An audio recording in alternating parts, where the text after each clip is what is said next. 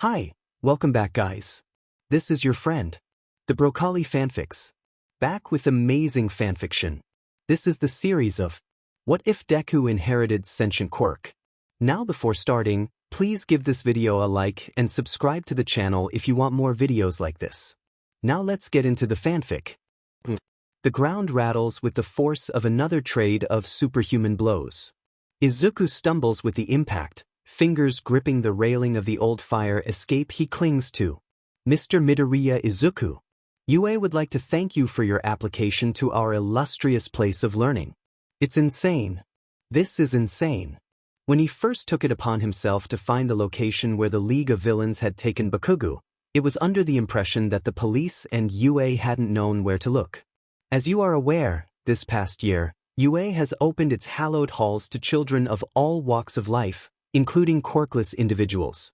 The press conference being held by the Eraserhead and Principal Nezu was a convenient distraction. Surely it would be the perfect time to sneak out of his room and to scope out Kamino Ward. Imagine his surprise when the heroes had the same idea.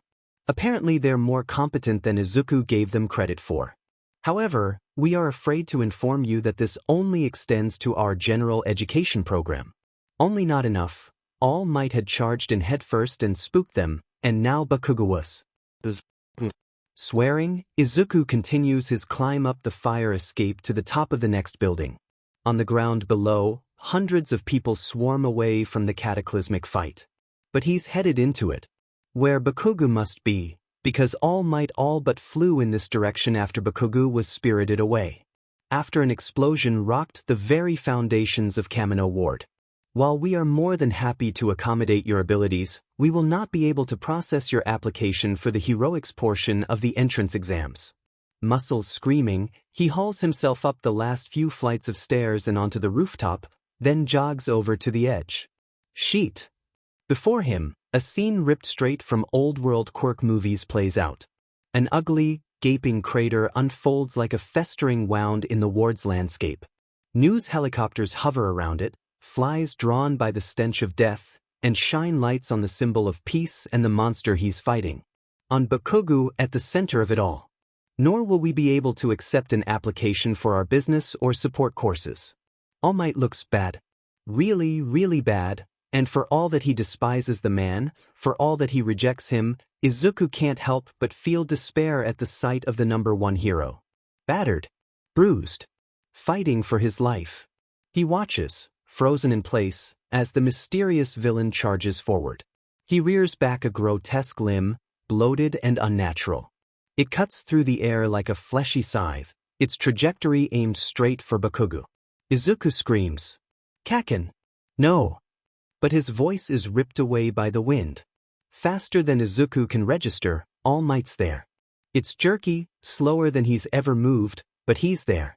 He moves between Bakugo and the villain and flings him away. Bakugo goes flying off somewhere. Probably hurt, definitely freaked out, but safe. Izuku has about half a second of sharp relief before the blow hits All Might. The sound is stomach-churning. The oversized arm slams into his ribcage, and even from up here Izuku can see blood fly from the #1's mouth. The blow lands, but the momentum just carries. Like All Might weighs nothing, like he's made of flimsy plastic. In the blink of an eye, All Might is torn from the ground and sent hurtling away. Straight into the building that Izuku's perched on.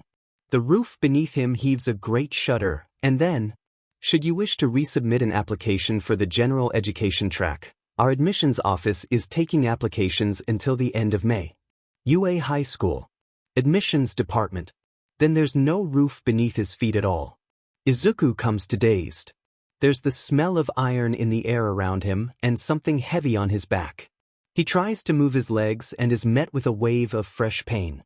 He screams, but dust coats his throat and it turns into a hacking cough. His vision swims.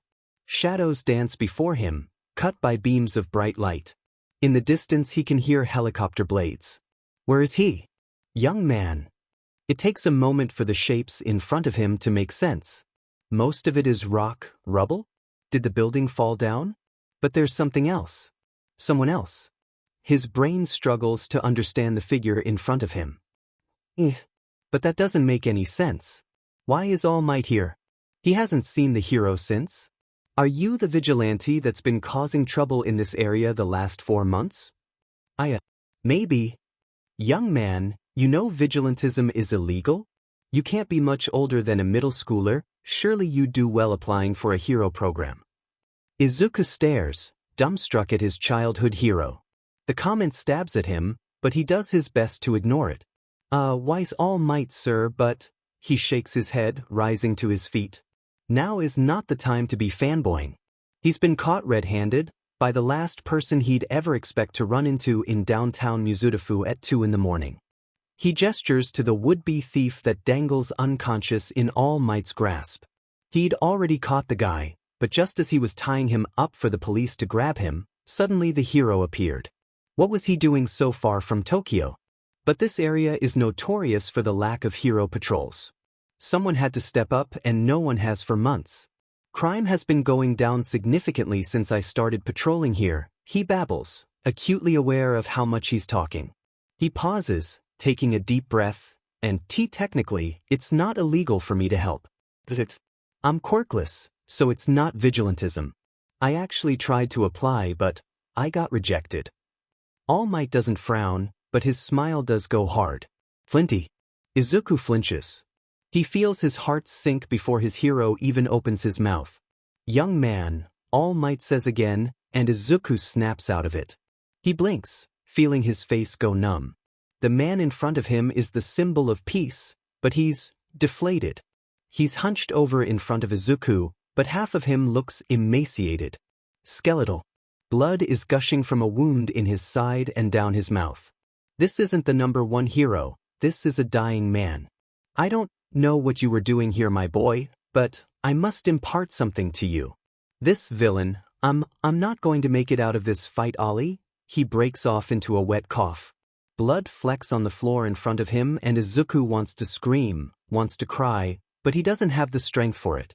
This can't be real. This can't be happening. All Might can't die.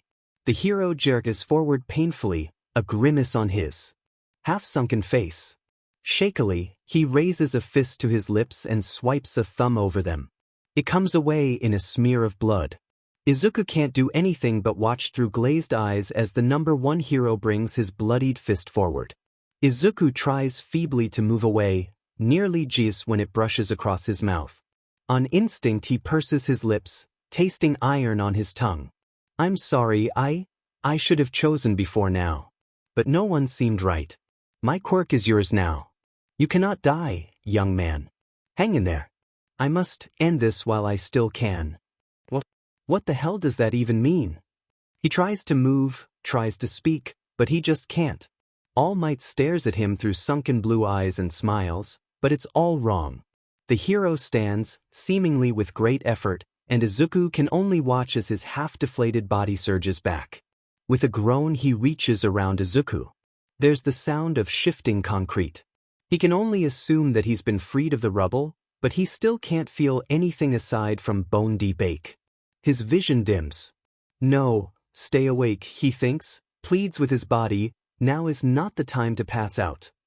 He barely manages to raise his eyelids. All Might is gone. Somewhere beyond the ruin he hears a ferocious roar. United States of Smas. There's a tremendous tremor and a blast of pressurized air. And then all Izuku knows is darkness. Author's note. Archive sometime does this thing where the first chapters and exists throughout the series, so I'm putting this here. Thank you so much for reading. I'm incredibly excited to tell this story. I'm going to be working on this while I work on getting Breath and Blood rewritten. I reached a major writer's block and the story got very away from me. This story is pure indulgence. I don't know how long it's going to be, but writing it in bite-sized chunks should really help with my bad habit of going overboard.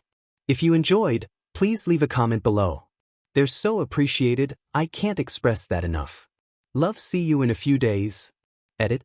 Hello friends, InnocentBystander here. Just dusting the shelves, watering the plants, rearranging the furniture, etc. Beyond minor edits, only the order of some of the very first paragraphs were changed. You know. Kaken pauses just outside the threshold of the classroom door, the back of his gakuren creasing as he straightens up, and with a casual smirk, throws a look over his shoulder. Like it's just a passing thought. You want to be a hero so bad? I've got a time-saving idea for you. If you think you'll have a quirk in your next life, go take a swan dive off the roof. Kaken punctuates the thought with an ugly, snorting laugh and slams the door closed behind him. The thud is muted by the classroom walls, but the sound still rattles him. Izuku stares at the door. Somewhere deep inside him, something snaps. He's not really sure how he winds up outside on the ground level of the school, crouched over the poorly kept koi pond with his waterlogged notebook in his hands. But he does. He stares with hollow eyes at the title, Hero Analysis for the Future, and tries to feel something. Anything. But wait. He's been here before. He remembers. That horrible day, he realized that Kaken wasn't truly his friend, that he hadn't been for a long time. He remembers standing at the koi pond in front of the school and staring at the cover of his notebook. Hours passing by in the blink of an eye. Mom calling him and asking where he was because there was a villain attack at the convenience store by Aldra. Going home, where the letter was waiting to find him. He remembers, and the vision of the koi pond wavers. Izuku blinks. When he opens his eyes, it's to a place he unfortunately recognizes. He's in a gray, colorless room with no windows. The wall he's facing looks to be a plexiglass of some sort, and he's seated at a fold-out table. He doesn't need to look down to know that his hands are cuffed to the table. He's been somewhere like here before. Twice, actually. Izuku takes a mental catalog of his person. His clothes from earlier are missing, replaced with a soft white gown, along with his pants and consequently his phone. Did they patch me up at a hospital and send me straight to the precinct? The sound of a lock clicks through the room and Izuku's eyes zero in on the sound. In the far left corner, the room's single door opens, and in steps one of the most haggard men Izuku has ever seen. His posture is hunched, his face gaunt, and the beginnings of a 5 o'clock shadow frames his jaw. Izuku eyes him wearily. The man stares back. "You're awake," he says, walking over to the side of the table opposite to Izuku. "Good. Let's get this over with." "Who are you?" Izuku says, eyeing the recorder the man pulls from the pocket of his coat and sits on the table. "Which station am I in? And while you're at it, why am I here? Is it protocol to put innocent bystanders in interrogation after a villain attack?" The man folds his hands together on the table's surface, his thumbs fidgeting. "My name is Detective Tsukachi. I'm with the Tokyo Police Force. We had a skilled healer fix up the majority of your injuries. You may feel some slight fatigue though. Allow me to cut to the chase. You're here because when rescue teams went in to comb through the wreckage of Kamino, one of the officers at the scene recognized you from a vigilante arrest several months back." "Not a vigilante." There's a faint click, and Izuku looks around. Is there a clock behind him or something? He dismisses the thought. "Not important." "Excuse me? Under Japan's quirk laws, I'm not considered a vigilante," he says, focusing back on Detective Tsukachi. "I'm quirkless, detective. It's why both times I was caught they let me go. Quirkless or not, you're a repeat offender of disturbing the peace and interfering with hero jurisdiction who just so happened to be at the scene of Japan's most destructive act of terrorism in the last 10 years. Detective Tsukachi frowns and leans in. "That's why you're here." Izuku scowls. "You think I was working with them?" "I don't know," the detective says, settling back in his seat. "You tell me, Midoriya." He grits his teeth. "Seriously? Don't they have better things to do than harass a quirkless high schooler?" "Fine. I wasn't working with supervillains." At this, the detective's brow seems to smooth over marginally. He tilts his head and sighs. "All right then, what were you doing at Kamino Ward?" "Taking a walk." In front of him, Tsukachi purses his lips. "Don't lie to me." "I'm not. I was out on a jog. I've been trying to get out more lately. You know, since I had to drop my main source of exercise. Getting my steps in, taking in the nightlife, then boom. Earthquakes, screaming, a building falling down on me. A building detective. Honestly, it's a little insensitive that you're making me relive such a traumatic experience." "Midoriya," Detective Tsukachi rubs his face. "Please. I'm not an idiot. I'd appreciate it if you'd stop making things up. I've had a long enough night as it is. The bags beneath his eyes are almost enough to make him feel guilty. Almost. I don't know what you mean. I'm telling you the truth. Alright, he must be hearing things. Maybe they didn't patch him up as well as they thought? No, you're really not. And you can prove that how? Look, I know it feels a lot like I'm the bad guy here. But trust me when I say the last thing I want to do is lock a kid away for being affiliated with All Might's murder. So if you could. The rest of Tsukachi's words fade into white noise. Izuku feels his stomach drop through the soles of his feet. All Might's murder? All Might's dead. He blurts, interrupting the detective. Tsukachi pauses. After a stretch of silence, he answers. Yes. He is. I didn't. Izuku's gaze drops to where his hands are cuffed to the table. I didn't know that. Detective Tsukachi speaks slowly. Cautiously, like he's addressing someone fragile. Izuku hates it. I know you weren't just out for a jog, Midoriya. Why were you really there last night? Dimly, his brain clocks that it's been at least half a day since Kamino Ward. Half a day since he's apparently been out of it. He stuffs that information away and looks up. Detective Tsukachi has his hands splayed out in front of him, pensive. For whatever reason, this man is convinced that Izuku was there for less than legal reasons. And he's right to doubt him. Izuku was there as more than a bystander. Just not the less than legal reasons the detective seems to believe. He's reluctant to admit the actual motive for him being there.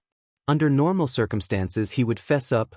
The laws haven't changed since the last time Izuku's had a run-in with the police.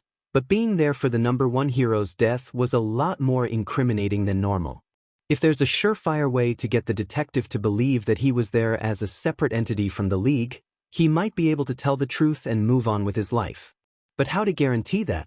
How to know for certain that if he tells the truth, they'll send the quirkless kid who stepped out of place back home and not straight to Tartarus? Tsukachi seems confident in his ability to determine whether or not he's lying, but how far does that confidence go? What's backing it? Years of experience or something else? A quirk perhaps?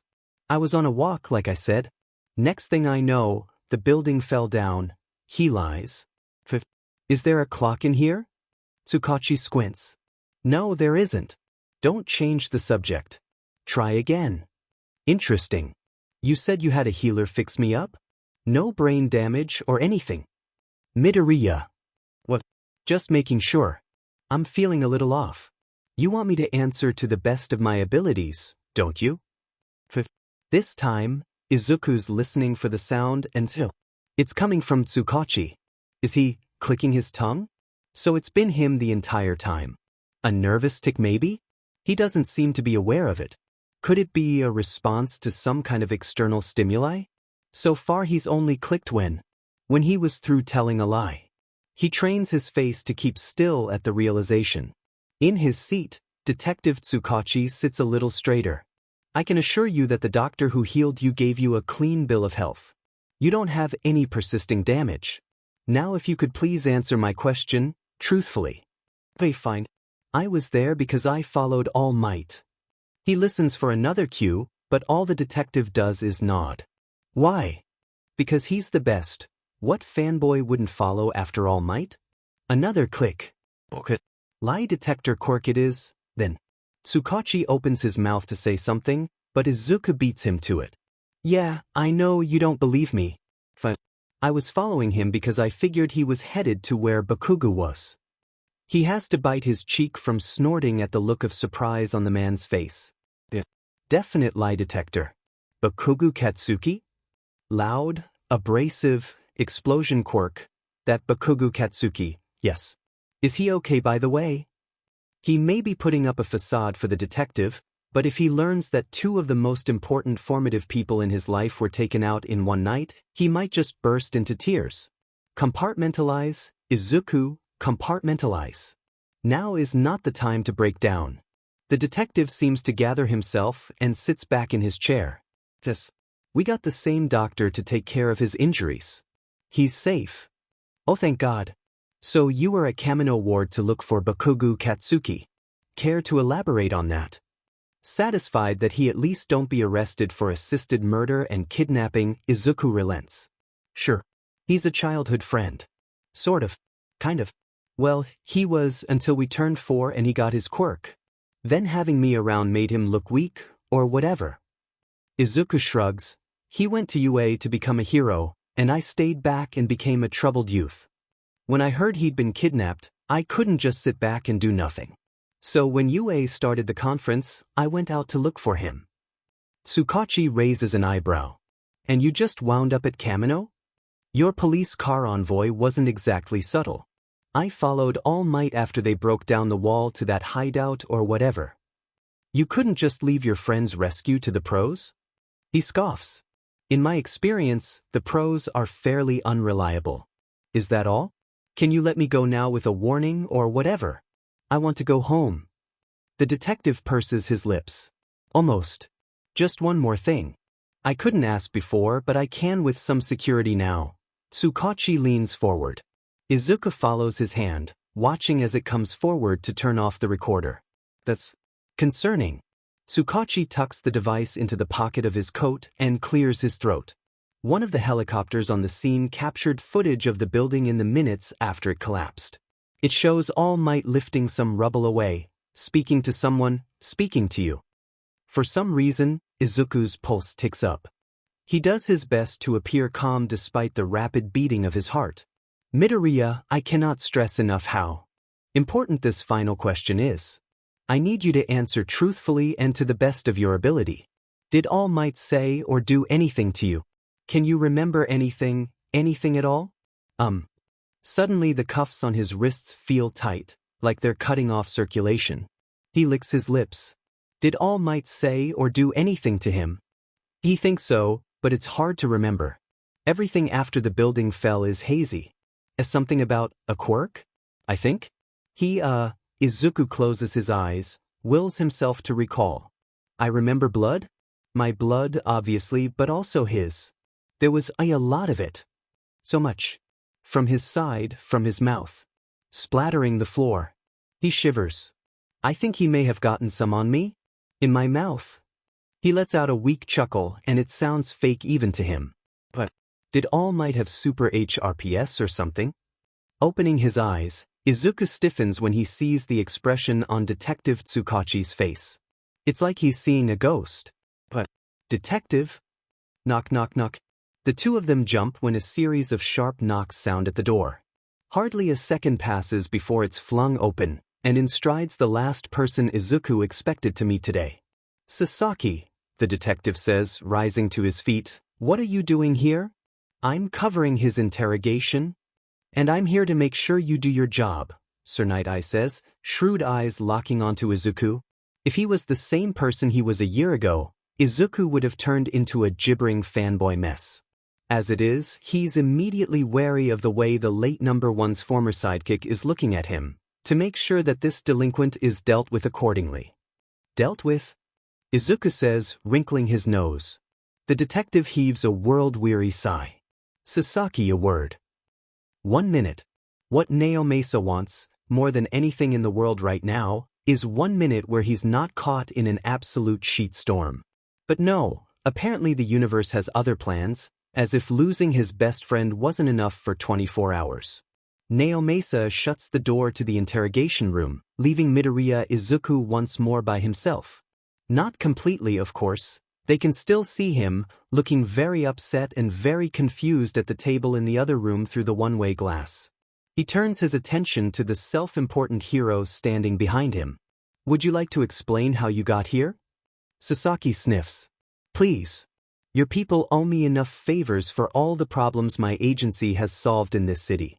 Getting into your little interrogation room was child's play. And you saw fit to interrupt my interrogation because? I'm a literal lie detector, Sasaki. If there's anything you can trust me with, it's this. This one thing. Your quirk is hardly infallible. I think it's reasonable to want to have 2 pros on the case when dealing with a situation like this. Folding his arms, Naomasa gives him the nastiest look he can muster on 3 hours of sleep and 2 pots of coffee. You don't think I can handle this? He's a child. That child, Sasaki points at the glass, is an experienced villain. Quirkless or not, he is a menace. Have you seen his case file? Yes, but I have a feeling you're going to— Oh, yep, there you go. Sasaki proceeds to pull out a manila file from inside his suit jacket and slaps it on the table next to the intercom. It's the very same one Naomasa looked at not 3 hours ago, before Recovery Girl deemed him stable enough to transfer to the precinct for questioning. At first glance its size is innocuous. Inside are exactly 2 police reports. One having been filled out by Toshinori himself 10 months ago in downtown Mizudafu, where the kid was taken in for incapacitating a would-be ATM thief. The other is 4 months ago, filed by Endeavor, when he managed to knock out the hero killer. Honestly, it had been the latter that convinced him to take Midoriya into police custody. A person capable of that had to be held under scrutiny. He wouldn't have been the first slighted citizen to turn down the path of villainy. He's seen it too many times. Just 2 police reports, but you'd have to be either naive or blind to believe that that's all Midoriya Izuku had done over the last year or so. For a kid to take down such a big-name villain? It couldn't have been a fluke. The kid sitting in the other room was a practiced vigilante, whether the law acknowledged it or not.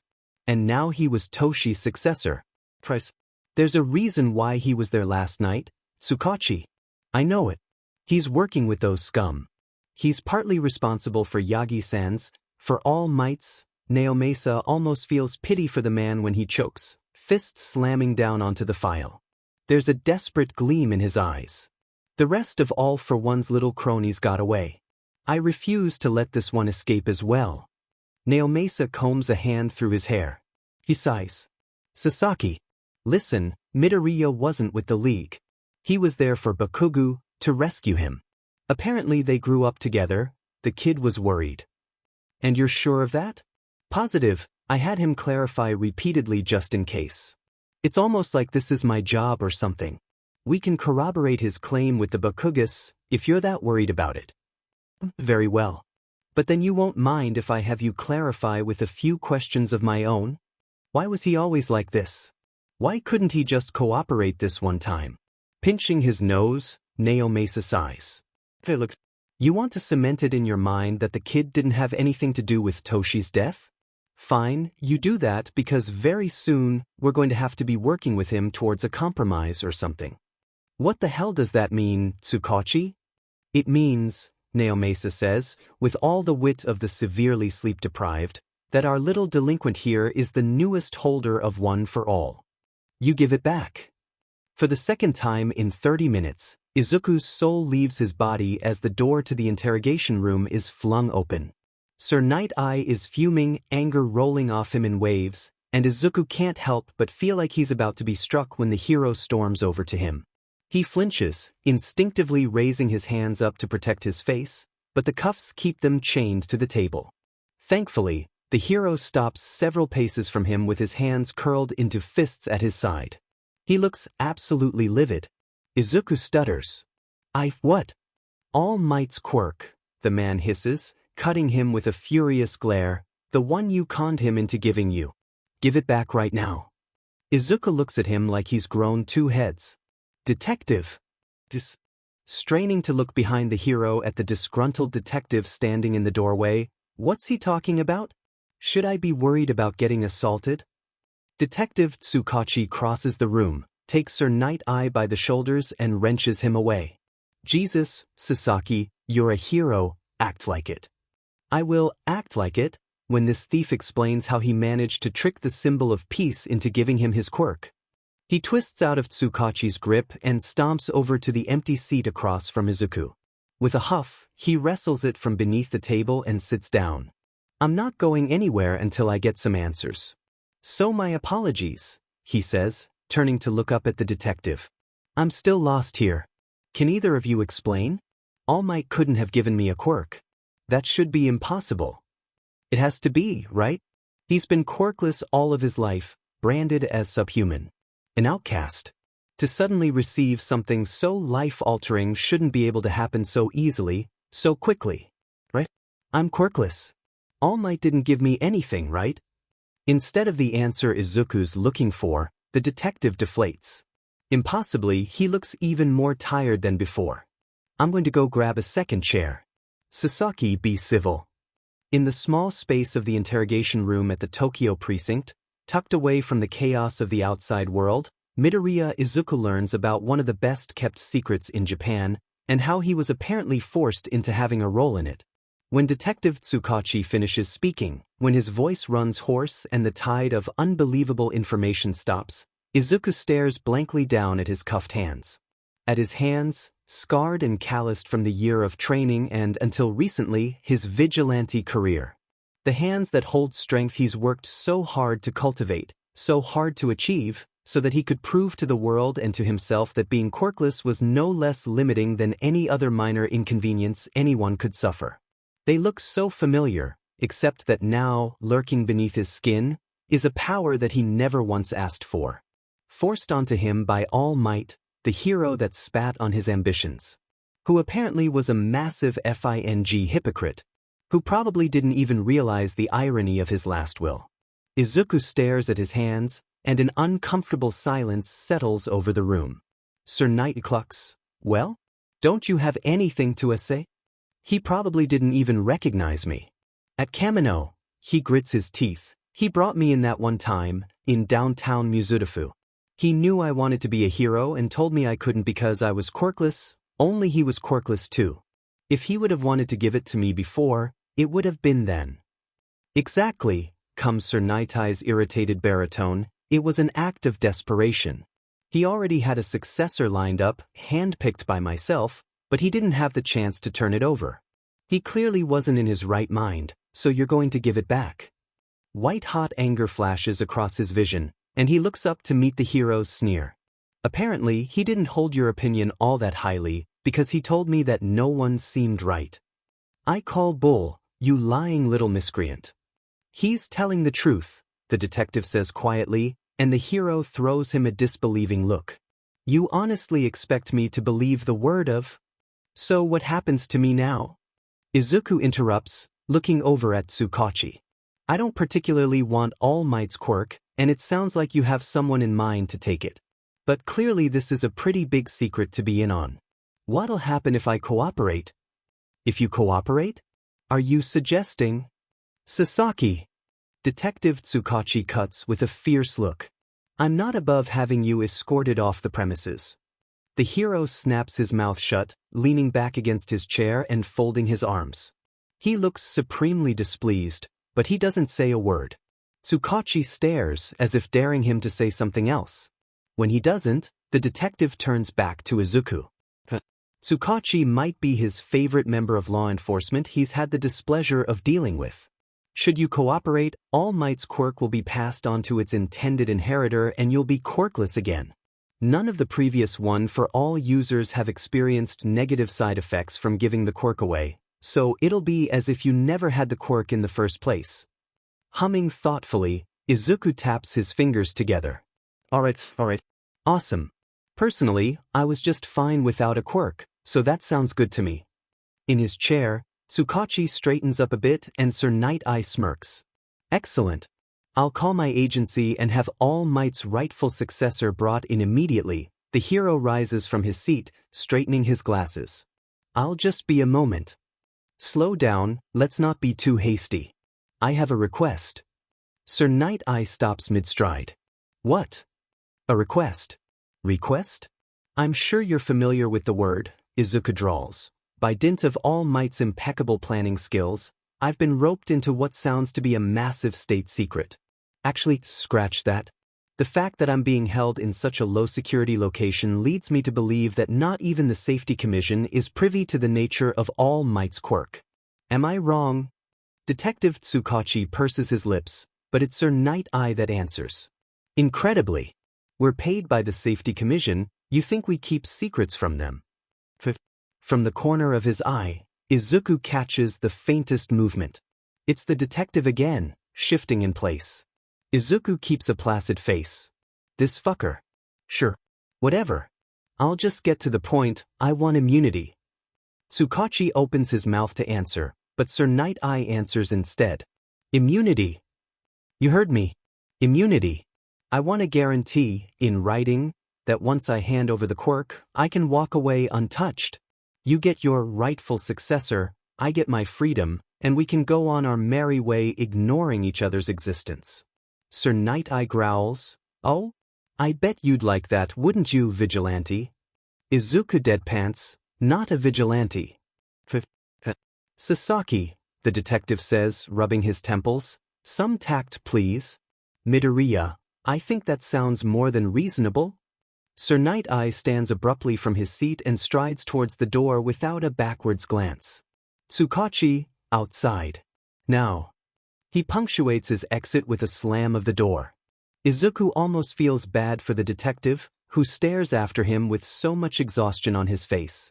"That I'll be right back." Again. "I don't trust him, I don't care what your quirk." "I refuse to give him immunity." Sasaki whirls on him before Naomasa even lets go of the doorknob. He scowls. "Why not? It's a fair trade for Toshi's quirk, isn't it? You're going to sit there and tell me that that child is entirely without fault? Without suspicion? That you seriously believe, for a single instance, that he just happened to be there to receive Yagi-san's quirk?" Folding his arms, Sasaki snorts, "Please. All for One is the most cunning villain to have existed in 200 years. He is more than capable of such a plant. No, Midoriya Izuku is not being granted immunity. He's transferring the quirk to Mirio, and then he's getting a one-way ticket to Tartarus. For whatever reason, the fraying string that's been keeping Naomasa's emotions in check decides that moment to snap completely. Throwing his hands up, he all but yells. And what gives you the right to decide that? He's a child, Sasaki, for F's sake. The poor kid has been through enough. I let you stay here out of respect for our relationship to Toshinori, but may I remind you, this. Like it or not, I have the final say in what happens here, and I say enough lives have been ruined for the day. He's getting immunity. You're getting the quirk." To make his point, Naomasa swivels around and gets a hand on the doorknob. End of story. But Sasaki is faster, demand him, and knocks his hand away, grabbing him by the wrist and spinning him back to face him. "And may I remind you, detective," he hisses, "that I have been in on this secret for much longer than anyone here. You may have been Yagi-san's friend, but I was his partner for years before you came along. I have personally seen to it that One for All's secret has been kept a secret for 2.5 decades, and I will not see you throw away all of our hard work because you have developed a soft spot for a vigilante." Naomasa yanks his wrist back, staring hatefully up at the hero. Sasaki stares back, unflinching. "I will not hesitate to pull seniority over you on this, Tsukachi. If you cooperate with me now, I can promise that Midoriya won't spend his entire life in Tartarus. Just long enough for Mirio to get control over the quirk, and for the dust to settle over this incident.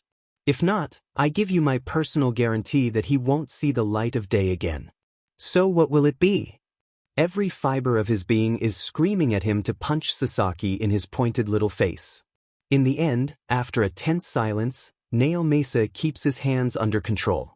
"You're unbelievable. Toshi would be disgusted with you." To his credit, so he isn't made entirely of stone, Sasaki flinches. "Well, Yagi-san's not here, is he?"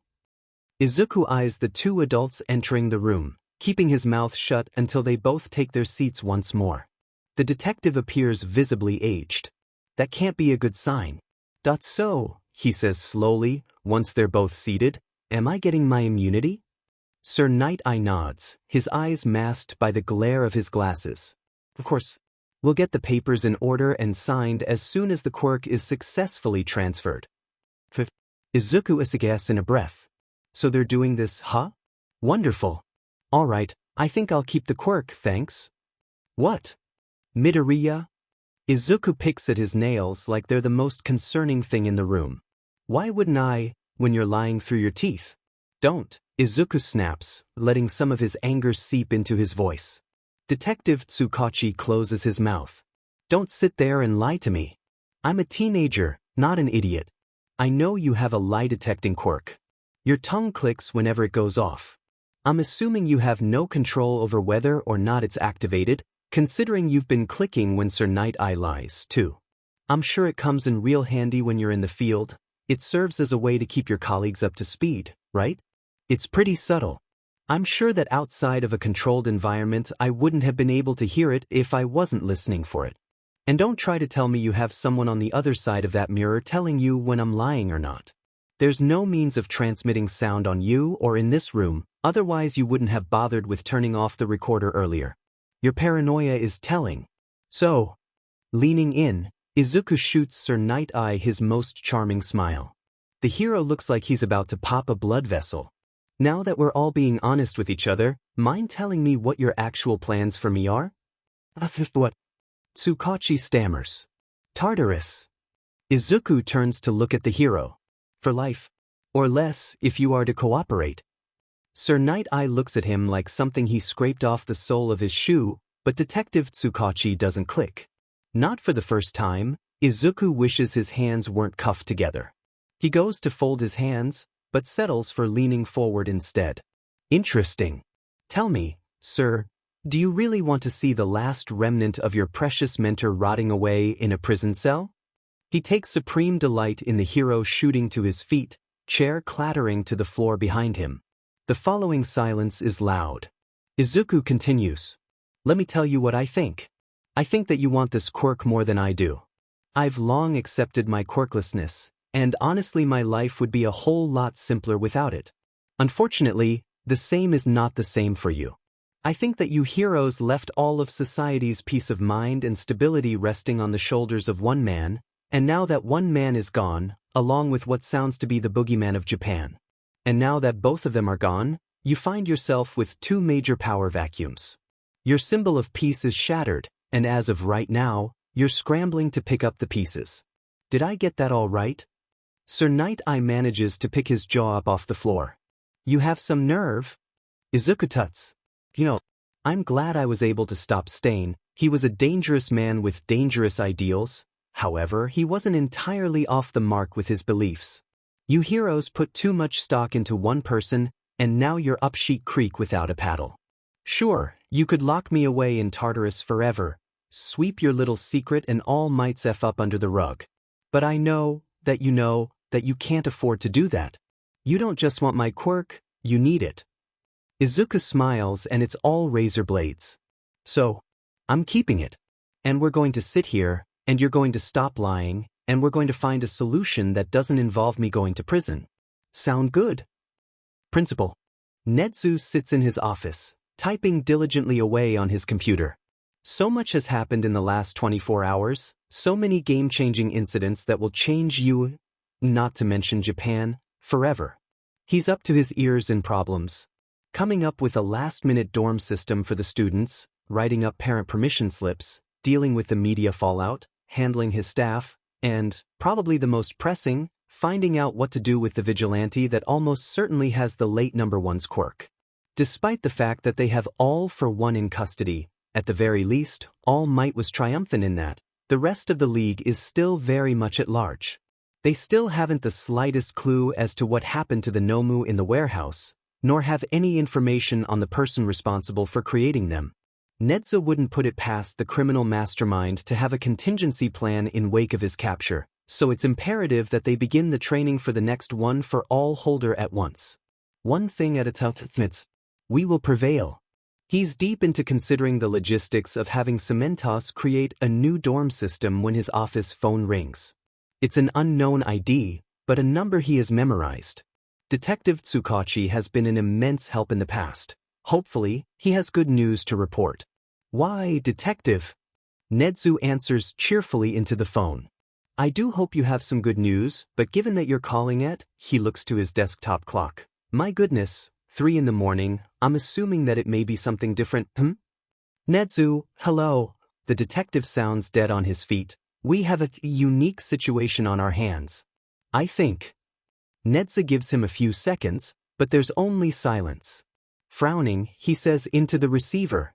Hello? Detective? Are you quite all right? There's a heavy sigh on the other end. Yes, sorry. It's just, you were right, Midoriya has it. I think you're going to want to talk to the kid. He has a proposal.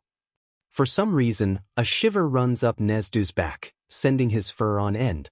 Biting back a smile, he replies, "Oh? Put him on the phone." Shoyuta collapses into the driver's seat of his car, pulling the door closed heavily behind him. He braces his hands on the steering wheel and wonders exactly how much force he'd need to slam his head on the horn hard enough for the airbags to deploy and knock him unconscious. He could probably snag at least an hour of sleep before Recovery Girl could revive him. Nedzu would almost certainly send him back to the school, and then he wouldn't have to deal with handling the problem child the BSTRD is dumping on him. Because Shoyuta isn't dealing with enough already, right? I don't know what you're thinking, but I feel the need to remind you that you used up most of your sick days recovering from the USJ incident. Speak of the devil. Shoyuta turns his head just enough to give the principal of UA the stink eye as he hops into the passenger seat and clicks his seatbelt in. "I could just quit," he says, sitting up to buckle himself. "Come now, Eraser. Both of us know you'd never do that, especially now of all times. Besides, today hasn't been all that bad." "Not that be, have they even been in the same company for the past 6 hours? The Yaoyorises threatened to sue us for negligence." But they didn't. We just had a 30-minute conversation with the Kirishimas that was mostly the poor kid just crying. He ticks off his fingers for emphasis. The Idas wouldn't even speak to me, and the Minetas pulled him from the school. Nedzu hums and waves his hand, "Pa, so focused on the negatives. You forgot to mention how well our chat with the Bakugas went, all things considered. And why are you counting the Minetas as a negative? You were planning on expelling him anyways, they just saved you extra paperwork. And anyhow, it'd be a shame if you quit now. We only have one family left." Starting up the car, Shoyuta mutters under his breath while he checks his side mirror. "Only the most problematic of the bunch." "What was that?" "Nothing." Shoyuta has spent the better part of the last 12 hours locked in his office trying to iron out the absolute clusterfuck that is the new semester plans, if he even still has a class to teach by the time that rolls around, when his phone goes off. His first instinct is to launch it at the wall, and he probably would if not for the fact it's Nedzu's contact. He lets it ring exactly 3 times before resigning himself to whatever awful news the rat is about to throw at him. "What is it?" he says in lieu of a greeting. Best to get whatever this is out of the way as soon as possible. He immediately regrets this decision. Some pleasantries may have softened the blow for the new job his boss had planned for him. "I didn't know UA had a vigilante reform program." "We didn't. Not until 7 a.m. this morning. An acquaintance of mine in the HPSC owed me a favor and I was able to pull some strings. However, it's not so much a vigilante reform as it is, well, think of it as probation." "Probation?" "Yes. You see, we let him off with a slap on the wrist previously, but given his record and the fact that this is his 3rd strike, so to speak, I decided to take more active measures." "What's so special about this Midoriya kid that you wouldn't just let the court sort him out?" "Apart from being a former UA applicant, it would be an absolute waste to see such an exceptionally bright and talented young mind locked away." "If he's so exceptional, how is he a former applicant?" As a professional crime fighter, Shoyuta can smell bullshit and scheming from a mile away, and the rat reeks of both. Why show interest now? "Well, do you recall the stain incident?" "That you're shitting me." "If only." Detective Tsukachi is standing at the doors of Tokyo Precinct when Shoyuta pulls up. Immediately his eyes are drawn to the short green-haired child at his side who looks like someone told him to take off his shoes and walk across a floor of hot Legos. There are thick-set bracelets on his wrists, too, some heavy-duty quirk suppressors by the look of them. While Tsukachi walks them down the steps, Shoyuta turns to Nedzu. "You said he was a vigilante, not a supervillain. Besides, the kid who took down Stain wound up being quirkless. Why do they have him in those?" "Have him in?" "The suppressant braces, yes. Mr. Midoriya was actually only quirkless until recently. The trauma from the collapsing building seems to have awakened a dormant quirk, and quite a strong one at that." "Intriguing, wouldn't you agree? As part of our arrangement, Midoriya is to wear them outside of your supervision explicitly. So let me get this straight. You decided to take under our custody not just a vigilante, but one with a powerful quirk who has no understanding of how to use it, and then dumped him on me." "Correct. I would have handed him off to Vlad, but Midoriya is a little rough around the edges. I think you'd be a much better fit given your quirk and disposition. Why are you looking at me like that? I'm not looking at you like anything, he replies, resisting the urge to throw himself through the window. Just then, the back door opens and in comes the problem child of the hour. Midoriya doesn't say a word, doesn't even look up to make eye contact through the rear view as he shuts the door and buckles in. Detective Tsukachi stoops over in the window next to Nezu and Shoyuta rolls down the window pane. Somehow, Tsukachi looks worse than Shoyuta feels. Thanks for grabbing him. I already got in contact with Mrs. Midoriya over the phone last night. He chuckles, if you could call it that, and rubs at his eyes. She's up to date on the situation. Unhappy, obviously, but cooperative. Stopped by the station this morning to talk to him and give him a change of clothes. All you should have to do is stop by his apartment to pick up his things. Nezu smiles. Thank you, detective. Your help is tremendously appreciated. Thank you, but I'll feel appreciated when the station finally lets me go home. I've been here for 38 hours. We've all been working hard, Shoyuta says with a nod. I hope you get some rest, detective. Dipping his head, Tsukachi straightens up. You too, Eraser. Midoriya? In the back seat, Shoyuta sees the kid's eyes flick up briefly to look at the detective. Tsukachi sighs. I'm sorry it wound up like this. I hope you do well. Midoriya answers his sentiment with a middle finger. That I'm going to let you all go now.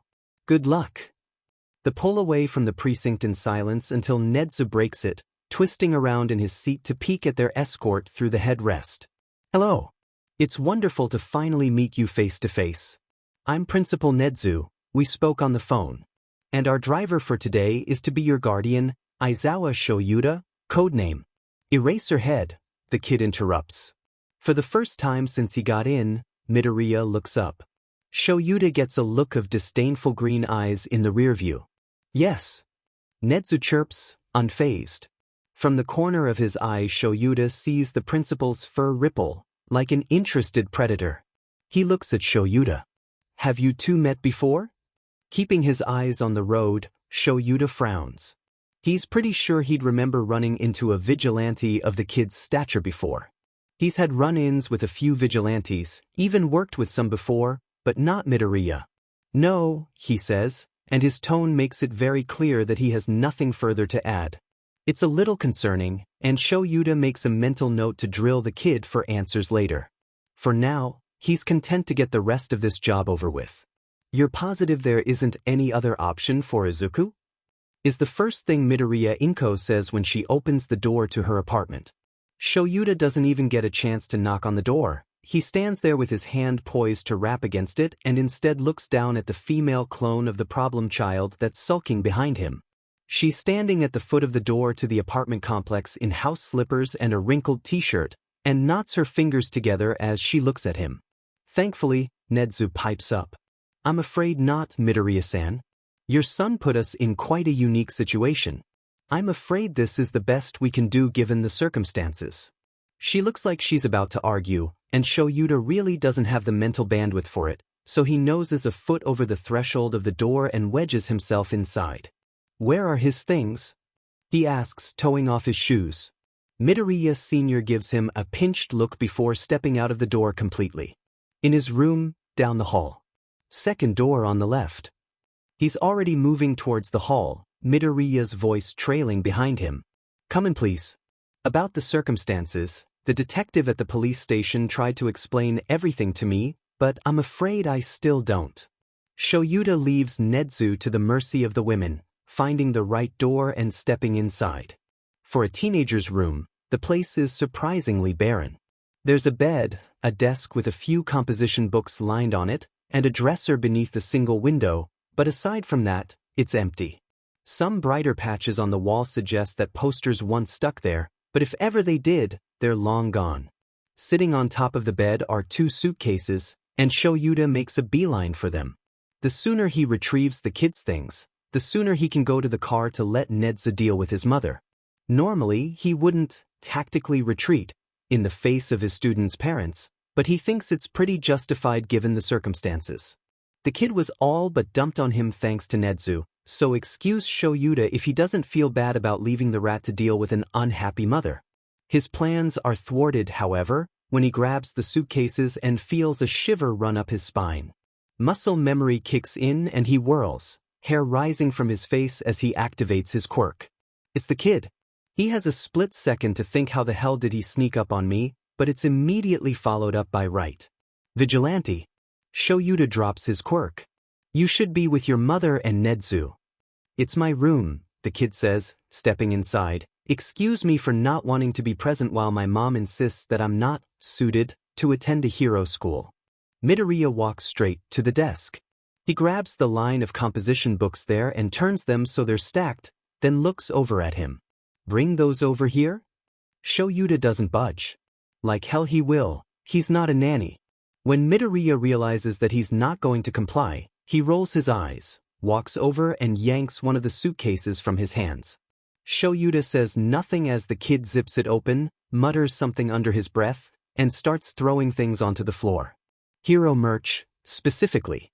Rolled up posters, blankets, figurines, pins, pens, the whole deal. It's easy to see the kid has his favorites. There's merch from many of his colleagues, sure, but the overwhelming majority is of All Might. The kid's face turns a dark shade of red the more stuff he removes. After a few moments, Midoriya gives up, dumping all the contents onto the floor. A fanboy? Not anymore. Mom hasn't exactly accepted that. An uncomfortable silence falls over them as Midoriya carefully replaces all the hero merch with the composition books, then zips it closed. He gives the second suitcase a look through and when no more merch turns up, closes it and stands up. By now, Shoyuta has migrated to the door, both ears on the conversation out in the living room and both eyes on Midoriya. He's curious about the contents of those notebooks, but not enough to actually prod about them. Besides, he's pretty sure he wouldn't get any kind of satisfying answer from the kid. His plans for escaping to the car have gone out the window, so he'll settle for hiding out in the room until Nezu calls him. It seems that Midoriya has the same idea, because he falls onto the bed. A few tense seconds tick by and he picks absently at his bracelets. Stop that. Midoriya snorts and plants his hands on either side of him. Shoyuta feels his eye twitch. He should say something comforting, maybe, but comfort was never his strong suit.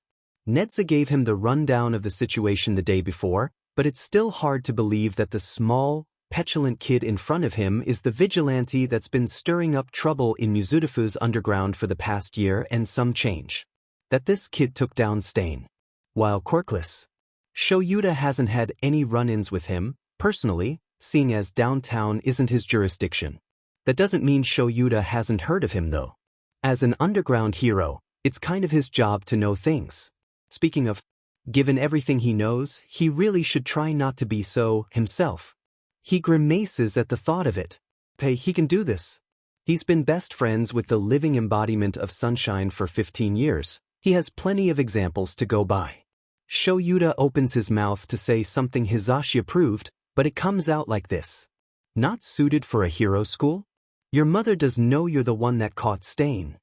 For a brief moment the constipated look on the kid's face falters, looking genuinely surprised. You know about that? The idiot you saved was my student. We both had to sign a non-disclosure agreement. Oh.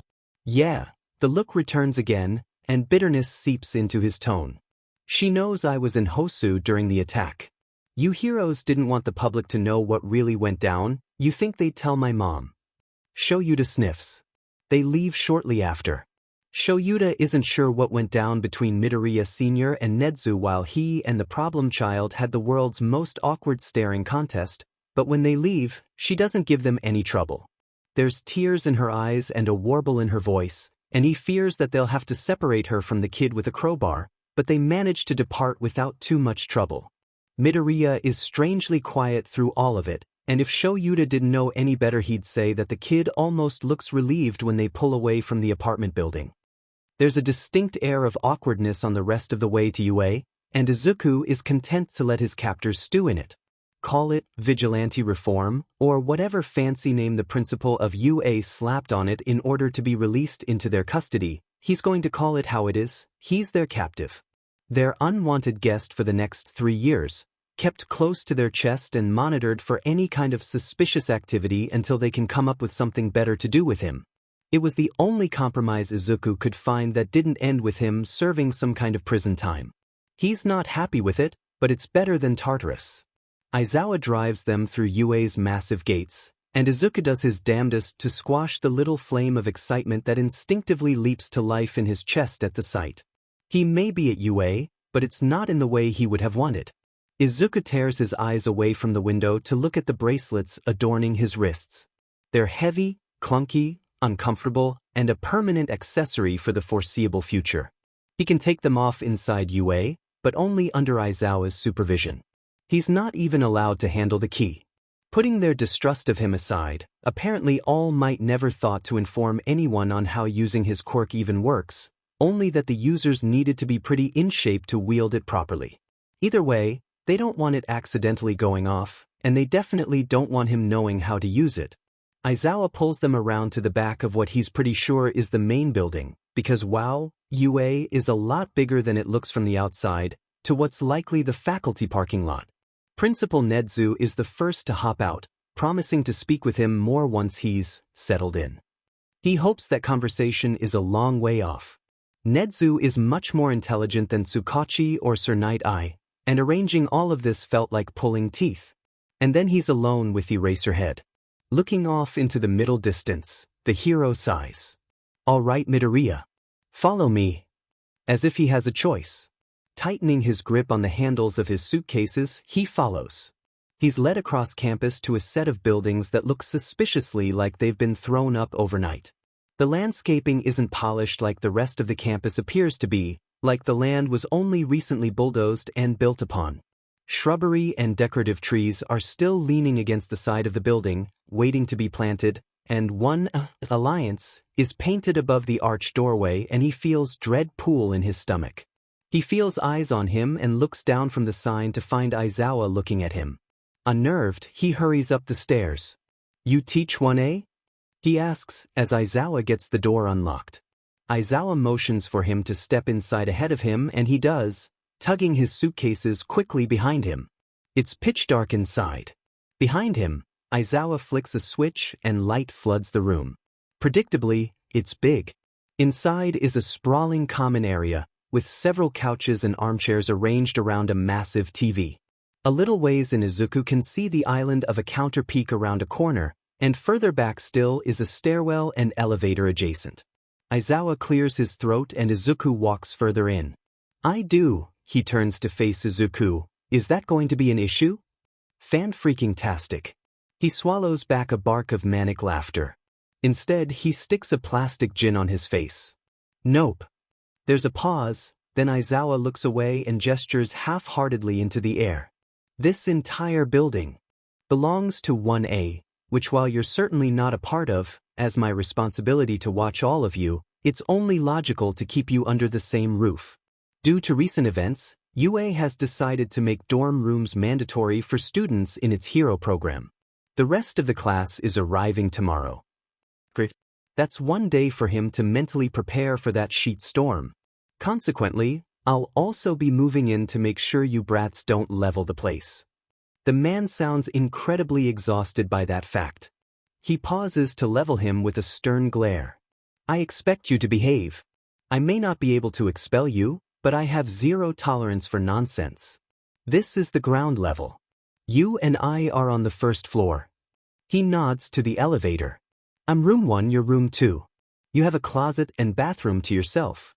The entire building has cameras both inside and out, barring your rooms and bathrooms. It locks, but I have an override key. Don't make me use it. Izuku scoffs. What? You're not even going to attempt to make me feel like I'm not here against my will? You're not stupid, and I'm not here to coddle you. So no. He shrugs. It's a fair point. And the rules I'm expected to follow? Don't leave the building and don't do anything stupid, the man says, making his way to the stairs. I'll be notified as soon as you do. He stops in the arch of the stairwell and points to Izuku's wrists. Unless it's to shower, I'm leaving those bracelets on. It's not up to dispute. Welcome to UA. And then he's alone. It's not until Izuku is showered, eaten, and on the bed in his new room that Izuku has a realization. That was probably the most decent interaction he's ever had with a teacher. Mirai watches Midoriya talk into Tsukachi's phone from the other side of the one-way mirror and wills himself to calm down. A hothead was bad in most situations, this one included, and Midoriya Izuku seems to have a talent in making his blood boil. That's no good. This is his mentor's legacy they're dealing with, and the future of the hero world. Detective Tsukachi is in there, too, listening in on the conversation with quiet resignation. They've spent the better part of the last 4 hours trying to get the upper hand on the brat to no avail, and now they've been forced to call in on that rat in order to get anywhere. He left the room to keep himself from losing composure. Once tonight was enough, and resulted in Midoriya turning the tables on them. He should go back in to make sure that they don't screw this up any more than it already is. Much like the man himself, Yagi-san's friend is far too earnest, too lenient for his own good. He's about to do just that when Midoriya presses something on the phone screen, then slides it across the table where Tsukachi grabs it. Mirai squints when the two exchange words, but it's no good. He can't read lips. He doesn't wonder for long though, because Tsukachi stands up and, with a tip of his hat, leaves the room. Mirai is on him as soon as the door is closed. What was that? You're done talking with the principal? The detective looks incredibly put upon, but he pays it no mind. We are. And? Tsukachi pulls his collar up defensively and shoves past him. And nothing. Netsu agreed a neutral third party would be best. He's getting everything arranged, and Midoriya will be out of our hands for the time being. Mirai turns after him. I know you don't like this, but it's our best option for now. Is it though? Personally, I would have been happier if we already had one for all back. Oh wait, we did, but that apparently wasn't enough for you. It shouldn't have been enough for you. I cannot believe that you were going to agree to his ludicrous terms out of hand. And I can't believe. Tsukachi whirls to face him once more and jabs at his chest with a finger. Mirai slaps it away. That to you, agreeing to give an innocent kid immunity is ludicrous as opposed to stuffing him in Tartarus indefinitely. And yet, here we are. He takes a deep breath. Do not blow up again, Mirai, you owe it to Yagi-san. I am willing to admit, he says slowly, adjusting his glasses, that my original plan may have been rash. No, really. However, I had just witnessed my mentor being murdered on live broadcast. As if the rest of us didn't. And my emotions were high. He glares at the detective, and the man only rolls his eyes. But it came from a place of good intentions. Oh, did it? Then by all means enlighten me on your thought process. All for one should have been dead. You thought he was as much as I did. As much as Yagi-san did. Their fight was brutal.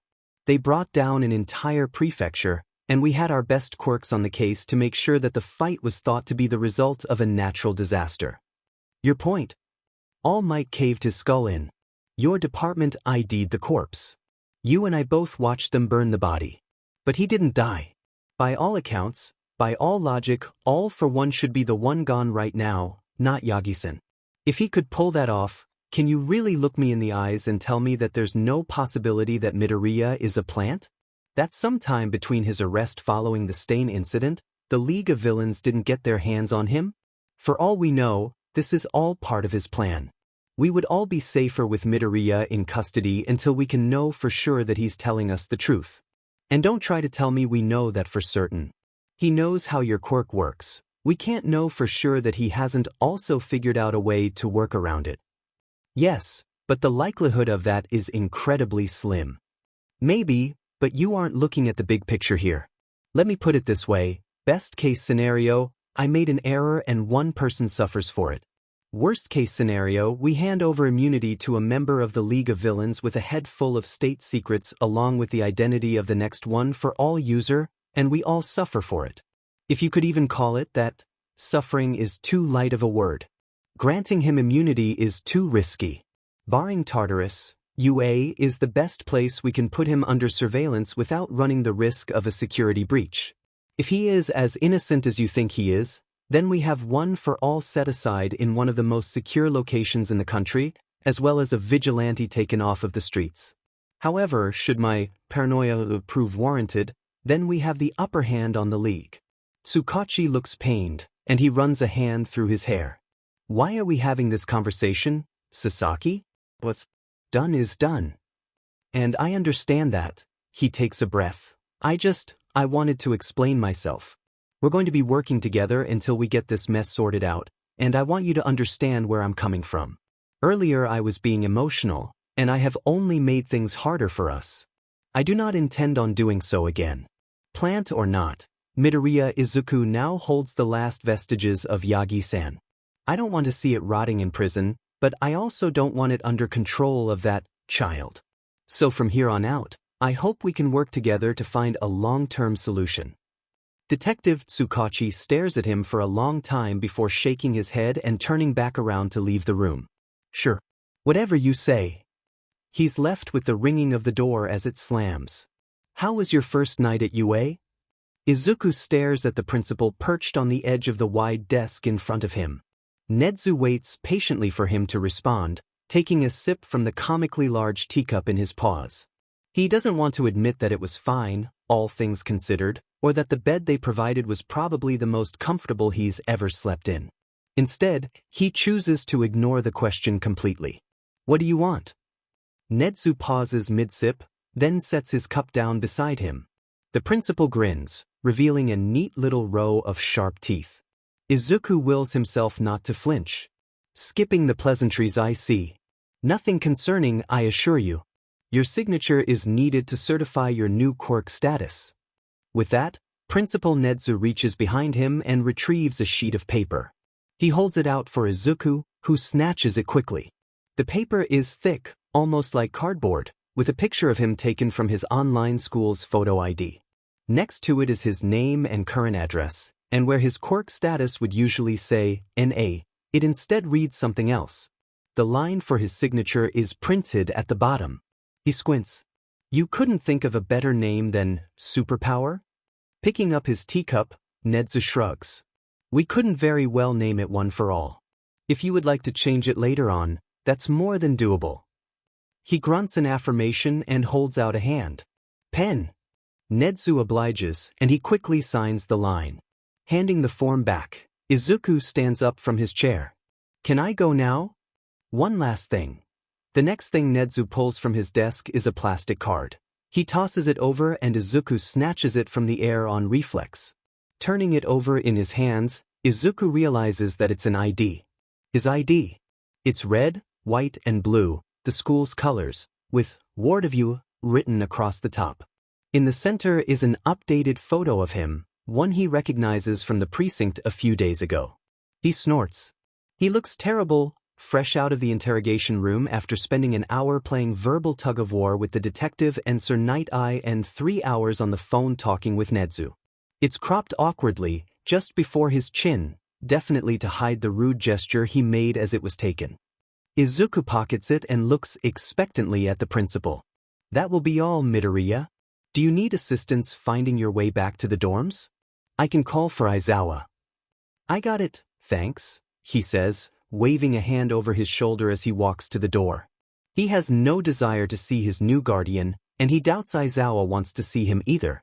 He practically sprinted away once they arrived outside the principal's office, probably preoccupied with the task of moving in 20-odd, freshly traumatized high schoolers. God's classmates. I really didn't miss those. Being schooled online has spoiled him. He never expected to have to deal with bigoted classmates again, and now he's forcibly attending the premiere for Big Shot Hero students. With Bakugo. Even if they're not classmates, technically. He wasn't alone with Nedzu for too long, so maybe if he hurries, he'll make it back to Heights Alliance before anyone gets there. You're being ridiculous, he mutters to himself. 4 days ago you were a vigilante, you can handle a few teens. He can do this. This isn't Aldra, and he's not quirkless. They have no reason to be hostile. Bakugo doesn't need a reason, a traitorous voice whispers. He picks up the pace. Any normal school year, Shoyuta would have given his left kidney to have a subdued class of first years. They're always loud and always obnoxious, quick to use their quirks and slow to use their brains. This year, he was lucky enough to have a class full of potential, but that seems to be where his luck ended. Now, he almost wants his students to be their usual annoying selves. But this is no regular school year, these are unprecedented circumstances, and the symbol of peace is no more. A few of the chatterboxes, Kaminari, Ashido, try to keep up the class spirits and obsess over the size of the Heights Alliance, but the overall mood of the class is abysmal. He goes over the rules, threatening them accordingly, and when his spiel runs dry he braces himself to deliver the last bit of news.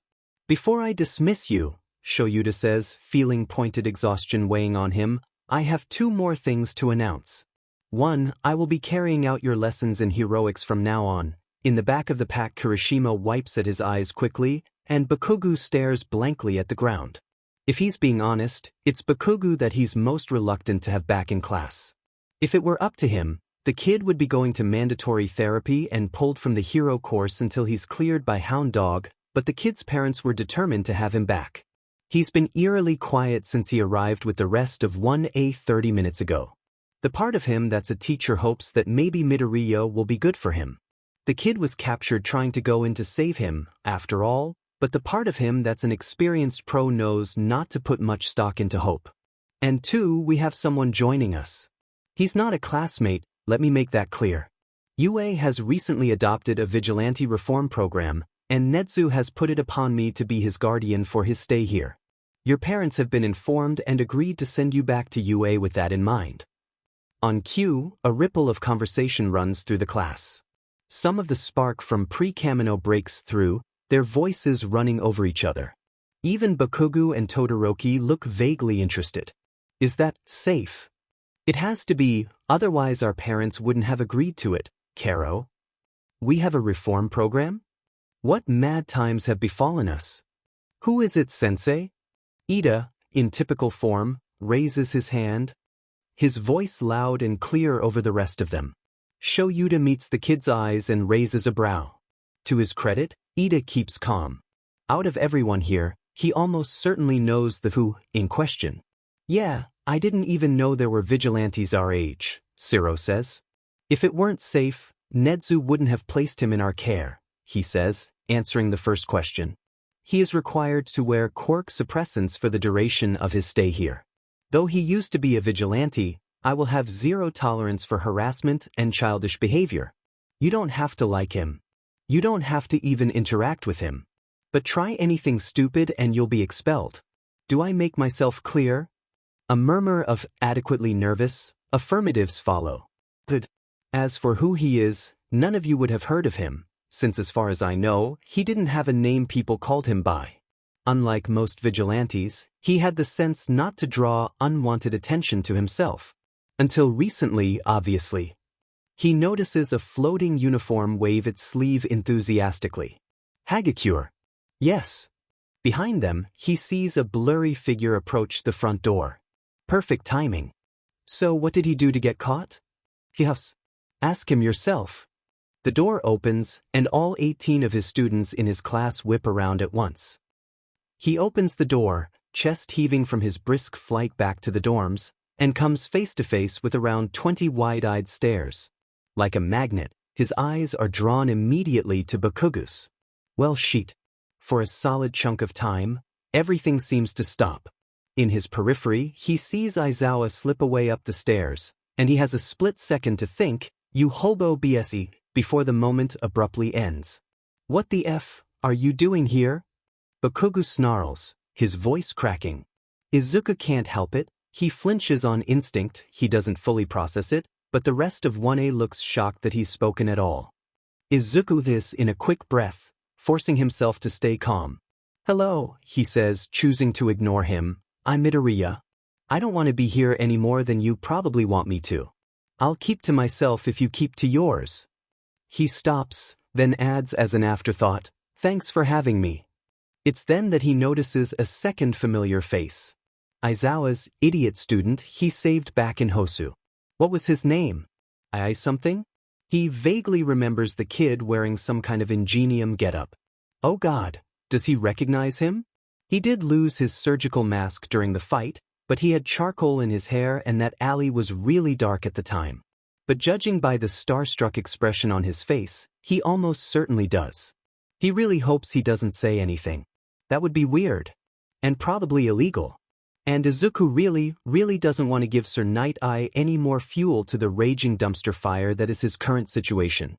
Not wanting to be gawked at any longer, he dips his head and makes a beeline for the stairs. Maybe if he moves fast enough, he can use their stunned silence to avoid. He smells Bakugo's quirk before he sees it. Izuku twists his body away from the oncoming assault before he can even touch him. The smell of sickly sweet caramel fills the air and it makes his stomach churn. Oddly enough, it isn't followed by an explosion.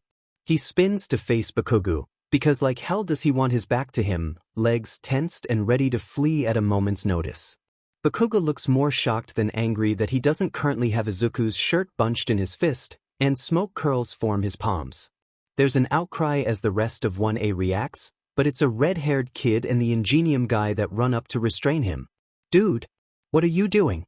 Did you not hear Aizawa like the rest of us? Exactly. It doesn't matter if he was once a vigilante, he is a guest here. You would do best to get a hold of yourself. Stuff its shitty hair, 4 eyes, Bakugo spits, ripping himself free from them.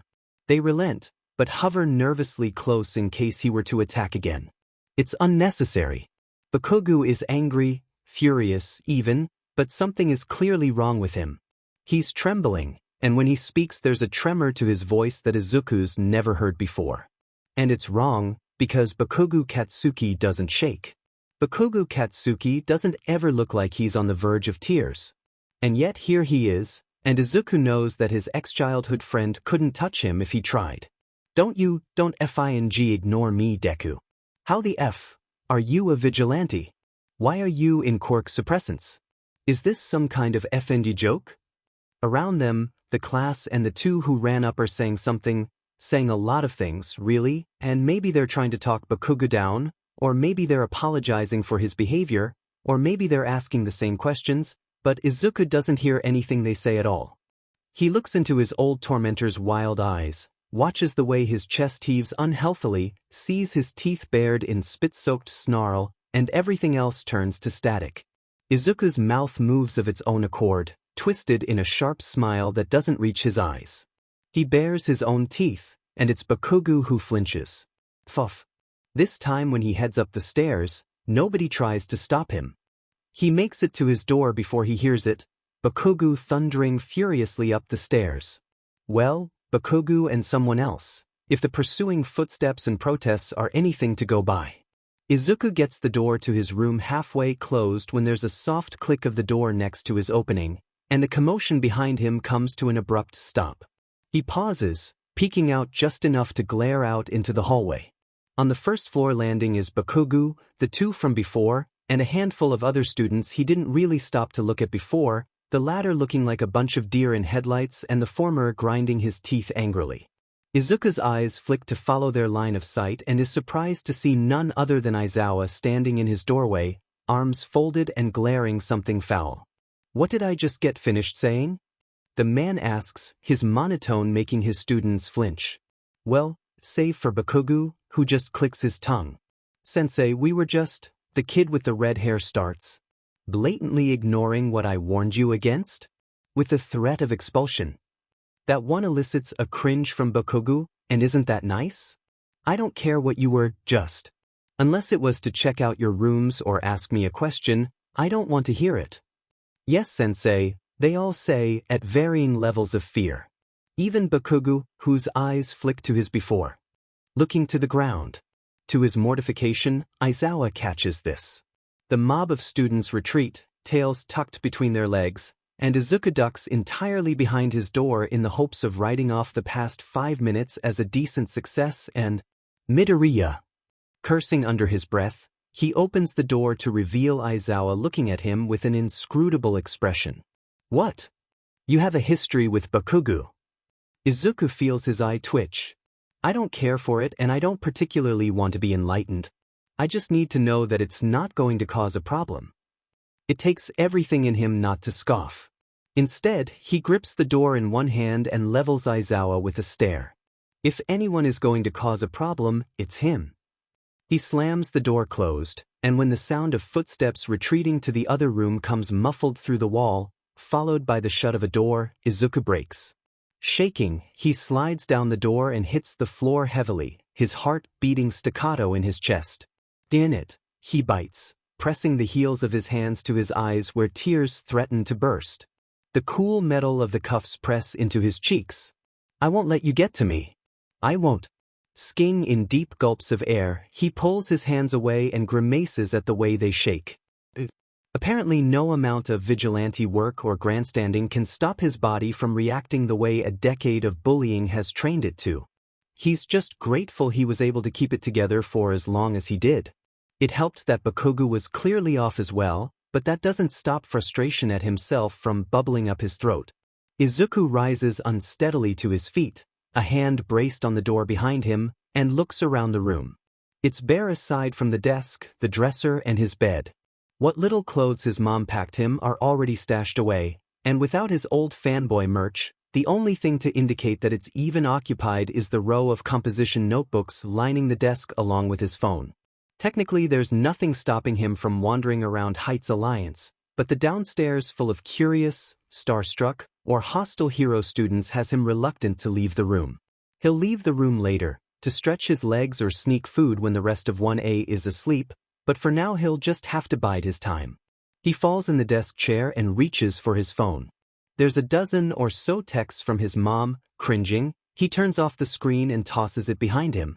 Instead, he reaches for a random volume of Hero Analysis for the Future and cracks it open. If he can't exercise his limbs, he might as well exercise his mind. Somewhere in Tokyo, in the gutted-out shell of a condemned apartment building, Tamura watches with increasing ire as half of his remaining team bicker about who has dibs on the couch compress somehow got his hands on that night. It's hideous, covered in faded green cloth with holes and exposed springs, and it's almost definitely infested with something.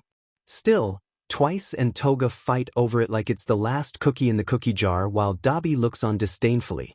Magna and Compress gave up trying to reason with either of them a while ago, and have retreated to the small section of the living room they've lined with makeshift sleeping pallets. Apparently he also got his hands on a handheld radio on his outing, because they have it set on the floor between them.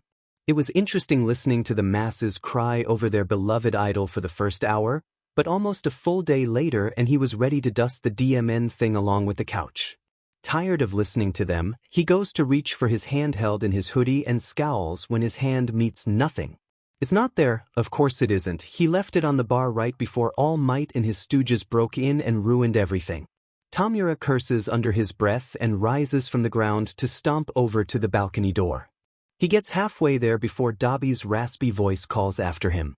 "Where are you going, Dusty?" "Oh, to get some peace and quiet before I kill them," he says, cutting the duo in danger a look. They don't even pause. If anything, they get louder. Toga is waving a knife around, and Twice spews a string of curse words while raising his hands defensively, and Tamura rolls his eyes before wrenching the door open. It smells like garbage outside. Hot garbage, thanks to the heat of the summer. The smell wafts up from the narrow street below, and he has a lovely view of the brick siding of the building adjacent. Whatever, it's better than watching the sheet show inside and ignoring the doubtful eyes of his subordinates looking for instruction. He's not stupid. He knows they're questioning him, their loyalty to the League of Villains. All Might is dead, but Sensei is gone, along with all their funding. Having the #1 nuisance out of the way was great and all, but Tamura knows that without support, his team is likely to break apart. The big boss is cleared, but the game is hardly over. They need money to level up so they can progress to the next level, start the next mission. And they have that, he knows it, they're just waiting on that useless doctor. He leans one arm against the rusty railing of the balcony and scratches at his neck idly. Where the f is Kurogiri? Almost on cue, the sharp taste of ozone saturates the air, and he feels his ears pop. The space beside him warps, and then Kurogiri's purple mist makes an appearance. Ghostly yellow eyes look down at him as his form solidifies, and Kurogiri steps into existence. "Shigaraki Tamura," he says, bowing, "I'm back from my rendezvous with Dr. Garaki. I apologize for the delay." "It's been 2 days, Kurogiri. That's a bit longer than a delay. The doctor is willing to hold an audience with you, But I am afraid that such a meeting comes with a catch. A catch? Anger flashes through his body and he bears down on the railing with all 5 fingers. It wasn't much to begin with, but now it disintegrates fully. Swearing, he steps away from the edge. What FNG catch? I'm Sensei's successor, he's supposed to listen to me now. Dr. Garaki's loyalty has always been to All for One, Shigaraki Tamura, and All for One is not dead yet. If you want his support, you must first prove to him that you are capable of succeeding on your own. Tamura's scratching ramps up, skin flaking beneath the onslaught. How does he expect me to succeed without any funds? I can't feed a team on expectations. I argued similarly. His warp gate says, eyes squinting, I believe his wording was, if Sensei saw something worthwhile in him, he'll figure something out. Ugh. He lashes out at the wall this time, but his touch is expertly diverted by a warp gate. His hand pops out in front of a dumpster down below, decaying it to dust in a handful of seconds. The door slides open, revealing an unamused Dabi. He dips his head in Kurogiri's direction before locking onto Tamura. See, our messenger is back. Any news? We getting out of this shithole anytime soon. Clicking his tongue, Tamura yanks back his hand. He's going to yell at him to get back inside, when he hears some news anchor's voice from inside. An endeavor fill the hole that All Might has left in his wake? Now more than ever, the country needs a stable pillar in these tumultuous times. Tamura pauses. PPS his head to the side as a toothy grin splits his face. Ignoring Dabi completely, he looks to Kurogiri. He wants proof I'm competent? Fine. I'll show that BSD competent. The sun has long dipped past the horizon when Izuku deems it safe to go outside his room. He's pretty sure he heard his unwanted roommates bustle to their rooms about an hour ago and there hasn't been any noise since, so he should be good to sneak down to the kitchen to grab food. Was it good to skip eating all day? Realistically, is he going to be able to avoid the whole of 1A for the duration of his stay here? Also no, but he's going to keep it up for as long as possible. Especially after the sheet show that was this morning. He peeks out of his door before emerging completely. It's dark in the building, something about the lights being on a timer. Izuku leads the way with light of his phone, stepping lightly and with his eyes glued to the door to Eraserhead's room as he makes his way to the stairs. He makes it downstairs, takes a step past the couch. Midoriya. His body moves on instinct, fist lashing out and catching someone squarely in the chest. The hit lands with a hollow thud. The stranger grunts painfully and falls flat on their back. Izuku quickly shines his phone down and doesn't stifle his groan. It's the Hosugai. I'd say my bad, but you really should have seen that coming. Hosugai grunts and props himself up on the heels of his hands, wincing. I suppose I should have. It was unwise of me to ambush you like that, I apologize. He sounds like he means it, and Izuku feels guilty enough to reach out hand. He immediately regrets it, because the guy's face lights up like a torch. He takes his offered hand and heaves himself up. Then he straightens his glasses and bows sharply at the waist, so abruptly that Izuku fears he might fall over again. Again, I apologize. He tries to whisper, but it sounds awfully loud in the space of the empty common room. I wanted to speak with you, and I figured you would wait for the others to retire before coming down, so I waited. Not weird at all. Okay. Izuku shifts anxiously. He has a feeling he knows what he wants to talk about, and he'd really rather not, thank you very much. However, he gets the feeling that he won't leave him alone until he gets whatever it is off of his chest. Sighing in defeat, Izuku looks past him towards the stairs. But could you be a little quiet about it? Not wanting to deal with your class still stands. Of course. He straightens up, face serious. Firstly, I wish to introduce myself. My name is Ida Tenya, hero name in yet to be determined. Secondly, he bows again, I wanted to thank you. I don't know if you remember me, but you saved my life and avenged my brother back during the Hosa disaster. I wasn't able to before. Ida, right? He says, shuffling closer to the stairs. Maybe while he's bowing he can make a swift escape. No food tonight but he'll live. I remember you. It's no big deal, I did whatever anyone else would have done. But it is a big deal. Ida jolts upright, and Izuku cringes at the volume. Ida slaps a hand over his mouth, then lowers it and whispers with intensity, "It is. I would have died. Native would have died too, because I was too angry to be the hero he needed. But you saved us. You were that hero, more than that, the only hero who could manage to defeat that villain." Izuku has one foot on the landing and one hand on the rail, but Ida's words stop him in his tracks. Something heavy rolls in his chest, thickens in his throat. The cuffs on his wrists feel like barbells. "Thanks," he says, the words sticking in his throat. He huffs a laugh to clear it. "You're probably the only one who thinks that. But you are. I must insist. The news called you a vigilante at best, and a villain at worst, but no villain would have acted so selflessly. And against the hero killer no less. Is this going anywhere?" Izuku says, gripping the railing. The strange feelings are only growing heavier, growing thicker, and he can feel heat prickling behind his eyes. He'd really rather not do this right now, rather not, finally, be called a hero while there's shackles on his wrists. "No, I suppose it wasn't. I just felt the need to." He takes a step. "Then I'm going to sleep." Midoriya, wait. Exhausted, Izuku looks over his shoulder. "What? You're not going to eat?" "No," he says, just in time for his stomach to make a strangled noise. He feels heat rush to his face and he turns away. "Good night." Izuku bolts up the stairs before Ida can get another word out. Izuku makes it to his room without further incident, curls up in his bed, and wrestles back the confusing emotions swimming in his chest. He falls asleep like that. Morning comes and he feels even more like sheet. A shower helps, but the water pinging off the quirk suppressant sounds like defeat. He dries off, dresses in his starchy UA uniform, and spends the next 30 minutes staring at the newest wave of messages from his mom. Outside his door he can hear the rest of the building waking up, the chatter of hero students and their parade down the hall. Then there's a sharp knock at his door, and Eraserhead's gruff voice ordering him to open up. Aizawa's holding a plastic plate of something. It smells delicious, and Izuku pointedly ignores the sound his stomach makes when it hits his nose.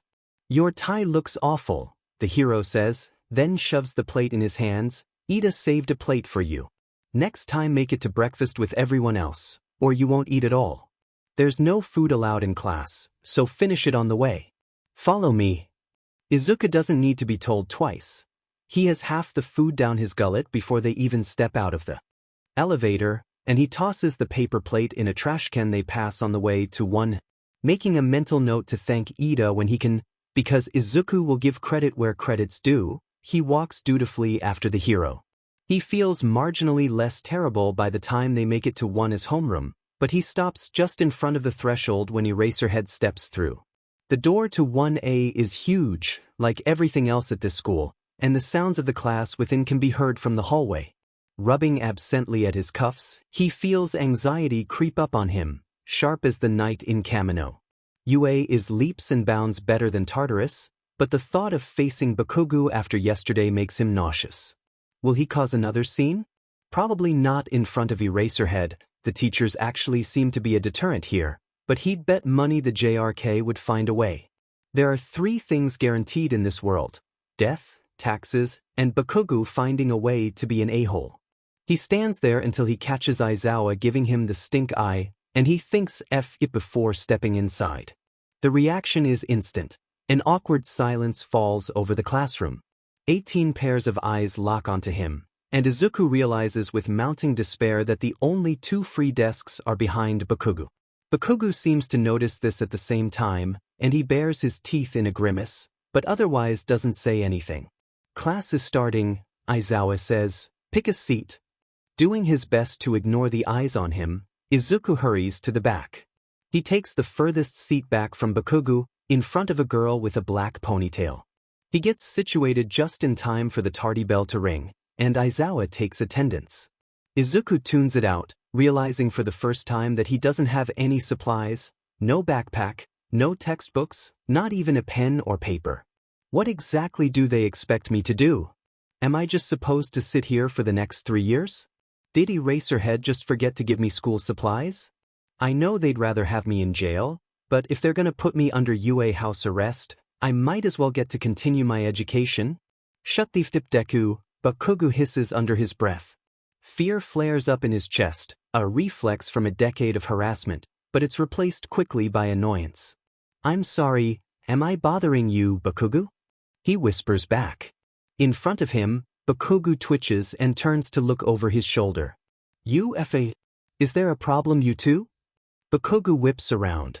Eraserhead is leaning against the podium, glaring heavily at them over his perch, and Izuku is suddenly made very aware of the tension in the room.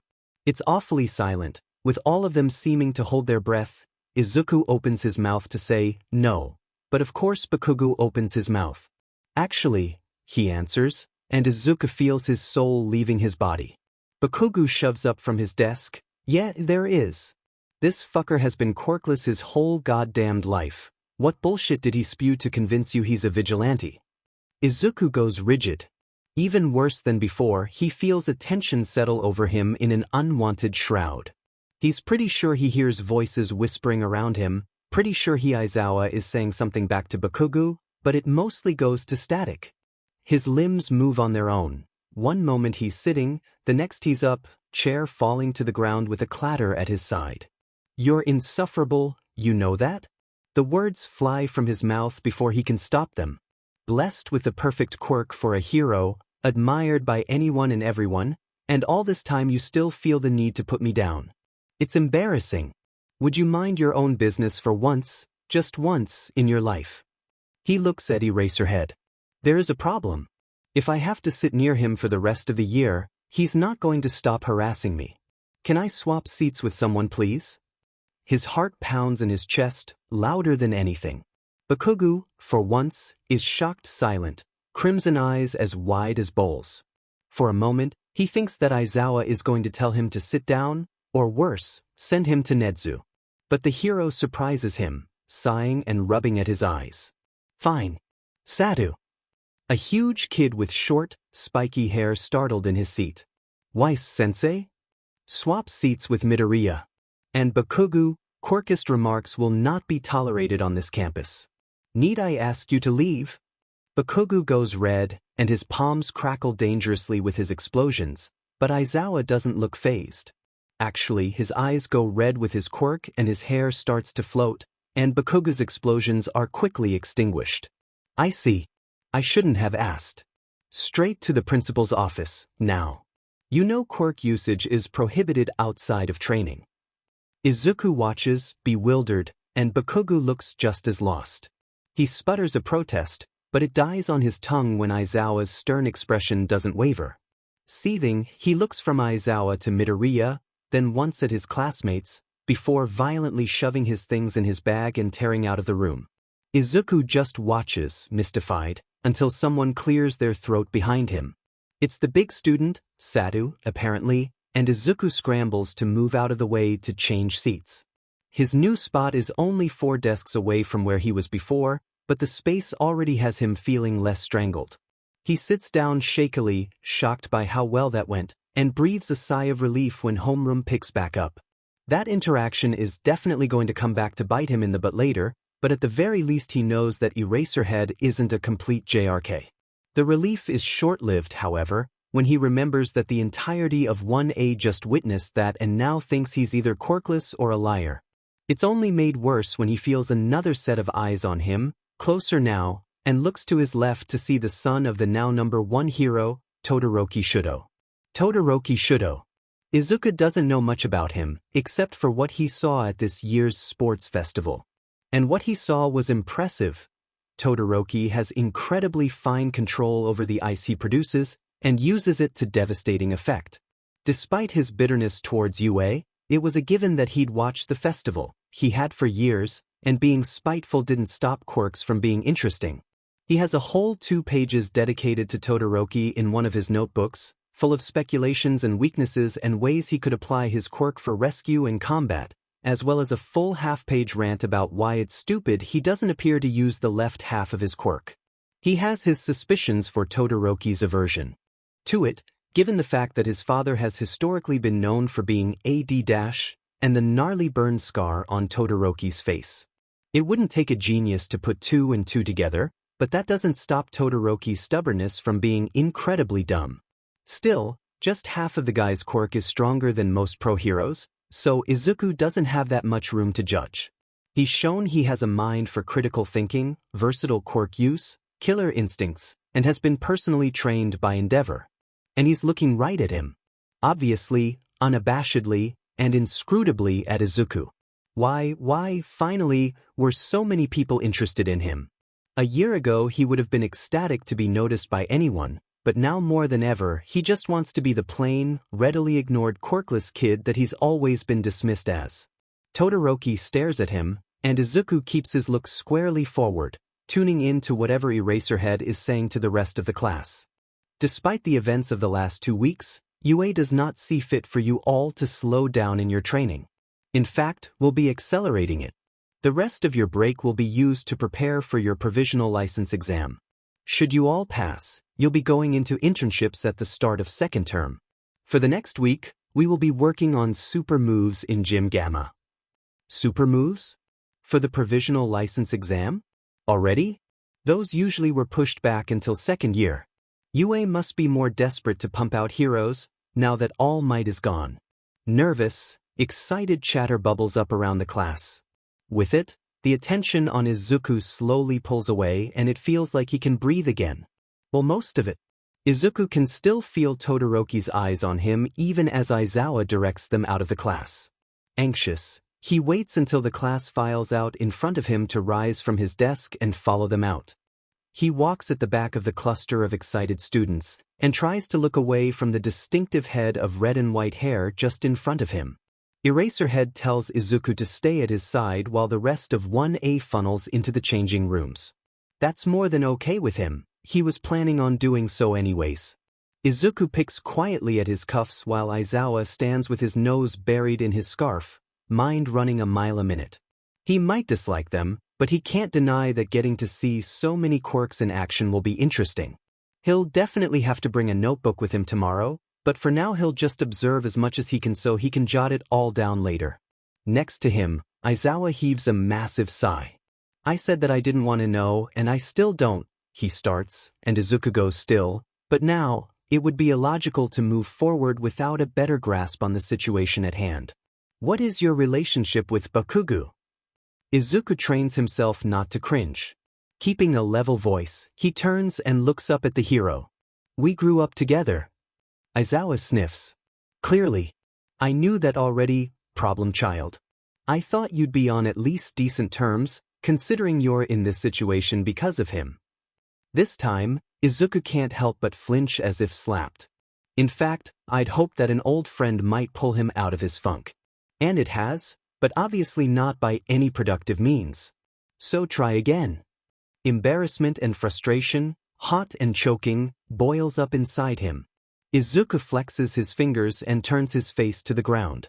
His words come out quiet and harsh. I thought you were supposed to be good at deduction. What do you think our relationship is? I'm a quirkless freak, and he's the next All Might. We were friends once. Now he hates me. I couldn't tell you why. Aizawa hums. You tried to rescue him, though. That's what heroes do. You're not a hero. Izuku jerks his head up. Tell that to the people I've saved. Several seconds tick by, Izuku matching the hero's unwavering stare. You've done good, I won't deny you that, but you're still not a hero. With a tilt of his head, he points towards the changing rooms. And neither are they. Not yet. You're still children, and good intentions or not, you had no business being there. Though let me make one thing blatantly clear, all that has nothing to do with your past quirklessness. He'd been gearing up for a scathing response, but it all goes poof when Aizawa says that. He's horrified to feel a stinging at the corners of his eyes. Thankfully, Aizawa either doesn't point it out or doesn't notice, it's almost certainly the former. You messed up majorly. You couldn't rescue Bakugo. You couldn't rescue yourself. All Might did, and even he was barely enough. That's why you're here. Because you're not a hero, you're a kid playing at being one. Everyone in this program is. You need training and direction before you can be anything else. That's not fair, he croaks, hating the tremble in his words. You say it has nothing to do with my quirk status, but I tried to get training. I applied, and your school rejected me for that very reason. Aizawa looks unimpressed. Life isn't fair, kid. Of course you got rejected from the hero program. Good hero candidates slip through the cracks all the time because of this school's illogical quirk requirements. That doesn't give you an excuse to take matters into your own hands. This may be a bogus reform program, but if you leave here learning anything, it needs to be that. At any rate, I get why you and Bakugo can't get along. He was quirkish towards you. A caustic laugh rips from his throat. Bakugo was a lot more than quirkish towards him, but whatever. He's more stuck on what Eraserhead said. Sure, life isn't fair. He knows that. More than anyone else, he knows that. Aizawa may have a point, but he doesn't get to stand there and tell Izuku that his circumstances are a product of poor luck. He's been ignored, spat on, pitted or handled with gloves by everyone he's ever known because of his quirklessness. It's not a matter of illogical quirk requirements, it's a matter of social prejudice. In the eyes of Yue, Izuku never had a leg in the race to begin with. And he wants to point that out, but he knows it'll fall on deaf ears. Aizawa doesn't care what he thinks, not really. He's made that abundantly clear. Whatever this conversation is, it's not one he's having out of the goodness of his heart. It's out of obligation for his job as a teacher. It's frustrating, but it's also a decency that Izuku has yet to be afforded, and so instead of blowing up, he grits his teeth and keeps his temper in check. Yeah, sure. Aizawa scratches at his stubble. That kind of attitude is disgraceful for anyone to have, even more so for a hero in training. It won't be a problem any longer. I should have addressed his aggression sooner, but I didn't know the scope of the issue. I'll speak with him separately, but let me know if this continues to be an issue. And then Aizawa shifts his attention to the students now trickling out from the changing rooms in their gym uniforms and walks away like nothing happened. He's always been fascinated with quirks, his current predicament hasn't changed that at all, and 1A is chock full of some really interesting ones.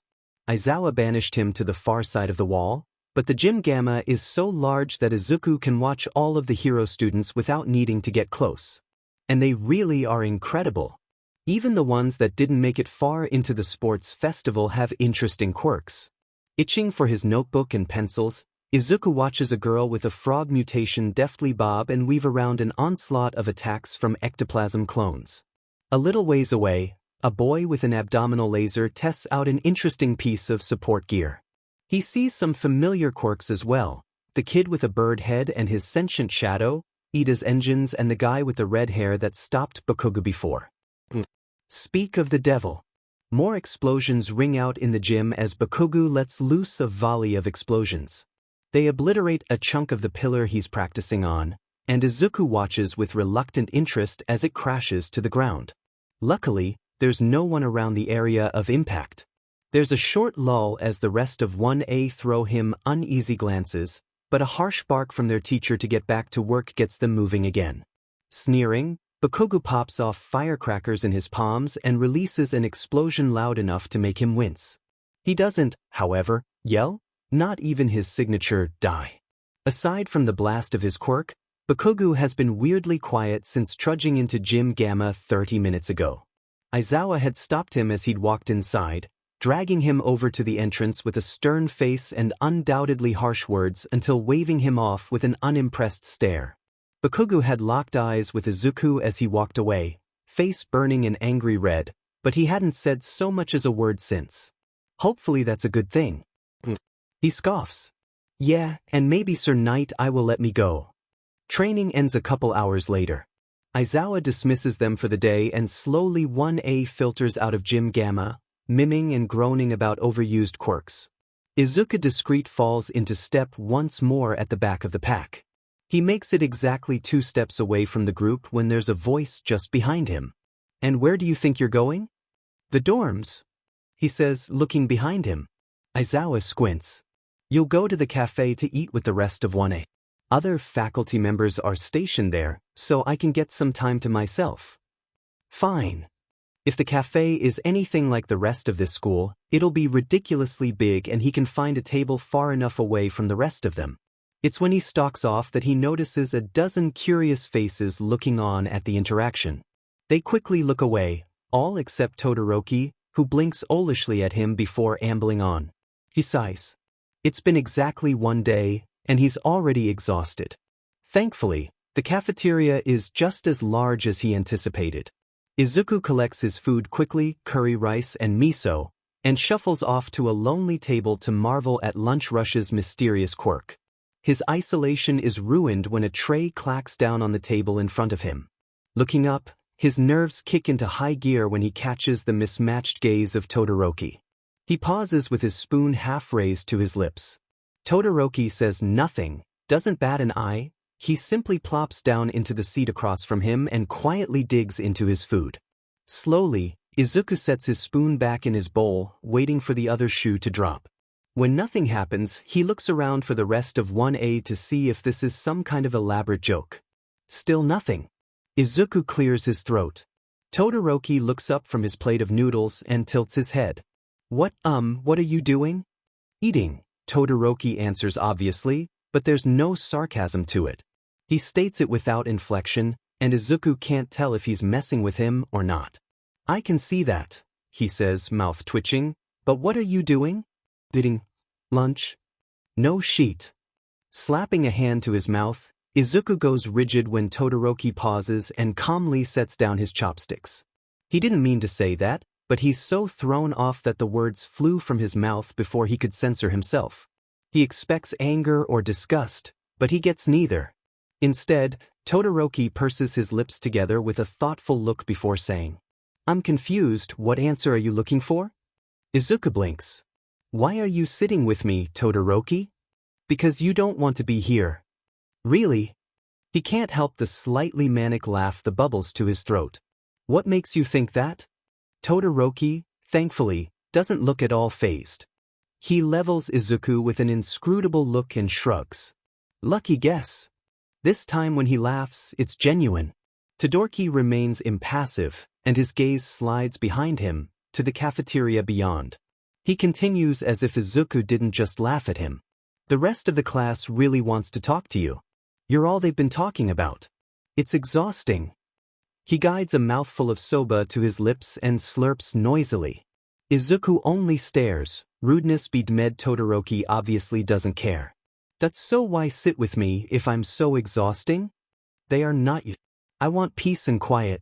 They're too afraid to approach you. You're basically classmate repellent. Izuku feels like he should be offended, but the way Todoroki says it so plainly, so matter-of-factly, he just isn't. The hero student tilts his head, brow furrowing. It reminds Izuku vaguely of a dog. Unless you'd rather I leave? No, Izuku stutters. I don't really, you can stay. He leans forward. But seriously, you really don't have any questions?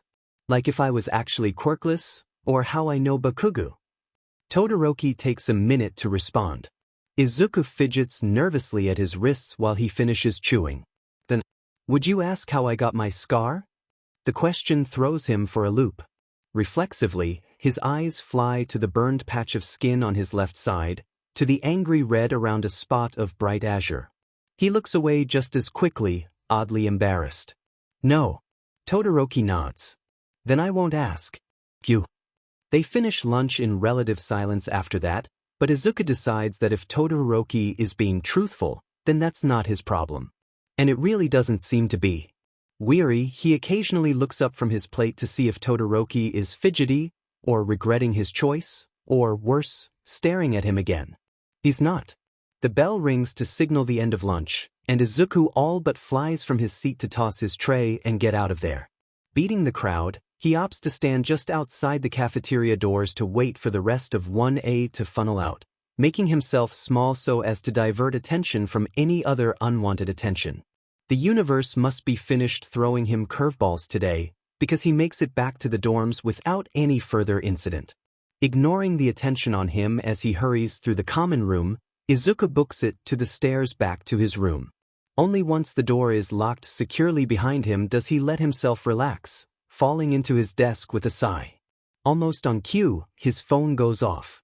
Never mind universe. He doesn't have to look to know who it is, sking in a breath through his teeth. He answers the call. Hey, Mom. Izuku. Cringing, he pulls the phone away from his ear when his mom's voice comes booming through the receiver.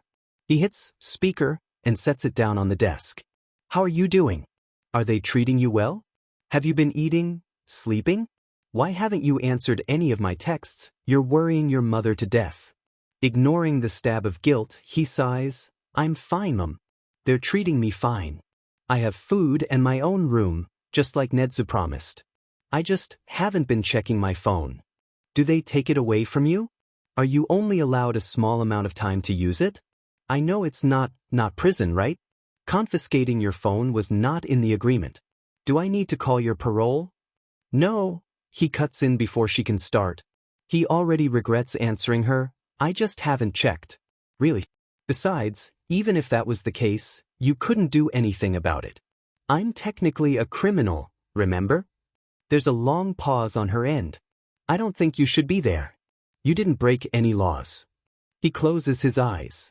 It was my third strike, he rehearses, like Nedzu told him, like they agreed upon, they couldn't just let me go home like nothing happened. That's ridiculous. It's not like you could actually do anything, he grits his teeth. That's why they let you go the first 2 times. You're my baby, you couldn't hurt anyone or anything. This All Might thing has them worked up for nothing. I mean really, putting you under parole in the heroics course. It sits irresponsible, that's what it is. Izuku, if those heroes hurt you, or you feel like you're in danger or uncomfortable? I said I'm fine. He doesn't mean to snap, but he can't help it. He presses his hands to his eyes and sighs. I'm sorry, it's been a long day, Mom. I'll do better about answering your texts. Good night. He hangs up before she can get another word in. The silence of the room is suddenly deafening, and he inhales slowly before his stupid tears can get any ground. The quiet of his room is too much. The frustrated tears he's managed to shove down double back with a vengeance, and he reaches for the nearest notebook and flips it open to a random page before they start to fall. Without really seeing the entry in front of him, Izuku retraces the faded graphite, pencil pressing sharply to the page. It's a long time after that there's a knock at the door. Looking up from his notes, he waits pensively for another sound before leaning across the table to check his phone. 11 o'clock. Has that much time really passed? Weary, Izuku stands, pads over to the door, and presses an ear to it. When nothing else happens, he unlocks it and cracks it open to peer out into the dark hallway. There's a plate at the door, piled high with rice, chicken and veggies. It has to be. It's a little annoying that the guy has apparently taken it upon himself to make sure Izuku doesn't starve, but maybe that's just his bad mood talking. With a quick look to make sure that the enthusiastic hero student isn't lurking around the corner to jump him, Izuku ducks out and makes a grab for the plate. It's no lunch rush, but it's not bad either. When morning comes, Izuku is dressed and outside his room before Eraserhead can heckle him. He doesn't go downstairs though. Instead, he perches at the top of the stairs like a solitary gargoyle and waits for the noise to die away downstairs. Aizawa only raises an eyebrow when he exits his room to see him, and Izuku stands up to trail after him. Except he was wrong. Not everyone has left for training. Once again Izuku is face to face with the son of the #1 hero, only this time he can't run away. Todoroki is leaning against the wall by the kitchen, blocking the only exit and scrolling quietly through his phone. He looks up when Aizawa steps into the room. Izuku is still on the bottom stair. Good morning, sensei. Get to class, Aizawa answers, sounding more tired than anything. The hero walks past him out the front door, and Todoroki tilts his chin towards Izuku. Good morning, Midoriya. Morning. Resigning himself to his fate, Izuku takes the last step down and approaches him cautiously. You're waiting for me? He tucks his phone into his uniform and nods at the counter to his left. Ida asked me to make sure you got breakfast. It's only then that Izuku sees the bowl of fruit sitting there, alongside a protein bar. Something odd tugs in his chest, and he swallows down the feeling of cotton in his throat as he walks over and grabs an apple from the bowl and the bar. He pockets the latter and takes a bite of the apple. He doesn't quite know how to feel about this. Not only does Iida seem to be taking on some kind of mother-hen role, but now he's roped Todoroki into it? Maybe he should have taken his tray and left yesterday before people could make assumptions. Thanks, I guess. Todoroki shrugs, then abruptly turns on his heel and starts to walk away. Izuku stands in place for all of 5 seconds before heading after him. They're looking at him again. He can feel it on the nape of his neck, but knowing that it's out of curiosity instead of animosity rubs at his nerves significantly less. All except one.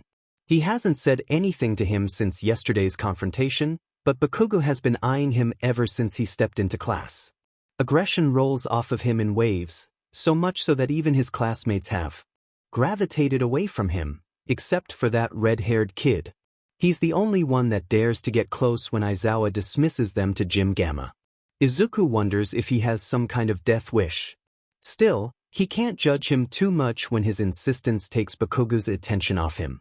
He finds himself falling once more to the back of the pack, only this time he's not alone. You mutter a lot. If you don't like it, you can leave. Izuku keeps his eyes trained in front of him. He sees a few of the hero students throw furtive glances over their shoulders. When they catch his eye, they spin back around and their chatter redoubles. Todoroki doesn't answer, but he doesn't leave either. Rinse and repeat. He doesn't know if Todoroki truly seeks out his company for means of escape, or if it's an elaborate trap set in motion by Ida to make sure he doesn't starve himself. Maybe it's both? He tells himself he doesn't care and it doesn't matter, and dutifully ignores Todoroki's presence in class. And training. And lunch. All the way back to the dorm, where he scurries to his room and locks himself inside like a hermit. It's easy enough to do, since he has his notebooks. It goes like this until Friday, and when it no longer feels like 1A is looking at him like a new toy, he lets his guard drop, just a little. This is a mistake. Eraserhead hasn't commented on his note-taking, and Izuku hasn't yet become desperate enough to ask for any textbooks, so he takes advantage of his totally not state-mandated prison time to get some close-up analysis done on UA's newest batch of heroes. Todoroki materializes out of thin air behind Izuku at Gym Gamma, and Izuku nearly decks him out of reflex.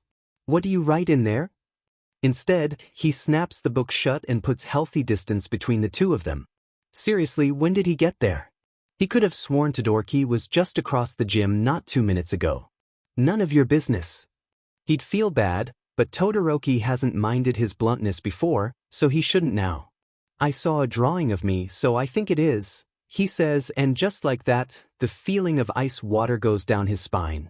Izuku pulls his notebook to his chest and musters his best glare, one that makes grown criminals flinch, thank you. But Todoroki doesn't so much as twitch. Neither of them move, and Izuku isn't willing to speak first. Their silence stretches on for a handful of seconds then. You were writing something about my quirk. A lot about it, actually. Biting his cheek, Izuku gets ready to wind up on another 1A student's sheet list, but loses steam with the next words that come out of Todoroki's mouth. What are your thoughts? On my quirk. You, Izuku untenses, only slightly. You want my thoughts about your quirk? Aizawa-sensei said you were a competent vigilante. You have experience, and you must have been at least decent if he praised you. Well, he doesn't really know if you could call that praise, but whatever. Okay? Why are you asking me for help? Our provisional license exam is next week. I need to pass. So? Ask Eraserhead. I didn't like his suggestions. By this point Izuku's gone from weary to perplexed. No one had ever asked to see his notes before, not ever. They were more liable to call him a stalker than ask for his input. He takes a quick look around. No one seems to be paying much attention to them, absorbed as they are in their training. Eraserhead is currently speaking with the invisible girl. His eyes catch Ida's for a brief moment, but the other boy startles and hastily looks away, jogging over to ectoplasm. That's probably suspicious, but if the worst Ida's going to do is feed him and sick Todoroki on him, it's not too concerning. When he looks back at said hero student, he's still waiting patiently for an answer. Izuku's attention flicks to Todoroki's scar, and his stomach twists uncomfortably. He can guess what Eraserhead's suggestion was. Izuku has a whole rant in his entry on Todoroki after all. No fire, right? For the first time since they've started these strange interactions, Todoroki's eyes go flinty. Right. And that's the exact moment Izuku's resolve crumbles. Sighing, he lets his hands fall to his sides. Have you tried projectiles? It takes exactly 5 hours to regret his decision to help. That night, when he scurried up to his room and locked the door, something breaks the normalcy of his schedule. Izuku is anxiously scrolling through his mom's newest slew of texts when there's a soft crinkle at the foot of his door. He freezes, eyes locking on the door. Something slides through to the other side, and he counts to 30 before sliding to the floor and padding over to investigate. He bends down to snatch them, flicking through them quickly. Then he reads through them again. And a third time for good measure. Their Quirk reports. Okay, maybe reports is a strong word, because they contain the bare minimum of information and are anything but official. It's a stack of 4, and they're written in different handwriting, ranging from near illegible scrawl to neat, sharp writing. There are names at the top, and it's easy to match names to faces with the Quirk description accompanying them. Ida Tenya, Uraraka Ochako, Ajuitu, and he frowns at the last one, Kirishima Ijuku. He's at a loss for exactly why they decided to give him these, until he notices a note scribbled on the back of Ida's. Midoriya, pardon our forwardness, but a few of us have noticed your interest in quirks. After Todoroki's new implementation of techniques, after your rendezvous in Gym Gamma today, we realized you may be interested in our quirks as well. Please, feel free to take what notes you may from these entries. If you are so inclined, we would be honored to receive any suggestions towards improving our quirks that you may have. Sincerely, Ida Tenya. Izuku is out the door and down the stairs before he can register his feet moving. The sounds of 1A talking and laughing ups in volume until he rounds the last set of stairs and comes to a stop at the foot of the staircase. The room falls silent. He doesn't mind it, zeroing in on the meddlesome hero kid and storming over. What is your deal? Izuku asks, frowning up at Ida. He's standing over the pink-skinned girl mid-lecture about her feet propped up on the coffee table, and he quickly snaps out of his shocked smile at him. Then, what are they feeding these guys? Why are they all so damn tall? Midoriya, it is wonderful to see you joining the rest of us. Though I'm confused. What is my deal? For these, he says, flapping the papers in his face. Oh, our quirks. Yes, well, seeing as you seem quite adept at. Somebody sneezes, and it hits him that he's at the center of attention of far too many people. Standing straighter, Izuku grabs Ida by his sleeve and hauls him towards the stairs. Once in the safety of the stairwell, Izuku whirls on him. What do you want from me, Ida? I am not sure what you are asking. You set food out for me at night, you make sure Todoroki gets me breakfast, you smile and act all nice and now you're asking for my advice? What the F do you want from me? The vulgarity is unnecessary, he says with a frown, and Izuku resists the urge to yank his hair out. But if that is what you mean by my deal, then I believe I can explain myself. Then please do. I want you to feel welcome. As class rep, it is my duty to make sure that all members of 1A are taking care of themselves. I'm not a part of your class, Ida. True, but for the time being you are. He gestures to the papers that Izuku has been waving around, and you're clearly talented. Our provisional license exams are in 2 days, and we have an experienced, outside source that is interested in our quirks. I figured that meeting you halfway in a common interest would be a good idea. Uraraka, Ajui and Kirishima thought so too. All at once, Izuku feels very tired. He presses his hands to his face and bites back a groan. If I have caused you stress, I apologize. Izuku peeks up at him through a scowl. As annoying as his meddling is, he sounds legitimately concerned. I'll give you feedback, he says, and holds up a finger before Ida can launch into another spiel. I'll give you feedback, but it does not mean I want to be your friend. Or anyone's friend. I'm doing it so they don't get rusty. My analytic skills. And because the world desperately needs competent heroes with a full understanding of their skill set. He says it with a snarl, but Ida is smiling in a way that makes him want to tear the papers in half. Of course. He squints. I mean it. Not friends. Not buddies. I don't like heroes and I don't like 1A. Are we clear? His smile widens. Crystal. Great. Later that night, When 6 more papers find themselves under his door, Izuku seriously weighs the cons and pros of auto-defenestration. This is where we're taking our exam? It's huge. Ashido gawks, 2 steps off the bus and somehow louder than she was inside the bus. The rest of his class have similar remarks. Shoyuta slinks his way to the front of the gaggle of students and flashes his quirk. It gets the desired effect, but they're still practically vibrating with excitement. Remember, you're not here to sightsee. Now more than ever it's imperative that you all be prepared for your future careers as heroes. And maybe that was a little too sobering. A somber befalls the group. That said, you've all been working hard. I'm sure you'll do just fine representing UA. There, never let Hisashi say he can't give out encouragement. Already his class is alight with focused intensity. Ida gives them a few more rousing words. Honestly, the kid does his job for him in that regard, and just like that they're bounced back. Shoyuta tells them to stay put by the bus while he figures out the sign-in, just in time for a few Shiketsu students to wander over and start making noise, scoping out the competition. "Come on, problem child," he says to his ever-present shadow since they pulled away from the school. Midoriya hurries after him, muttering something under his breath. To his relief, the kid has been less of a problem than he was expecting.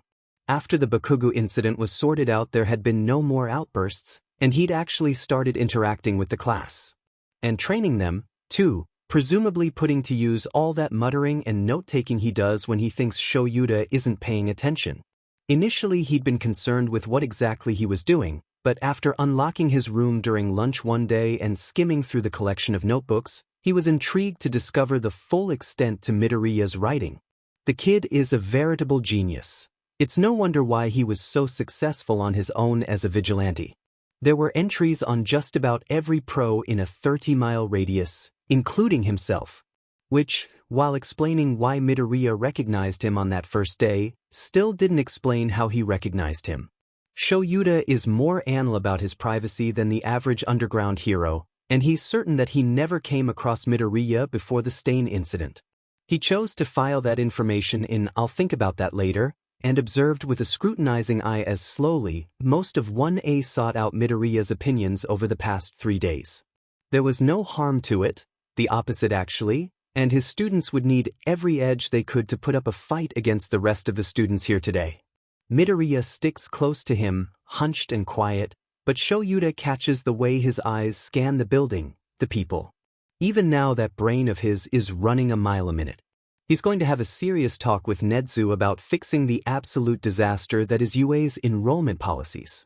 This kid has more potential than most students he's dealt with, and they had completely glossed over him. Shoyuta gets them checked in, then makes it back to his class in time to de-escalate an argument between Bakugo and one of Joke's kids. "Save the bickering for the exam," he says, before shooing them inside. Speak of the devil. Eraserhead, Joke appears from out of thin air and loops an arm around his neck. "You old dog. Avoiding me again? Hey Joke. Let go of me." Maybe. Marry me? Absolutely not. A snort at his side reminds him of the problem child currently stuck to him, and he ducks beneath her arm to straighten out his scarf. Joke smiles, unfazed. "One day you'll say yes." "Who's this? You ban another kid from taking the exam this year?" Her eyes go big when she notices the cuffs, and then dart back up to him. I'm not one of his," Midoriya deadpants before he can explain. "I'm here against my will." Shoyuta can feel his hair turning gray. Nedzu opened a vigilante reform program. This is Midoriya. No vigilante name. He opened a what now? Wait. In a rare instance, Joke's smile fumbles. "The guy in my patrol route stopped poking around a while ago. Is this the kid who picked up your slack in downtown Mizudafu?" "Yes," Midoriya says, picking idly at his cuffs. "You do good work, better than a lot of Limelight pros, but there's always crime that slips through the cracks." Midoriya's eyes flick up to him briefly before turning back to his hands. He mutters something, and it sounds an awful lot like, "for most people at least." Shoyuta knows an out when he sees one. "Sorry, he has a mouth and I'm not paid enough to keep it in check. See you inside." He leaves Joke with her jaw on the floor, and for once, stunned, blessedly silent. "Quit picking at those," he says, flashing his quirk while he ushers the two of them through the building's illogically large doors. He just wants today to be over with. He just wants today to be over with. This building is too big, 1A is too loud, there are too many eyes on him, and his quirk suppressant cuffs are making him self-conscious. Thankfully, once they're all checked in, he gets to follow Aizawa out of the main room to the stands where the teachers can watch. He expected some form of scolding after Ms. Joke, but the man hasn't done any more than whisk them away. Izuku suspects that he hates being here as much as he does, and honestly, given one's history with public outings, the feeling is warranted. A labyrinth of hallways takes them up to the observation level, though Izuku suspects Aizawa is taking more turns than necessary to make sure he can't find his way around without an escort. They make it to their seats and sit in an uncomfortable silence. After a few minutes, he sees Ms. Joke enter through one of the doors, but she takes a look at the both of them and sits a few rows away.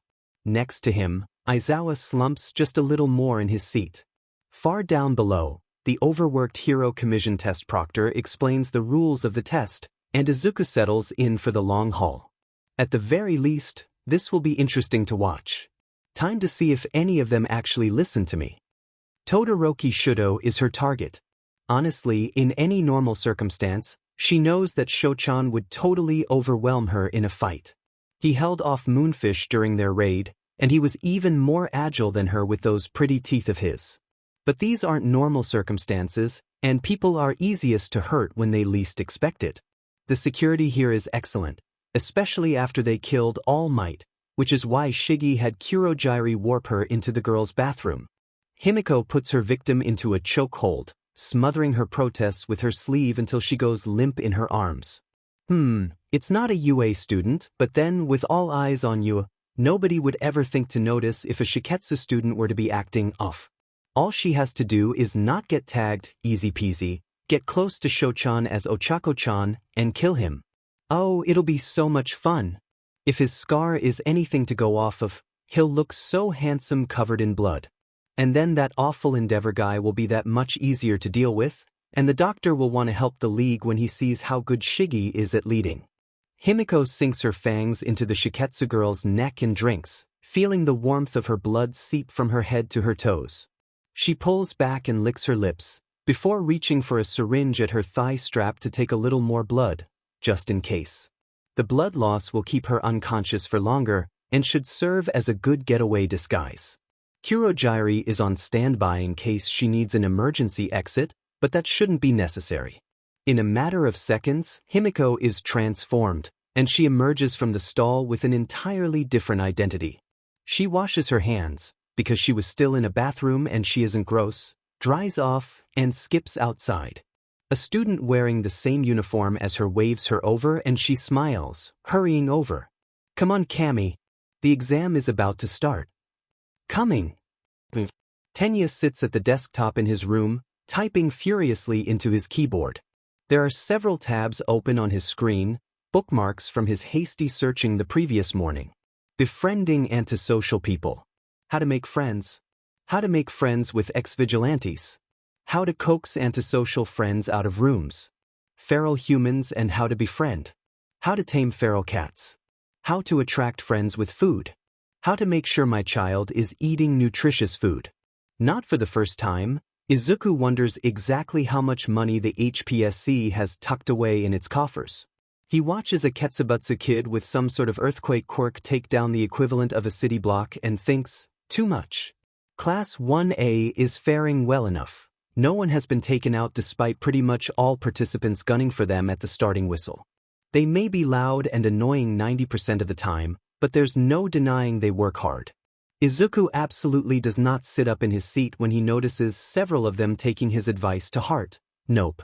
Even Todoroki, who peeled off from the rest of them as soon as the exam started, is doing what he suggested, keeping his attacks localized and restrained, so as to keep from succumbing to frostbite while maximizing offense and minimizing collateral damage.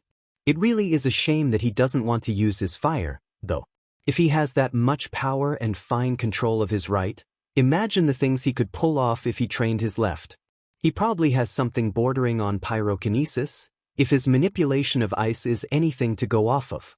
Izuku spares a look at Aizawa, who's been leaning back in his seat since the exam began. To anyone else, it may look like the hero is dozing, but he's been watching intensely from beneath his hooded gaze. For a moment, he considers straight up asking him if he has any intention of looking into whatever's up with Todoroki. Eraserhead isn't stupid, in fact he's far from it. There's a reason why Izuku never patrolled where the hero regularly prowled. He suspects it's the same reason why Nedza stuck him with him instead of any of the other pros that taught at UA. He has to know something is up with Todoroki. Izuku knows, and he's only spent a week with him. Aizawa's eyes flick to meet his own. What? He gets drowned out by a loud buzz, and the proctor announcing that someone named Inaza has made it to the next round. Nothing, he says, turning back to the arena. He feels the hero give him one hard look before turning his attention back to the cityscape below. Izuku has to blink several times to make sure he's seeing things correctly. Down below, a massive portion of the fake city has been completely blown away, debris and unconscious hero hopefuls strewn about.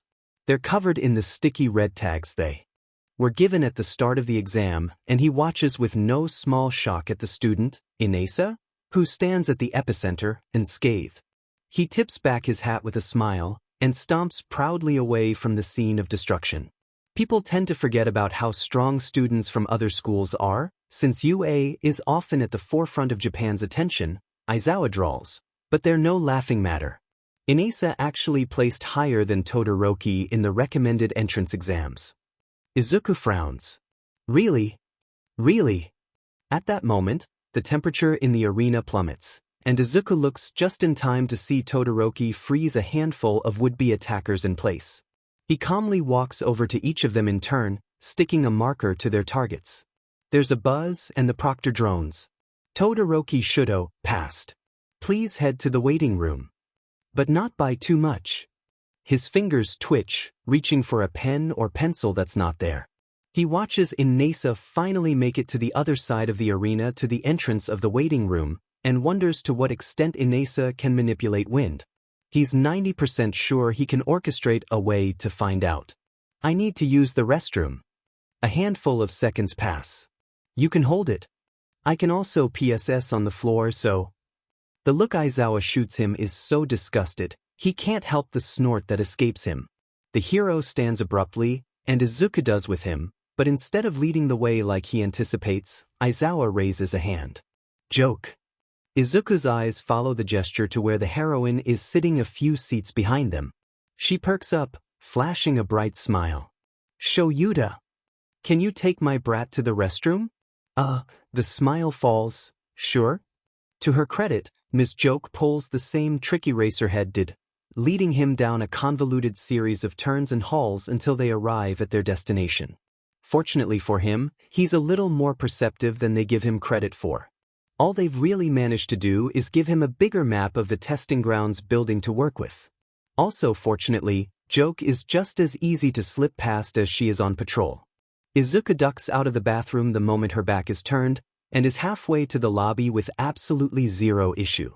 Despite the high security within and around the event, he's able to make his way down without any issue. Seriously, it's concerning how much you can get away with when you look like you know what you're doing.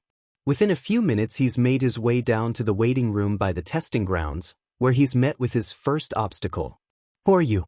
You can't be down here. A large security guard with a RAM mutation stops him at the entrance. Looking around him, Izuku catches a glimpse of Inaza laughing with another student who must have passed in the time it took him to ditch Ms. Joke. I'm a ward of UA, he answers, reaching into his pocket to fish out his ID. These are my classmates. Eraserhead gave me permission to come down. The man blinks, leaning in to get a closer look, then straightens up with a huff. All right, but I'll be out of your hair in a few minutes, thank you. Across the room, tucking into a packed lunch supplied by the event, Todoroki looks vaguely surprised when Izuku squeezes past the guard. He raises a hand in greeting, and before he can think better of it, Izuku waves back. Then he's on a beeline towards the loud, towering Shiketsu student. Inaza Yorashi. Izuku calls, flashing him his brightest smile. He seemed like the friendly type before, if a bit obnoxious. If his interaction with the rest of UA was telling. Hey, you're that moody, quiet kid with UA's group. How can I help you? Hit the nail right on the head. It's always nice when Izuku meets people that aren't thrown off by all of his quirk questions, and Inesa all but matches his own enthusiasm about his quirk. Quite a few more students funnel in through the testing grounds, including several familiar faces, but if they notice him, they're too off-put by Inesa's size and volume to approach them. He's listening intently to Inesa's explanation about how he manipulates wind currents, but he's also acutely aware of the people in the room. He figures he has 10 minutes before he's found out, maybe 15 if Joke tries to look for him herself before admitting to Eraserhead that she lost him in the first place, and while he's willing to face the consequences of his actions, he'd rather not be taken by surprise, thanks. Which is why it's so disconcerting when Inesa pauses mid-laugh and his eyes lock onto someone over Izuku's head. Yo Cammy! Great to see you made it through. On instinct he turns to look at whoever Cammy is, and does a double take when he notices the tall brunette a few feet away. He's been cataloging the people trickling in this whole time, and she is wholly unfamiliar. Cammy looks surprised too, spinning to face the two of them. Immediately, he's on edge. She smiles and there's something off about it. It pulls too tight, comes too quick, and though she meets Inesa's gaze her attention almost immediately flicks to the side. Hey, she says, and almost reluctantly changes course to walk over. There's a strange movement to her gait. She walks on the ball of her feet, light and quick, and Izuku realizes why he didn't notice her. She's quiet, even for the low rumble of the room, and she walks like she is acutely aware of every movement she makes. Despite the heavy boots on her feet, she doesn't so much as make a scuff. How was the first round? It was alright, I guess. He tunes their conversation out. She's talking, smiling, engaging with her classmate like it's a perfectly normal conversation, and by all means it is. But there's something nudging at his instincts, that sixth sense that sends you looking over your shoulder that whispers wrong, wrong, wrong, the same instinct that he's learned to listen to after so much time spent as a vigilante. Cammy keeps looking at something. It's subtle, but every few seconds her gaze flits to something off in the room, too quick for Izuku to get a good lock on whatever it is that has her attention. But I'm sorry, I forgot to introduce you. My bad, this is Midoriya, he's with 1A. Oh. And then those eyes are on him. Maintaining his smile, Izuku ducks his head and forces himself to look bashful.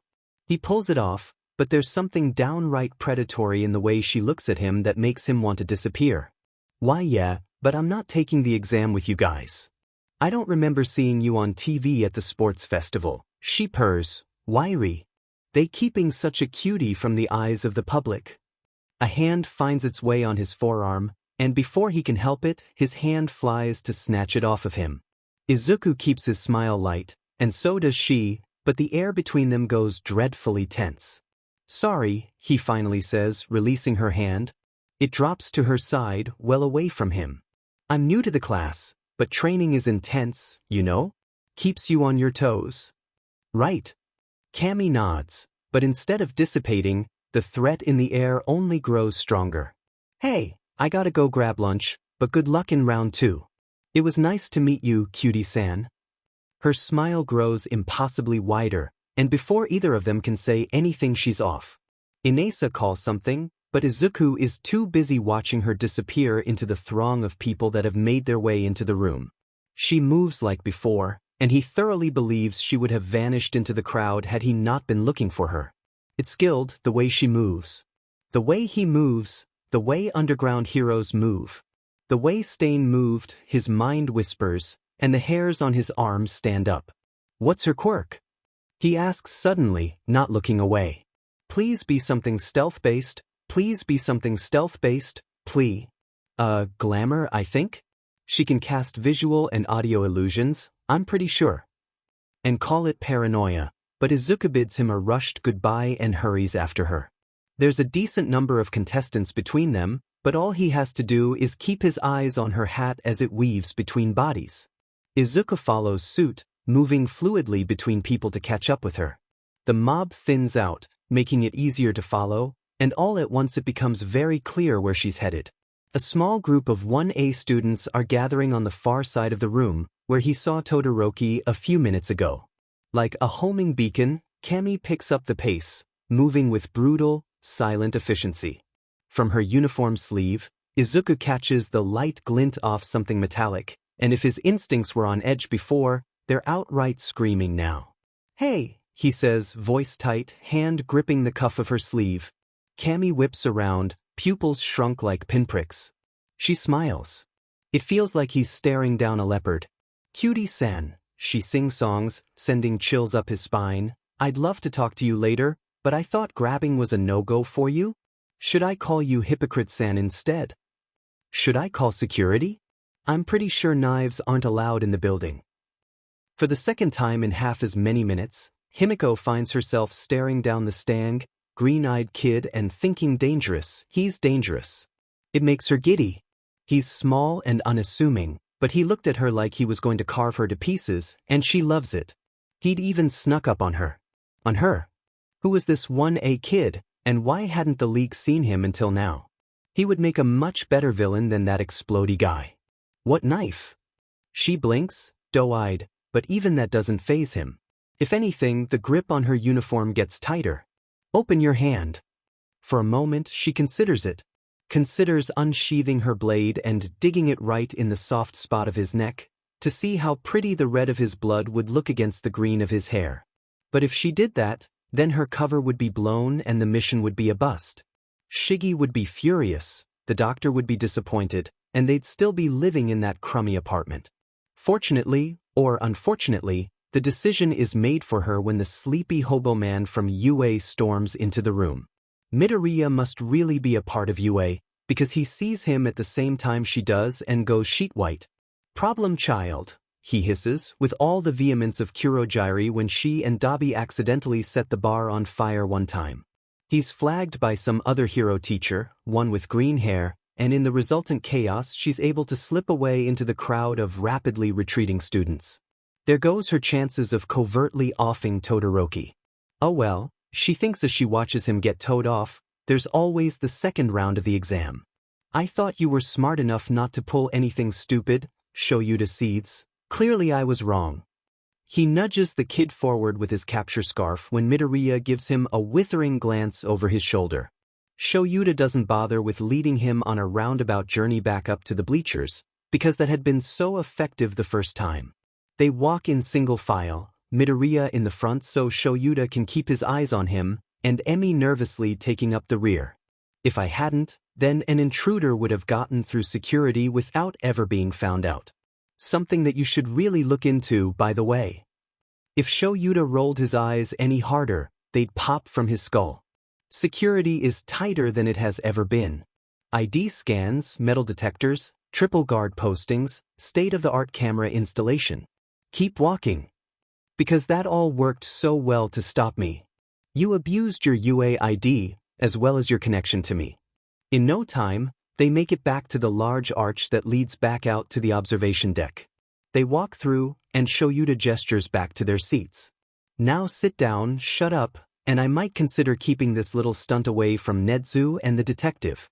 He crosses his arms, immovable, staring him down when Midoriya pointedly does not take his seat.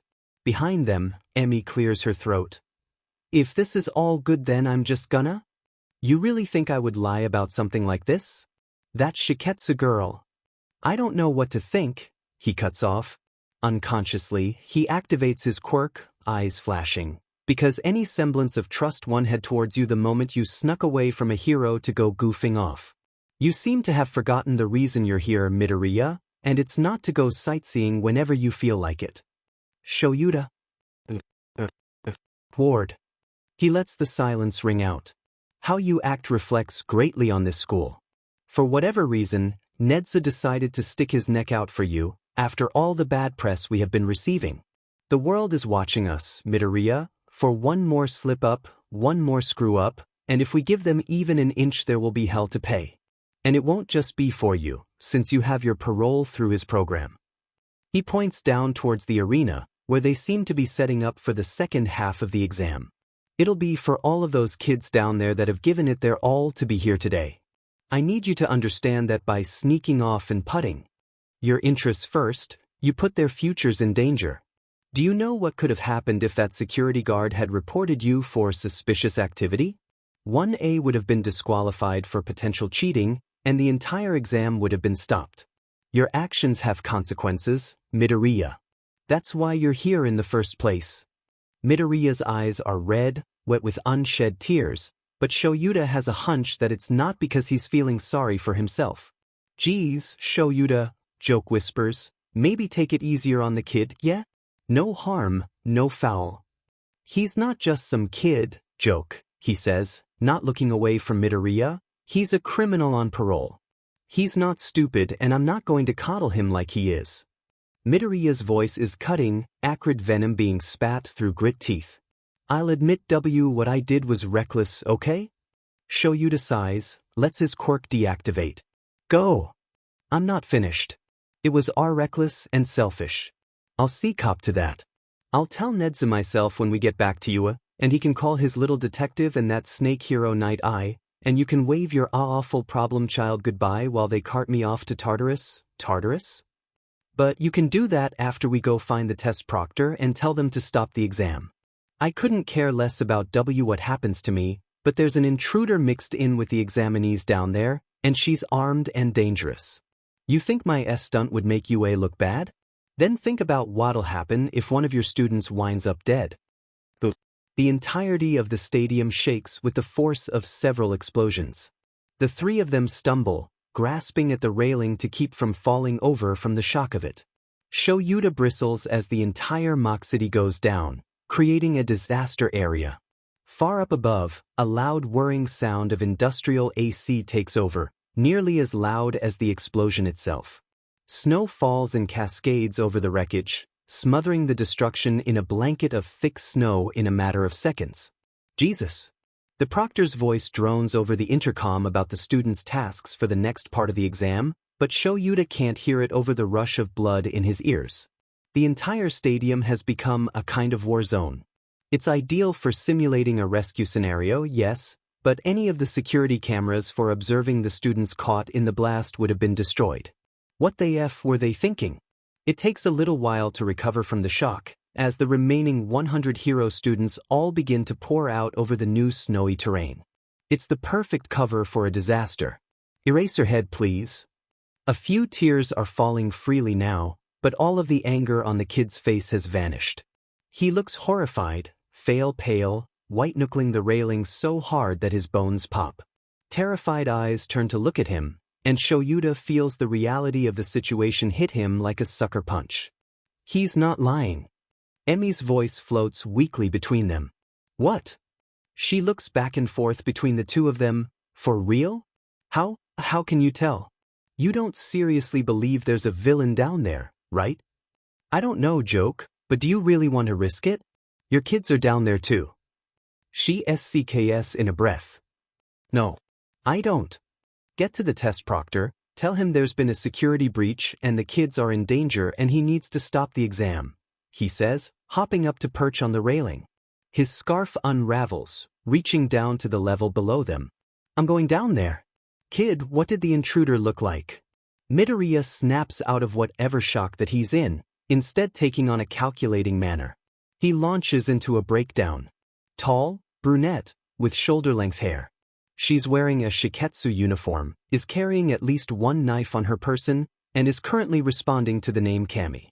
However, it's likely that she's a villain with either a shape-changing or puppeteering quirk since she snuck in with the examinees, so I wouldn't rule out any suspicious behavior you see with a student not matching that exact description. Great, just perfect. That means he's essentially going in blind. But Midoriya seems to be holding something back. He bites his lip, brow furrowed. He bites back the urge to snap and probes calmly. What else is there, problem child?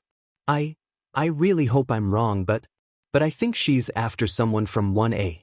Possibly Bakugo. Because of course they are. It's the summer camp nightmare all over again, this time without Mandalay's quirk to warn them. At least that's narrowed his search a bit, find his problem children, and he'll probably find whoever it is that's made it their mission to go after them. But Shoyuta is a professional, and instead of letting his worry show, he instead looks to Ms. Joke. "You got all that, Joke?" "Loud and clear," she nods. "I'll let them know and they'll have all participants evacuate the arena. Get down there, Eraserhead. Save those kids." Then she's gone, running back through the door they came from, and there's at least a little relief that they'll soon have at least one thing under control. Shuda's about to pitch himself over the railing when Midoriya clears his throat. "What do you want me to do, Eraserhead?" Headache already building, Shoyuta levels Midoriya with the most stern glare he can manage. "Nothing. You're not a hero, no more than the kids down there. You are to stay put and wait for me to return. Do you understand?" There's a split second where he thinks Midoriya will actually fight him on this, but it's only that, a split second. His lips purse with distaste, but the kid nods. "Understood." "Good." With that, he sails over the ledge, instinctively rolling his body to land safely before sending out his capture weapon to grab onto the next ledge. It's a long way down, good think falling is faster than the stairs. Izuku watches Eraserhead drop into the arena below, counts to 30, then hops the railing himself. He lands, rolling easily to a stop. "Hey, kid." Izuku turns to see a few other heroes, teachers from the other schools, probably, mid-stand, rising from their seats. "Where are you going?" "Where is Eraser?" He vaults down to the next floor before they can finish, then the next and the next.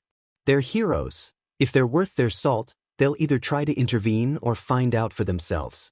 It takes 5 drops to finally hit the freshly fallen snow of the stadium below, and few teachers do try to stop him. If there's anything he's good at though, it's evading capture. He rolls, twists, dodges and sprints to the edge of the disaster zone, yelling over his shoulder. "The exam is compromised.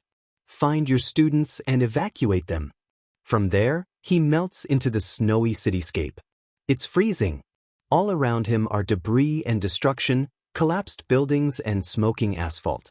Izuku notes the large imprints of Eraserhead's feet in the fallen snow, and veers quickly in the opposite direction. Partly because he doesn't want to get caught, and partly because if they split up, they'll cover more ground. Izuku passes several students on his run, all in various stages of rescue or planning, that he doesn't bother stopping. None of them are 1A students, have any reason to believe him or recognize him, and so trying to get them to evacuate would be a waste of breath and time. Besides, he reasons, they're not 1A, so they're probably not in immediate danger. Ms. Joke and the others will get them out just fine. He's pretty sure he knows who the intruder is after anyways. Bakugo. Not only did the League fail to turn him last time, but they lost their leader in the process. If there's any student worth targeting, for revenge or otherwise, it's Bakugo. Luckily, he's one of the easier people to find. You just have to follow the yelling. He's acutely aware of the passing minutes as he runs, heart beating madly with adrenaline and fear. Cold air stings his lungs, but he ignores the pain. Every minute lost is another minute closer to disaster. Why haven't they shut down the exam yet? What is Miss Joke doing? Midoriya? Izuku rounds a pulverized city block and nearly falls over himself, trying not to slip and fall face first onto the concrete. Chest heaving, he comes to a stop and looks wildly around for whoever called him. It's not Bakugo, but it's a step in the right direction for finding him. Uraraka, he calls, jogging over. She has one of the HPSC elderly actors cradled in her arms and, despite her shivering, has a good hold on them. "What are you doing down here? You're not one of the—" "Stop talking to your buddy." The old man snaps and they both jump. "I could be dying of hypothermia. This is no time to shoot the breeze. Minus points." Uraraka winces, but Izuku ignores him. "Where's Bakugo?" he asks, cutting to the chase. "You're all in danger. Someone here is after your class, and I think their target might be him. You need to find everyone and tell them to get back to the waiting room." Her eyes go wide. "Wait, the League is here? Maybe we don't know yet. Eraserhead is trying to find out. Have you seen Kabakugo? Please, tell me if you have." "Excuse me," the actor says. "I don't know what's going on here, but it's not funny. If you're going to continue this..." His patience snaps. "Would you shut the hell up?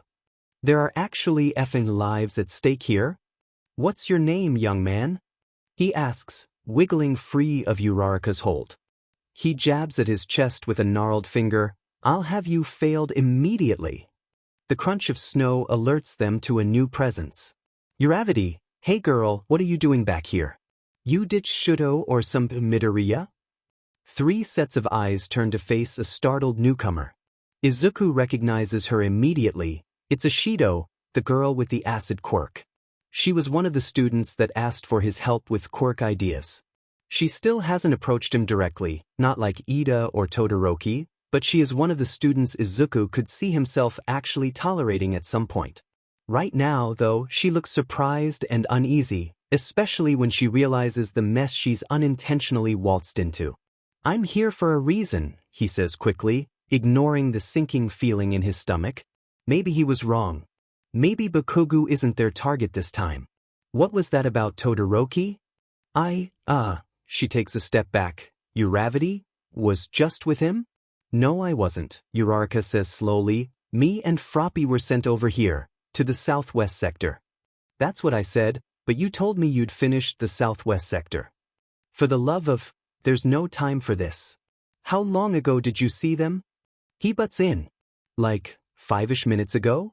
They both have good quirks for supporting busted structures, so they went off too. Where?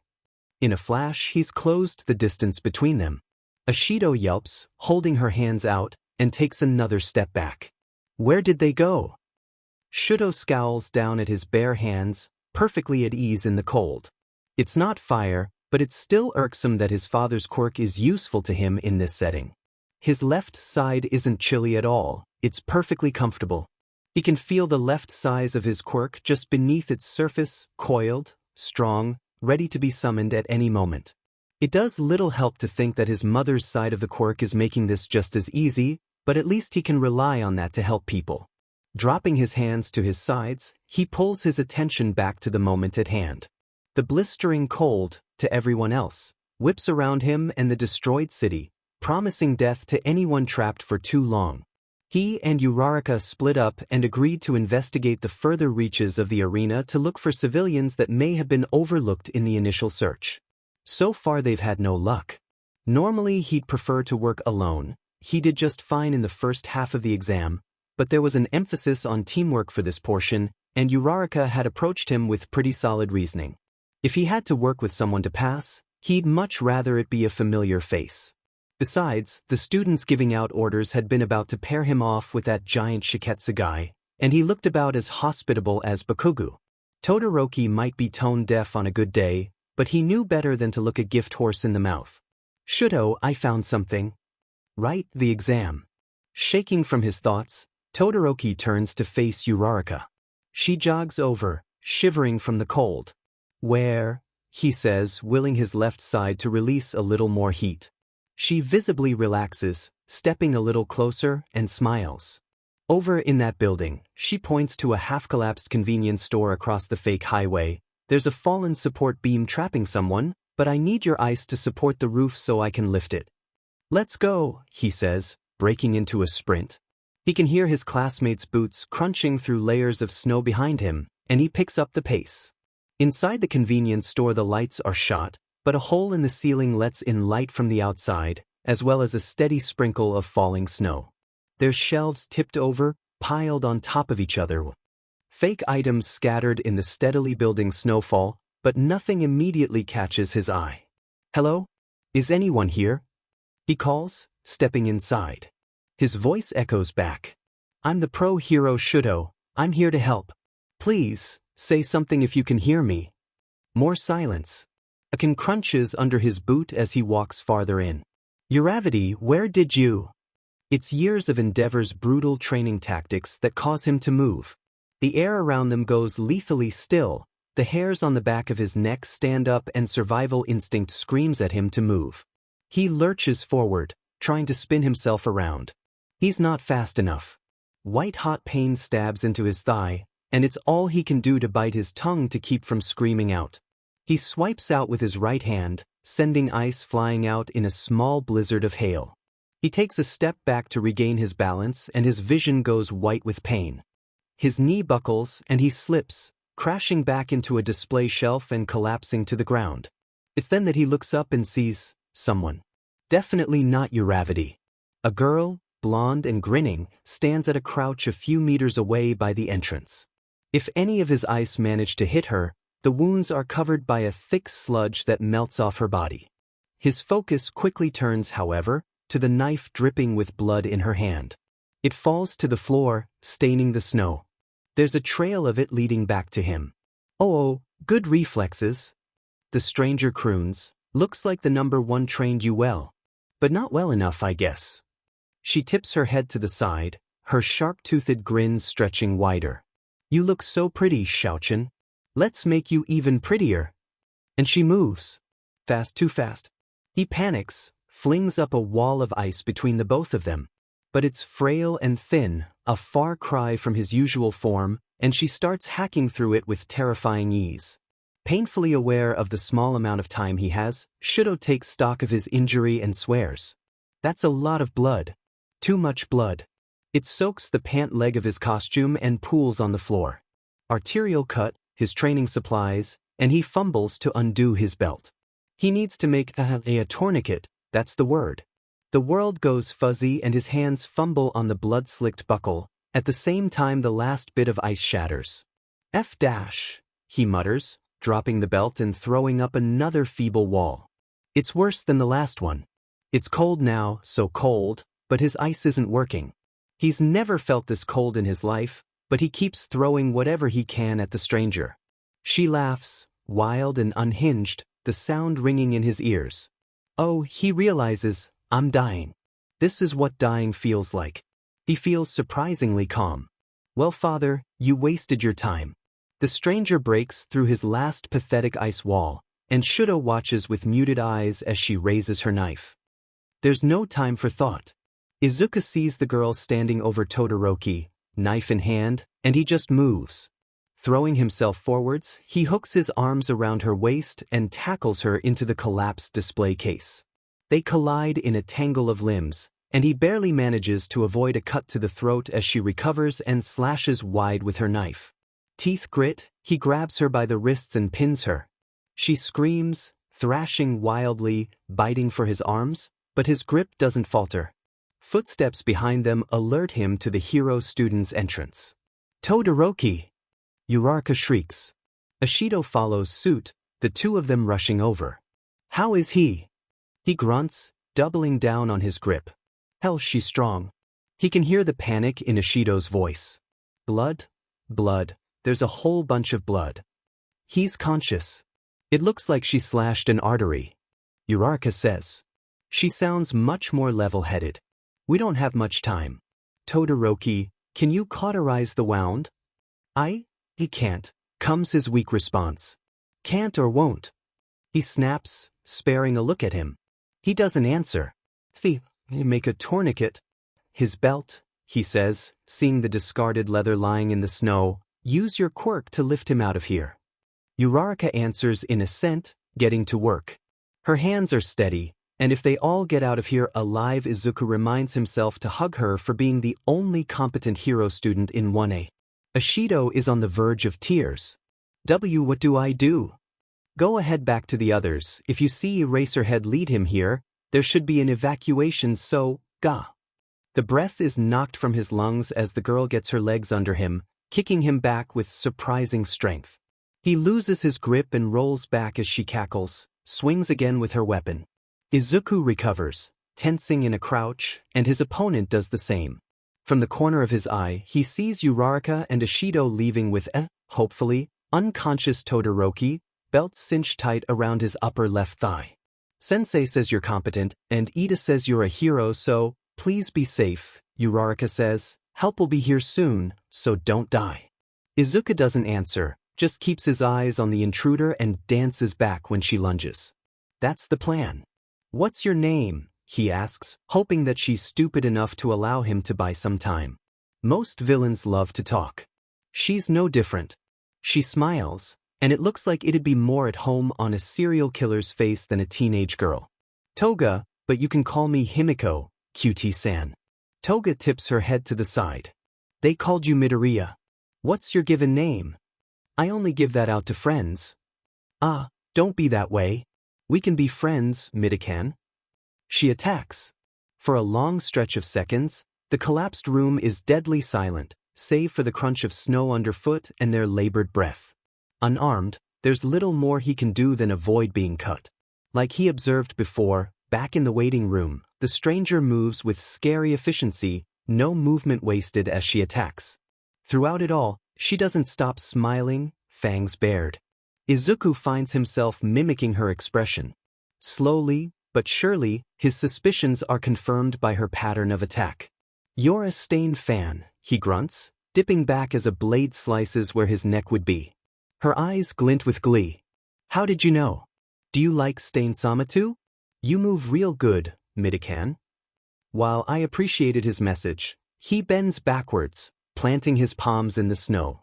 In one swift move, he snaps his legs up, the heel of his shoe kicks out, catching her extended hand. There's a metallic twang as he flips back onto his feet, the knife landing somewhere behind him in the store. He stands, fists readied. I couldn't get behind the whole killing hero's shtick, so I had to put him down. In an instant, her surprised expression twists into rage. You're lying, she shrieks, leading with a right jab. Izuku ducks and lands a hit of his own, right in her solar plexus.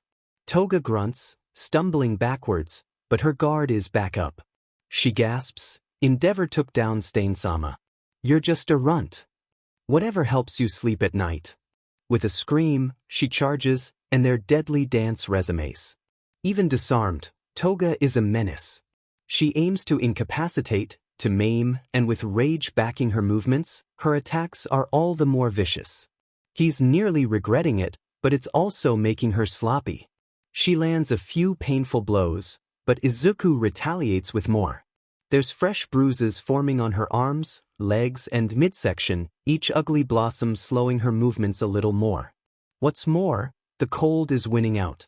It seems that whatever her quirk does, it is unable to maintain her outfit, because she's basically naked. Izuku may be feeling the cold too, but he at least has a few layers to work with. Toga's movements grow sloppier, sluggish, her enraged grimace broken by chattering teeth. Izuku's not sure how long they've been fighting, it feels like hours, but it can only have been a couple minutes, when a third person enters the fight. His footing slips on ice, and he watches in slow motion as Toga throws a punch aimed right for his throat.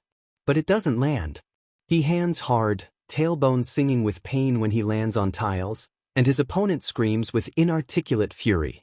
Izuku blinks up at her, confused as to why his trachea hasn't collapsed, and falls back against the ground in relief. Just in time, he laughs.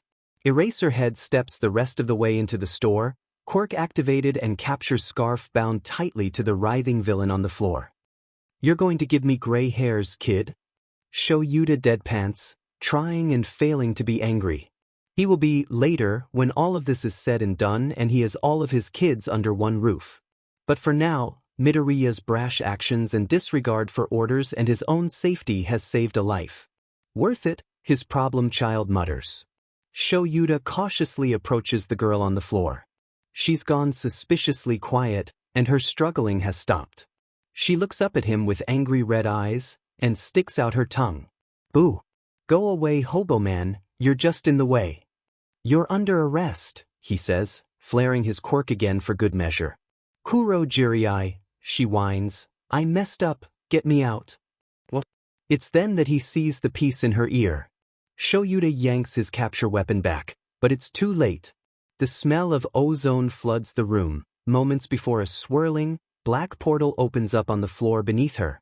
He tries to reel her in, but the portal closes, and the last thing he sees before his capture scarf is ripped in two are two red eyes gleaming in the dark. I'll be back for you, Midoriya. Just like that, they're alone. They find the real Kami unconscious, but otherwise unharmed, in one of the bathrooms. He hears this from a gaggle of Shiketsu students that walk by, and later sees with his own eyes when a team of paramedics from a different ambulance roll her out on a gurney.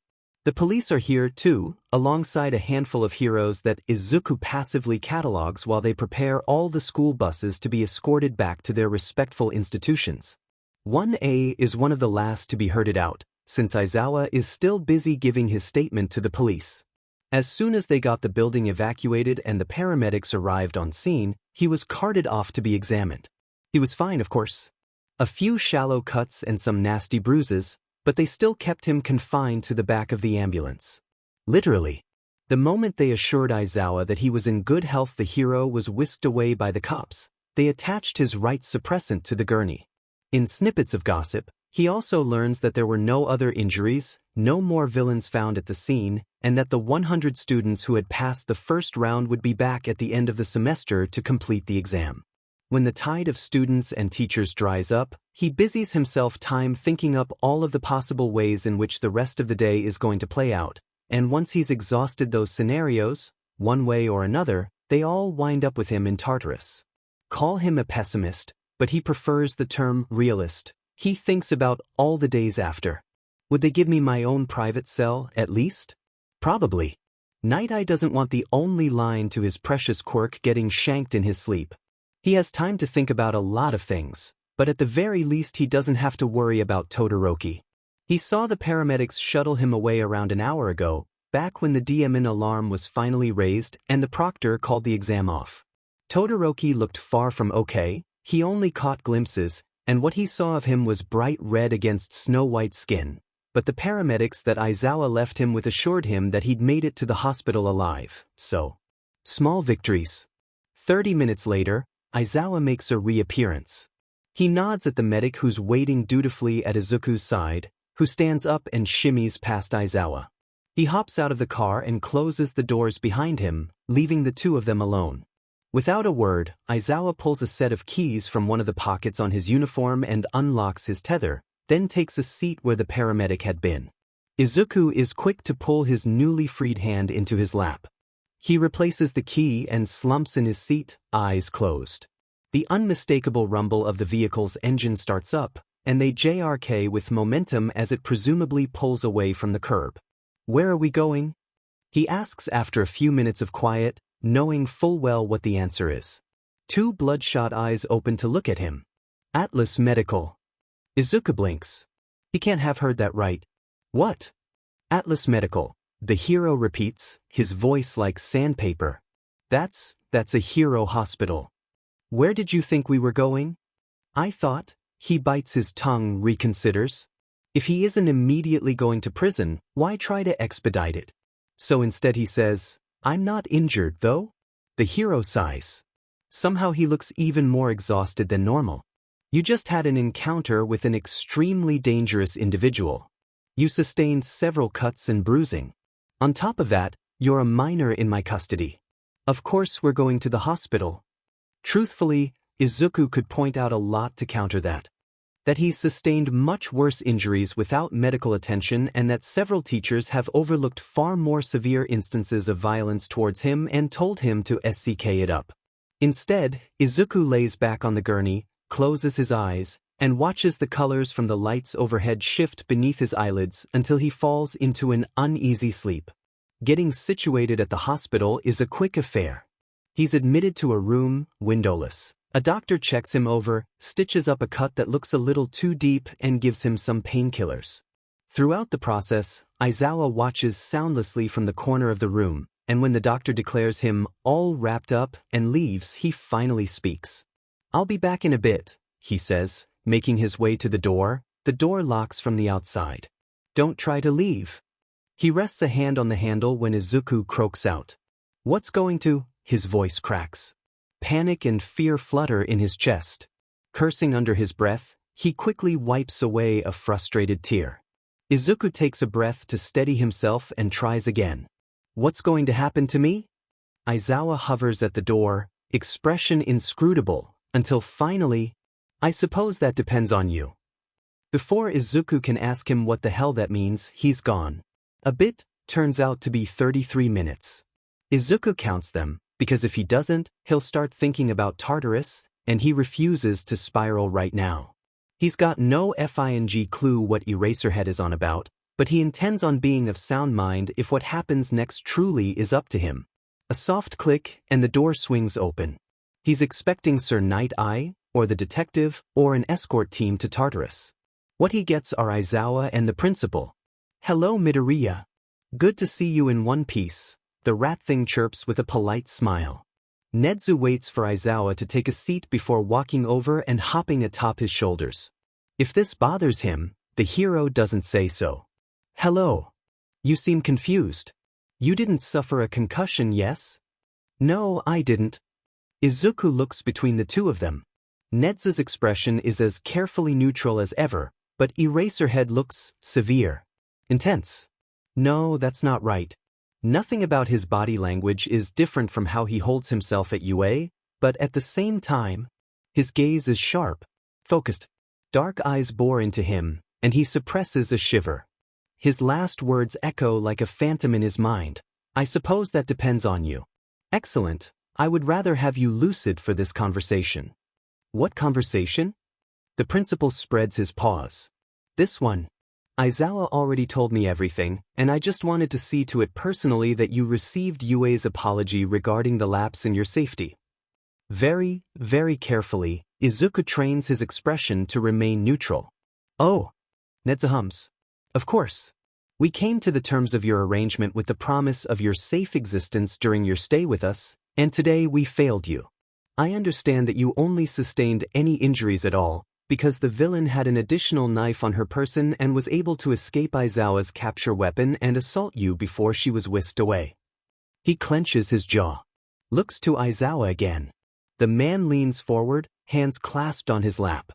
I should have made sure she was completely disarmed before letting my guard down, Midoriya. I'm sorry. He dips his head. What the F is going on? It's okay, he says slowly. He doesn't have to fake being uncomfortable. The tightening of his voice is real, the shifting on his hospital bed genuine. She was slippery. I should have stayed back like you told me to. Nezu nods, grave. Indeed. But panicking in a stressful situation is more than understandable. We're lucky everyone walked out of this intact.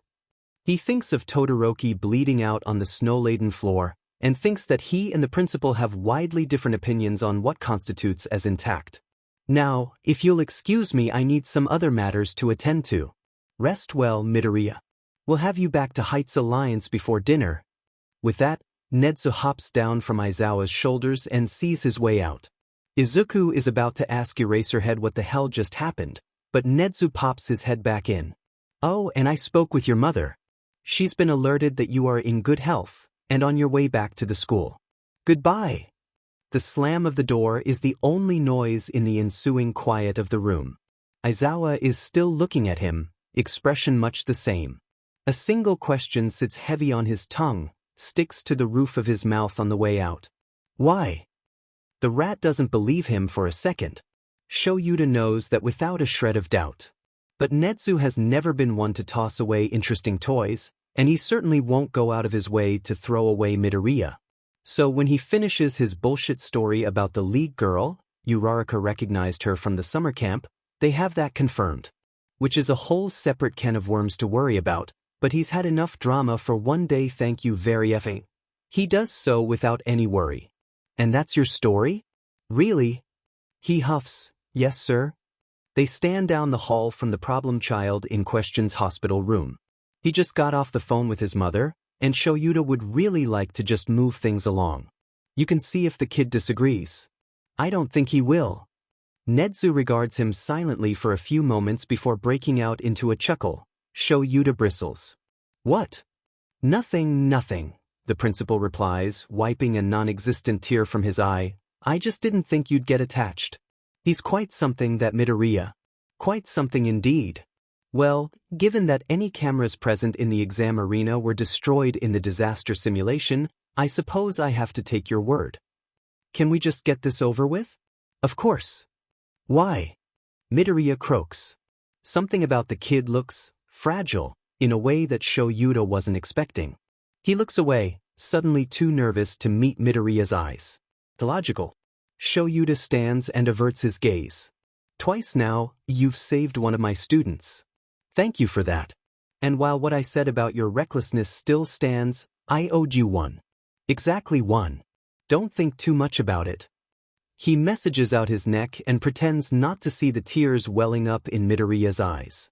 Before he has to do something horribly awkward like comfort the kid, he quickly adds, "Right? And Todoroki's awake." They finished his blood transfusion a little before we got here and cleared him for visitors. He's asking for you. When he looks back at Midoriya, he's rubbed the tears from his eyes, thank God, and pulled himself together, but his eyes are still red. Now, he straightens up on his hospital bed, blinking back surprise. He is. Izuku follows Aizawa through the hospital's maze-like layout in silence, not bothering to pay attention to where they're going. His mind is still reeling from the news that he's not going to prison, that Aizawa lied to the principal of UA for him. Just when he gets the hero pegged as one type of person, he's thrown for a loop and left scrambling to find a new category to slot him in. First it was how he handled the Bakugo situation, and now this. He can't help but think about how most every other adult in his life would have leapt at the chance to be rid of him, but for some reason he can't parse, Aizawa hasn't. He's so lost in thought that he almost runs into Aizawa when he suddenly stops. This is the room. Izuku shakes his head, actually takes a second to look at his surroundings. Usually he can't afford to zone out like that. He blames the shock. To absolutely no one's surprise, Todoroki's room is in the nicer part of the hospital. The lighting is better, and the halls have floor-to-ceiling windows that give a stunning view of Mizudafu from the top floor.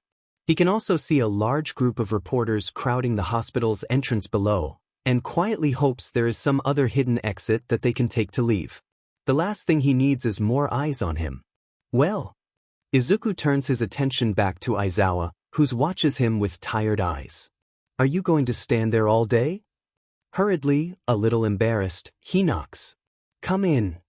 It's muffled, but the voice is unmistakably Todoroki's.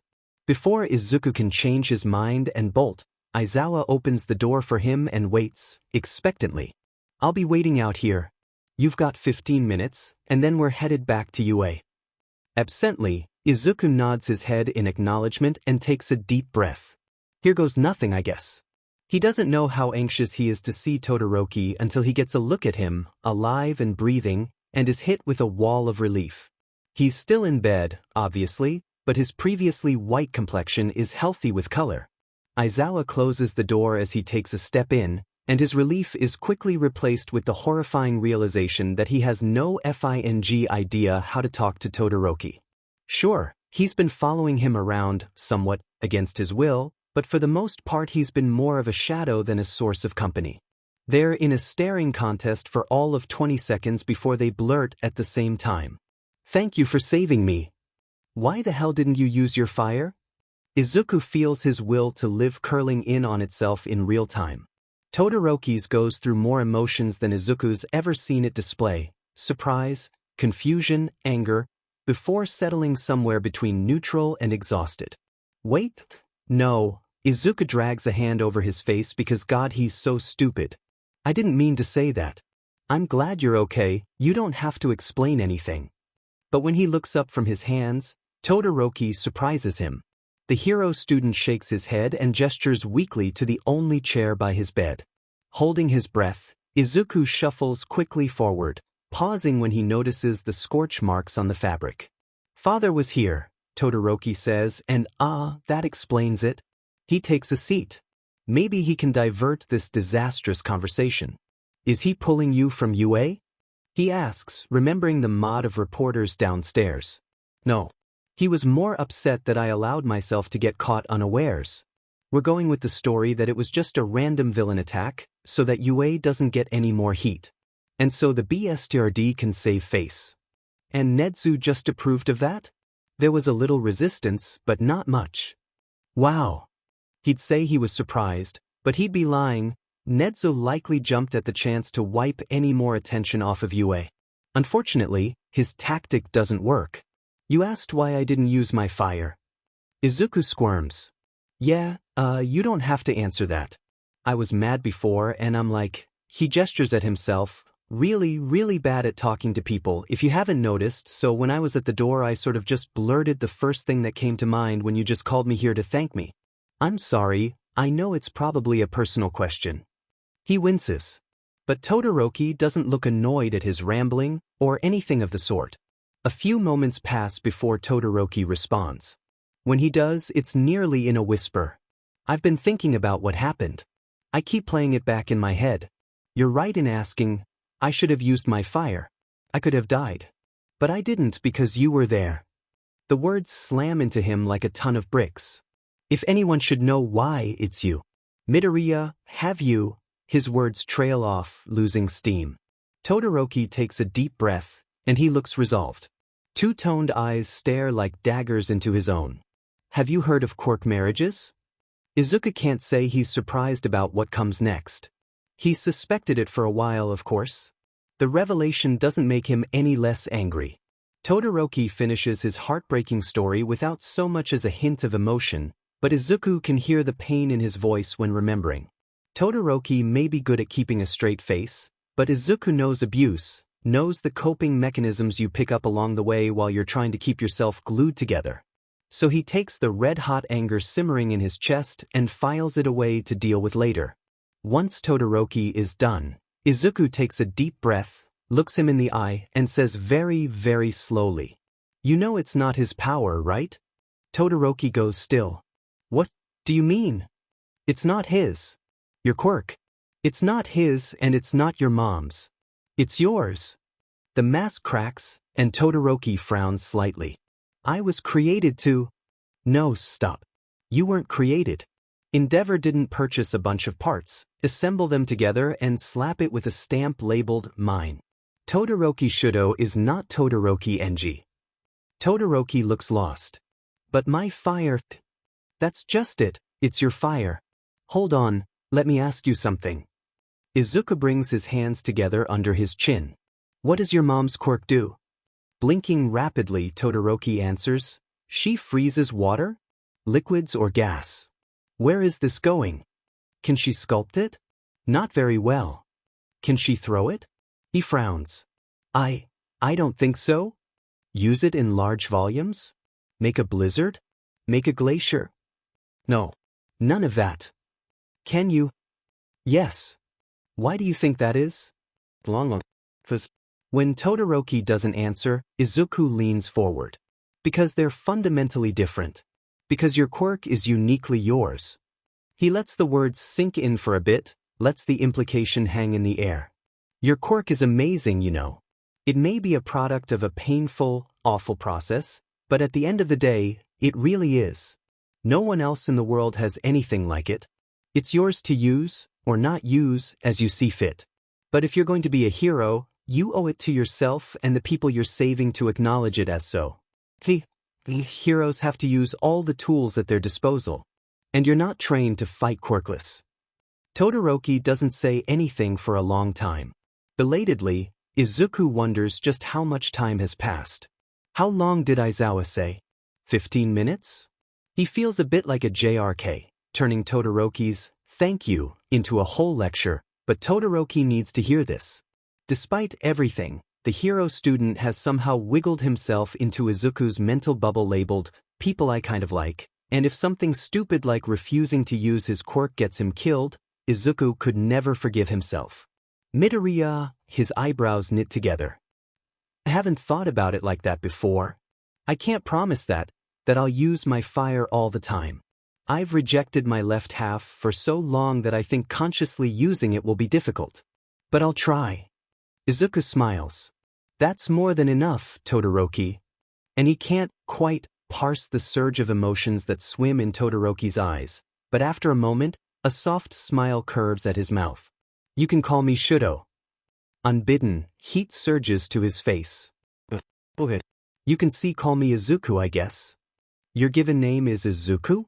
"Oh, right, he'd only told 1A his family name." "Yeah," he says, rubbing his neck. "Izuku," he says, as if he's testing the syllables on his tongue. "I like it." Impossibly, he feels himself grow redder. It's the first time someone other than his mom has called him by his name. Thank you." 15 minutes are up. The door swings open, and Izuku's never been more grateful for anyone to appear in his life. His return to UA is met with more fanfare than he expected. True to Shudo's word, Endeavor and Netsu arrange for the official story to be the result of a random, untargeted villain attack, and Izuku signs his second non-disclosure agreement. He could only assume that everyone else involved in the attack had to as well, but that makes Uraraka and Ishido no less motivated to rope him into their "we survived another villain attack" party they throw in the common room. Aizawa pulls another disappearing act, so there's no saving him when they open the doors to Heights Alliance and Izuku is swept away by the both of them. 2 escape attempts later, he resigns himself to sit on the couch wedged between Ida and Uraraka. At some point the kid that swapped spots with him in homeroom, Satu, he learns, hands him a slice of the best chocolate cake he's ever eaten, so that's nice. Bakugo was trapped into attending too, apparently, but Kirishima and the rest of the self-appointed Baku squad keep them on opposite sides of the room. A bunch of the students who Izuku's helped with their quirk over the weekend make small talk with him and casually coax them into their conversations as the night goes on. It's not much, they don't overwhelm him with questions and keep the conversation light. Despite the name of the party, no one actually asks about what happened during the exam, and Izuku feels a knot loosening in his chest. After a while, it becomes easy to ignore Bakugo's glares. A little more after that, Izuku finds himself really smiling. Izuku's having an interesting conversation with Tokoyami and Dark Shadow when the front door opens.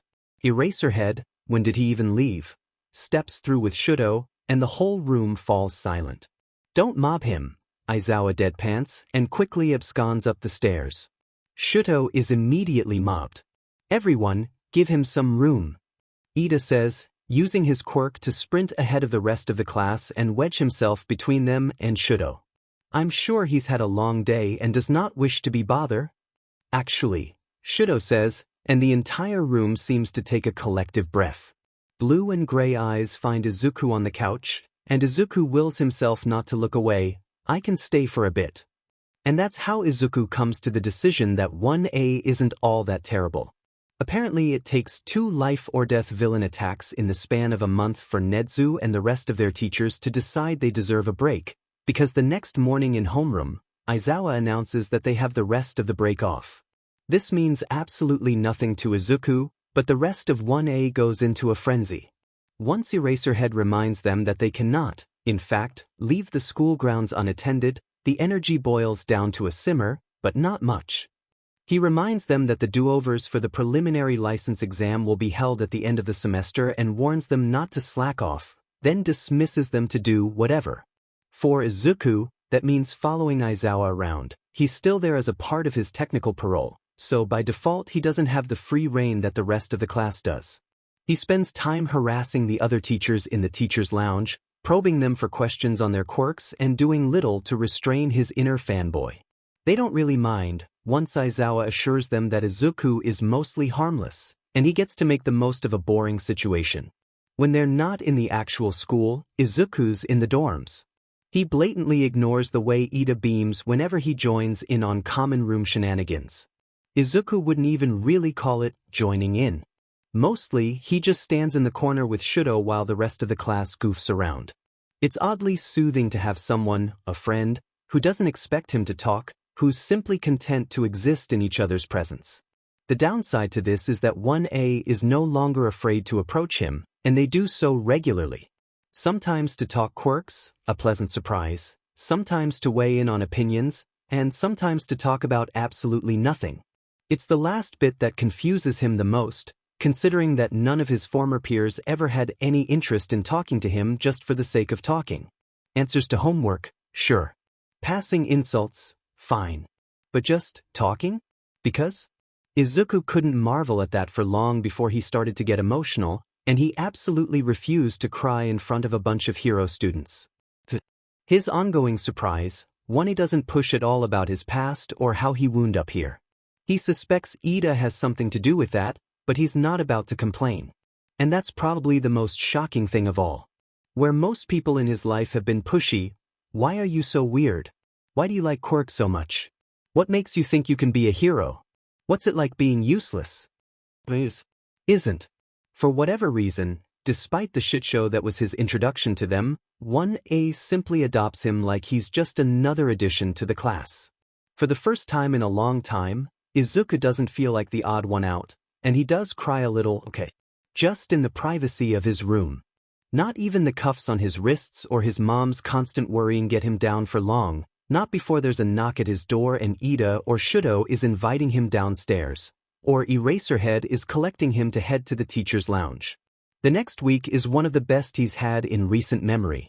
It's almost enough for him to imagine that he was never forced here in the first place, that All Might's unwanted quirk isn't ingrained in his DNA, that Tartarus isn't just a hair's breadth, that the world outside hasn't gone to shit. Almost. It's the night before the new semester. Izuku's helping Ida clean up in the kitchen, humming some song that Azui showed him earlier that day. After some light harassment, Shudo got him to spill what his favorite food is, and Sata made them all katsudon. Happy, he thinks, handing Ida a plate to dry. The realization hits him like a slap to the face, and he allows himself a small smile. Deku. It's comedic, in a tragic kind of way. Izuku flinches, dropping the plate in his hand, and it's Ida's fast reflexes that keep it from shattering on the floor. Turns. Bakugo is scowling in the doorway. I need to talk to you. Years of bullying kick in, and it's like Izuku's standing in an empty classroom again. Scrawny, small, and horribly alone. You want to be a hero so bad? I've got a time-saving idea for you. If you think you'll have a quirk in your next life, go take a swan dive off the roof. Midoriya. Blinking, Izuku realizes that he's frozen in place. What did you say? Ida frowns, but it's concerned. Do you want to speak with him? You don't have to if you do not want to. Bakugo bristles. Off 4 eyes. I just need the nerd for a minute. He is clearly not okay with. It's fine, Ida, Izuku says, hating how small his voice sounds. I'll go. Just a minute, right? Bakugo's face smooths over slightly. He grunts. Yeah. Okay, let's talk. They get weird looks when they emerge from the kitchen, Bakugo in the lead and himself in tow. Shudo looks sharply up from the couch. Where are you going? He asks, eyes flicking to Bakugo. None of your effing business, Halfie. Izuku is my friend, so I think it is. Friend. The word makes something in his chest swell like a balloon. It's discombobulating, but it also fills him with confidence. Like he's less of a shell, more of a person. To talk, Izuku says before Bakugo can start, we'll be back. Shudo doesn't look sure, but he doesn't look displeased either. We'll cover for you if Aizawa asks. The rest of the class in the room nod or agree, and Izuku nearly loses it right there. Thank you, he says. It sounds a bit strangled. Hopefully no one notices. Bakugo yanks him away. He's too stunned to really resist it, not until they're outside and he comes back to his senses. Outside, the sky is a deep orange. The sun casts long, deep shadows. It's too pretty to be having a talk with Bakugo. Izuku tears his arm away. What is it? Not here. Bakugo stalks away, not even looking behind him to see if he's following. A small voice in his head urges him to just turn around. Go back inside. Nothing good has ever come of Bakugo, and that fact isn't going to change tonight. He counts to 10 and stalks after him. He has no idea where they're going, but no alarms have gone off and Aizawa isn't swooping down on them, so they keep walking. Heights Alliance disappears behind them as skyscrapers loom on the horizon. The sky turns from molten caramel to red, then purple, then black, and they keep walking. It's been 15 minutes. Still nothing from Bakugo or the teachers. Izuku picks nervously at his cuffs. Were the security threats a bluff? Eventually, Bakugo stops. He seems to have led them into one of the school's many training grounds. This one is no smaller than the others he's seen. It looks like a replica of a city. They stand in the center of an empty intersection. For the first time since they set out, Bakugo faces him. The hard lines of his face are somehow harsher in the moonlight. In his chest, his heart beats wildly. Izuku steels himself and keeps his voice as level as he can. Why did you call me out here? Strangely, disturbingly, Bakugo sounds just as calm. I have questions and you're going to answer them. Bottom, B. What is it? Why are you here? Bottom, B. I'm a vigilante. I got caught. Bakugo snarls. That's the sheet you told the heroes. I want the real reason. Bottom, bim, b. That is the real reason. After we graduated, I got rejected from UA. And Shiketsu. And Ketsubutsu. He barks a nervous laugh. Pretty much everywhere that I didn't want to just be a general admission. So I trained, and I became a vigilante. He raises his wrists. I got caught, and Nedzu took pity on me, I guess. A long pause. Bottom bidum bidum. FNG fine. I'll play along. So they wouldn't take your worthless but, Izuku's breath catches, and you were desperate and stupid. That doesn't explain the cuffs, sheet stain. Bottom bidum bidum bidum. I thought. The WA I got caught. I got hurt by a V villain. A snort. And IG got hurt really bad. And it? I'm sorry, I should have chosen before now. But no one seemed right. My quirk is yours now. T-trauma. What? He snaps. Speak up. Izuku tries to regulate his breathing and fails. Extreme T-trauma. I almost died. It triggered my quirk to activate. That's what the D-doctor said. Trauma, Bakugo parrots, irritation washing over his features. He takes a step forward. The F kind of bullshit is that? Nothing like that has ever been reported. That the crap you fed Aizawa? Nedzu? Just for some attention? Bottom bing bing bing. It's not. Not BBBB. Suddenly Bakugo is there, in front of him, a fist in his shirt and a feral look. In his eye. Smoke curls in the air at the point of contact. He's shaking, like he was that first day at you, like beneath the rage there's something wrong. I did some research, Dek. Looked up recent vigilante arrests, in case you changed your shitty story. And you didn't lie to me, congratulations. But here's the thing. Only one arrest matches up with the timing for you winding up here. It's the night he died. The Kamino raid. I got one more question for you, Deku, and speak if a clearly. What the hell were you doing there? The dumba ding. IWWW? Bakugo shakes him, roughly. Fucking clearly. All at once, everything stops. His heart racing in his ears, the fear running rampant in his chest, the smell of caramel and burning cloth. There's only static.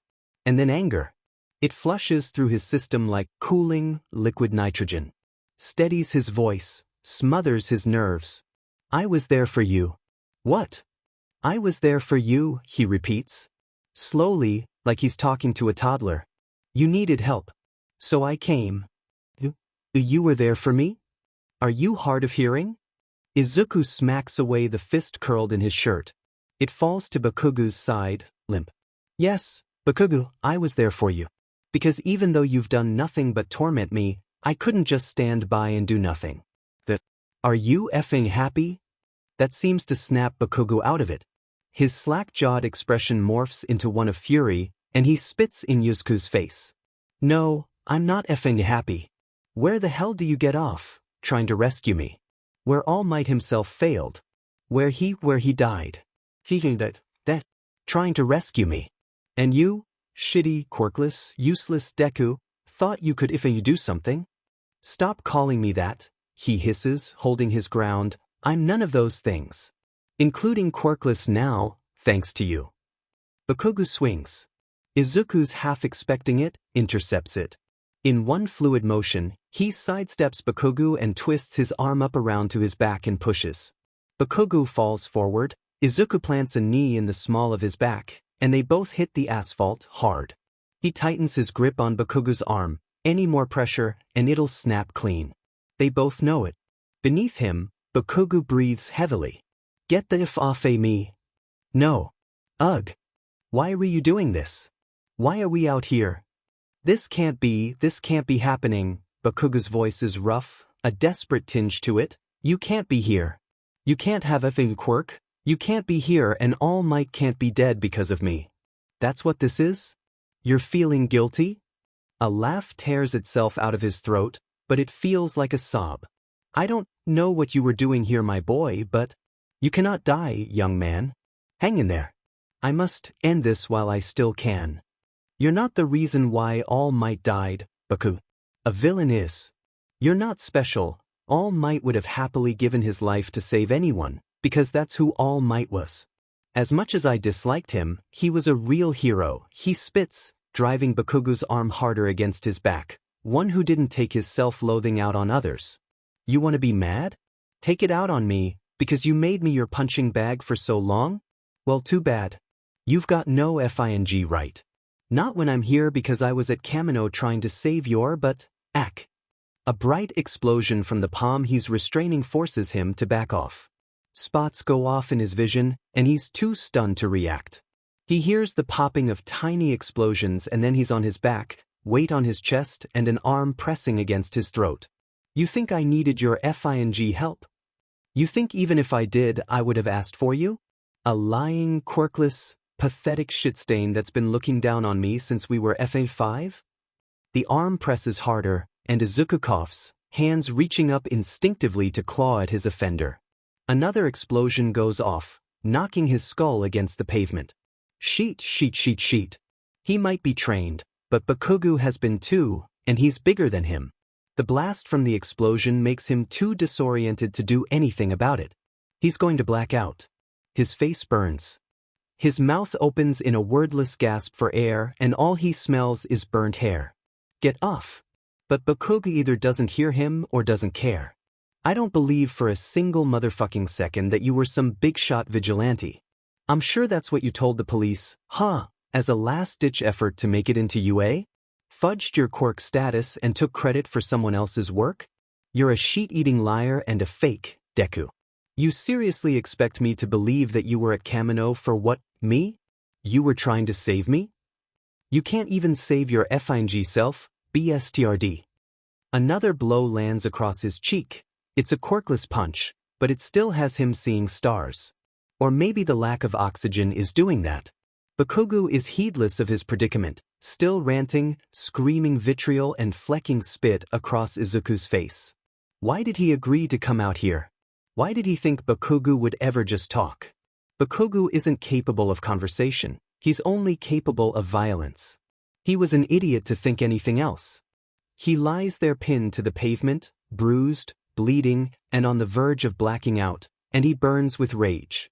Rage that he chose to entertain Bakugo's request, rage that he let his guard down, rage that no one has FING found them by now, because were all those threats about UA's surveillance system bullshit? But mostly, he said that he ever went to Kamino in the first place. What was he thinking? After everything, he still went back to Bakugo. Bakugo Kitsuki, who is so mad with grief and anger that he might actually kill him without realizing it. Izuku's rage pools, building in his stomach and overflowing up his throat, through his limbs, in his veins, and something short-circuits. Literally. There's a pop of electricity and suddenly his wrists are on fire, but he doesn't feel it. Screaming with pain and inarticulate rage, he swings a fist up in a last-ditch attempt to get Bakugo to stop. His fist catches flesh. Woosh. A massive gust of air blasts him back. Concrete tears at his back as he skids backwards before coming to a rough stop. The pressure gone from his throat, he gulps down precious breaths of air. He sits up. Adrenaline makes him dizzy, but alert, and he frantically assesses his injuries. When he does, he blinks to make sure he's seeing things clearly. The suppressants on his wrists are utterly fried. They still cling to his wrists, but barely. There's exposed wire peeking through the usually smooth casing and they're sparking. His right hand is mangled, and it's flickering with red energy. Scratch that, his whole right arm is messed up. It's a miracle he's not passed out from the pain, but that's likely because of the way his heart is hammering so fast at the moment. And then he remembers Bakugo. About 30 meters away there's a person-sized hole in one of the training ground buildings. And a person-sized dent in the guardrail leading up to it. And a broken lamppost. There's nothing more he can do than sit there, stupefied, while his brain struggles to comprehend what just happened. And then he's bound head to toe in capture gear. Pain rips up his arms and his back and he cries out in pain, vision going blurry with it. The red energy he's crackling with also fades, but he doesn't notice. Seconds before passing out, he sees the approaching figure of Aizawa with, is that the principal on his shoulders? He's unconscious before he can tell. This isn't good. No, this isn't good at all. Nedzu scrubs back through the security feed for the umpteenth time, beady eyes reflecting with the harsh light of the computer screen. He watches Midoriya expertly restrain Bakugo, diverting what would have been a solid punch, and say something unintelligible to the cameras. His ears flick with annoyance. If only the cameras could have picked up, clearly, what they were saying. Nedzu would pay to hear just what their little talk was about. All he can make out is the end, and that's mostly Bakugo's screaming. After another few minutes of watching the same footage, he sits back in his chair with a frustrated sigh. This situation is his fault.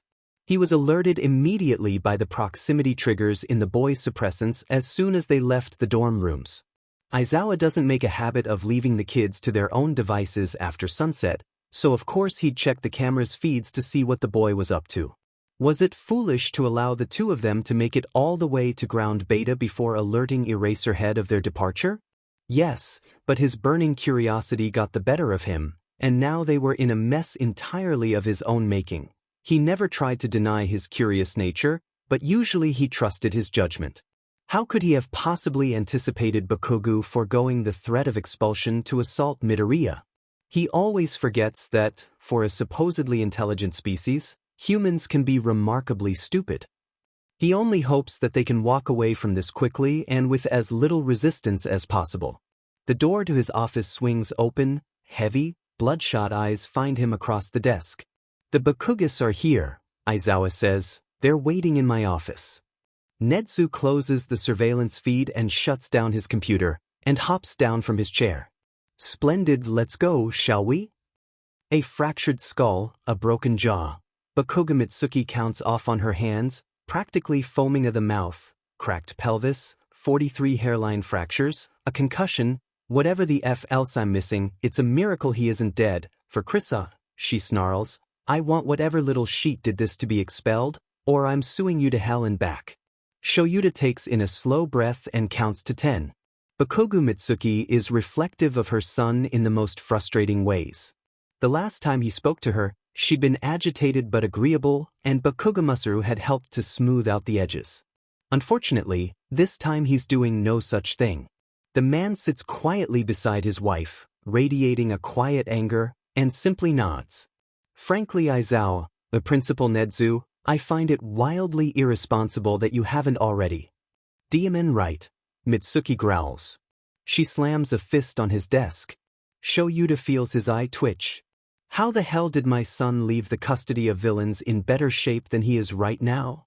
Actually, your son is quite alright, Nedzu points out, and Shoyuta wants to drown him in his own teacup. Injuries like this happen every now and then in hero institutes, despite our many preventative security measures. UA in particular is equipped with state-of-the-art medical equipment and a world-renowned healing staff. As his guardians, you signed a waiver acknowledging this before submitting his admission papers. I understand your frustration, but Bakugo is healed and resting up in the medical wing as we speak. Bakugo Mitsuki looks like she is about 2 seconds away from committing the deed herself, so Aizawa swats his boss with his scarf and quickly interjects. Bakugo's situation is nonetheless upsetting. I apologize that the altercation ever occurred. They should have never made it out of the dorm's front doors in the first place. He resists the urge to side-eye the rodent. Normally I would completely agree with you and have the offending student expelled immediately. She backs down, just barely, and folds her arms. So why aren't they? And why aren't their parents here? Or the child? Bakugo Masaru says quietly. Katsuki is recovering, but what about his attacker? Shoyuta purses his lips.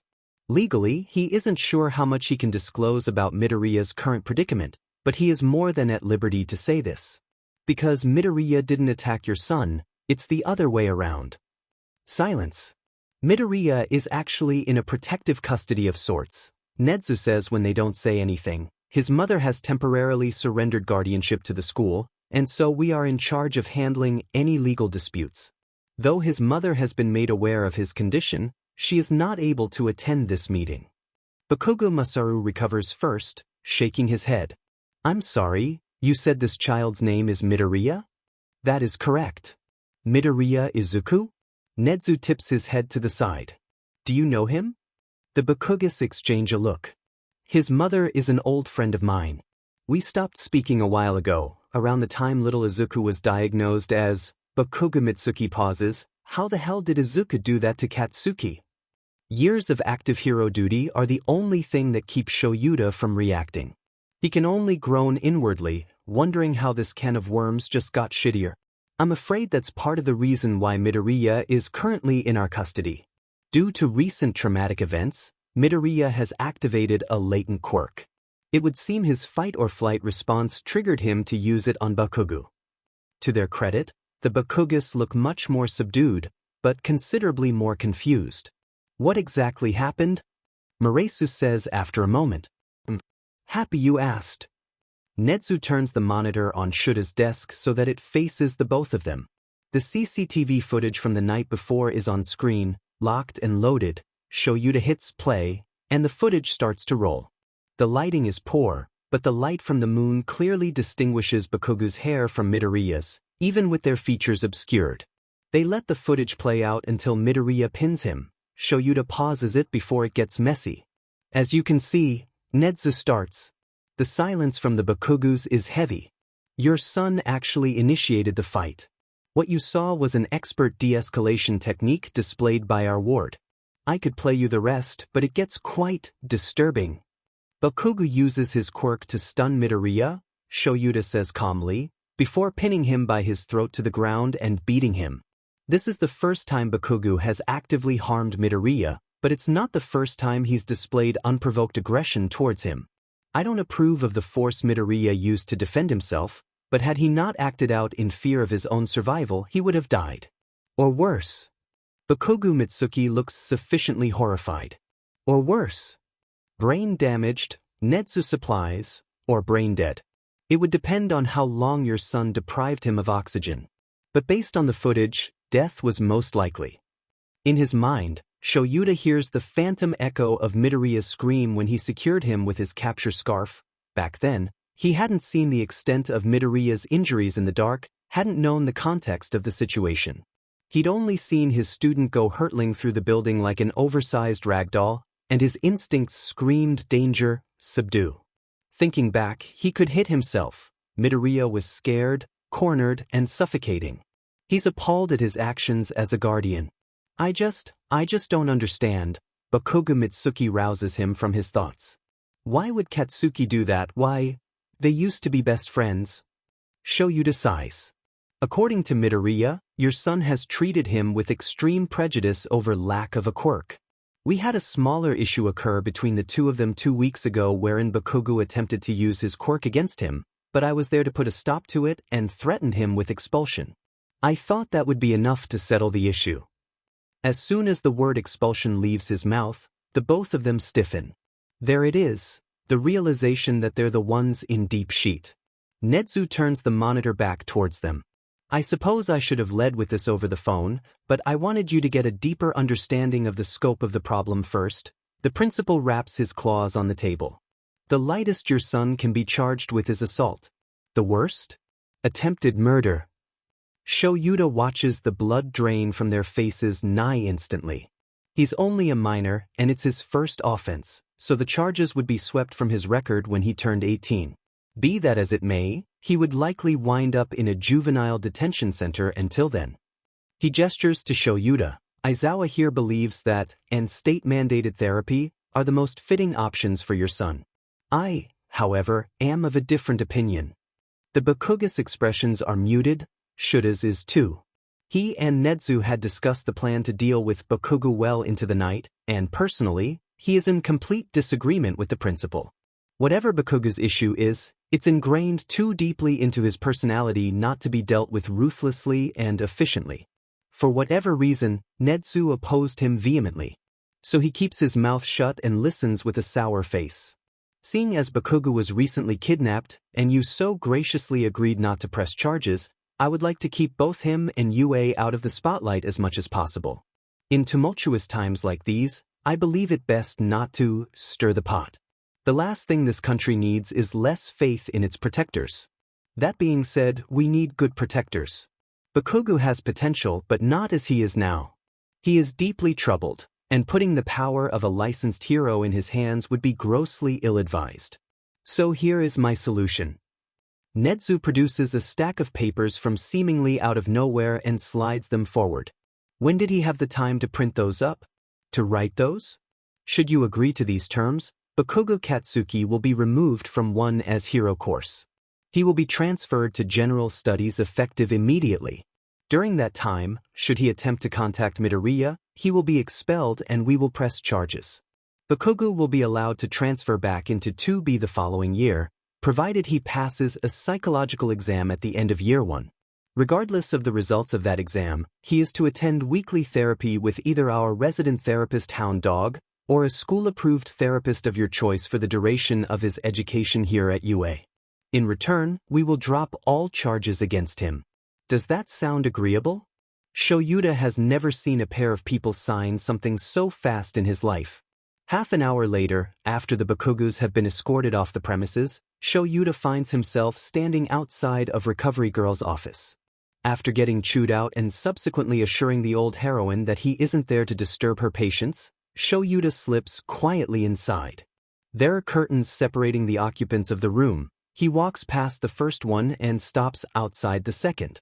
Midoriya looks peaceful, younger than Shuta's ever seen him than when he's awake.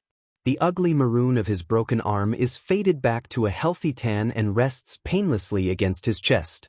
The splotchy red across his neck from where Bakugo choked him is healed, Recovery Girl's quirk having progressed its stage to a bruised yellow. It should fade in a few days.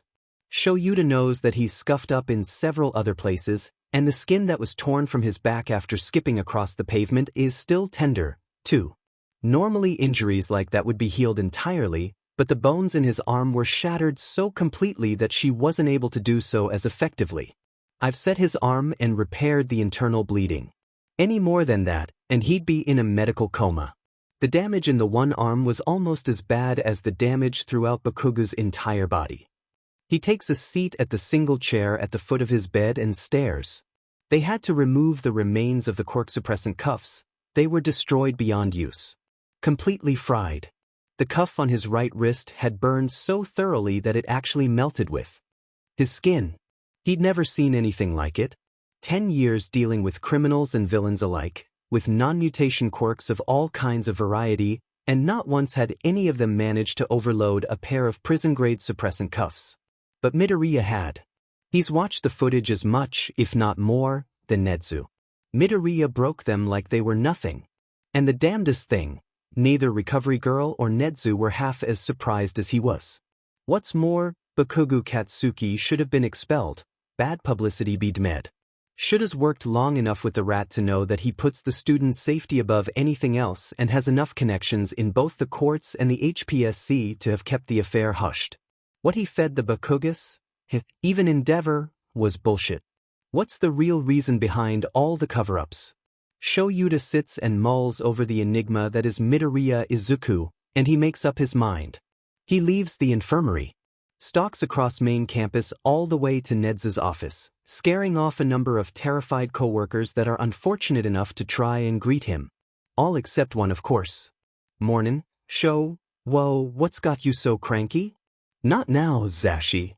Whoa, hey, that's no way to talk to your best bud. Hizashi matches his stride easily, ponytail bouncing as he does so. It must still be fairly early if he doesn't have it slicked up in that obscene cockatiel crest that he likes. Is it something else with 1A? Midoriya? You're only ever worked up if it had to do with your kids. No, wait, is it Shinso? Did Nedzu not approve of his transfer? I know you were worried about Hizashi. Shoyuta stops abruptly, and Hizashi nearly falls over himself trying not to run into him. His friend smiles at him sheepishly. Oh no, my full name. You're really said. He scoffs. I've had a very stressful last 12 hours. Last 2 weeks, really. Thank you for showing concern, and I'll tell you later, but when I said, not now, I sincerely meant it. God, he hadn't even thought about Shinso in the past 2 weeks. He's completely forgotten about that pending transfer. I just want to have time for the mental breakdown that I deserve. Shoyuta closes his eyes, takes a deep breath. When he opens them, he looks up at Hizashi. I'll talk to you about it later, okay? Hisashi beams. Okay. Just don't overwork yourself, alright? It's not exactly like I want to. Hisashi snorts.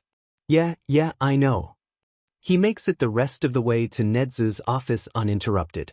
Hisashi's intervention leaves him a bit more level-headed, and he sends a silent thanks for having someone as patient as him in his life. He's going to need all the coherency he can muster for this conversation.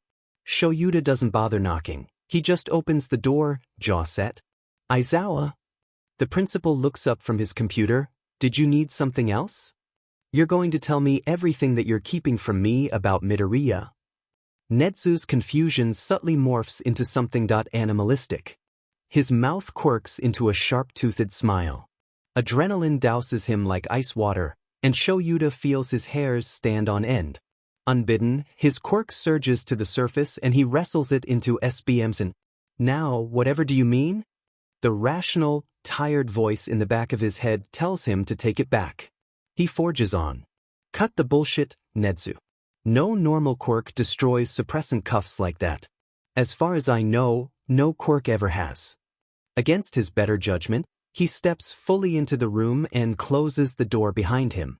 I know Midoriya's history, but if you really wanted him in a reform program, you would have done so the moment you heard that a previous applicant took down the hero killer, not nearly half a year later. Midoriya has an exceedingly dangerous, not to mention vague quirk. One that supposedly manifested after an extreme trauma event. Something that, to my knowledge, has never happened before. If that's really the case, why be so quiet about it? Why is he here and not in a medical institution, being screened and cared for? Why is Night Eye involved? Why is the kid afraid of going to FING Tartarus? And why are you trying too hard to keep him out of the media? Is he a Numu? It wouldn't be that much of a stretch to put together, given the timing and place of the kid getting his quirk. If it were multiple quirks stuffed inside of him, then that could feasibly explain why the cuffs exploded. No one quirk had ever done that before, but several? That might be a different story entirely. Was Midoriya simply a kid in the wrong place at the wrong time with extraordinarily awful luck, or the product of horrific experimentation?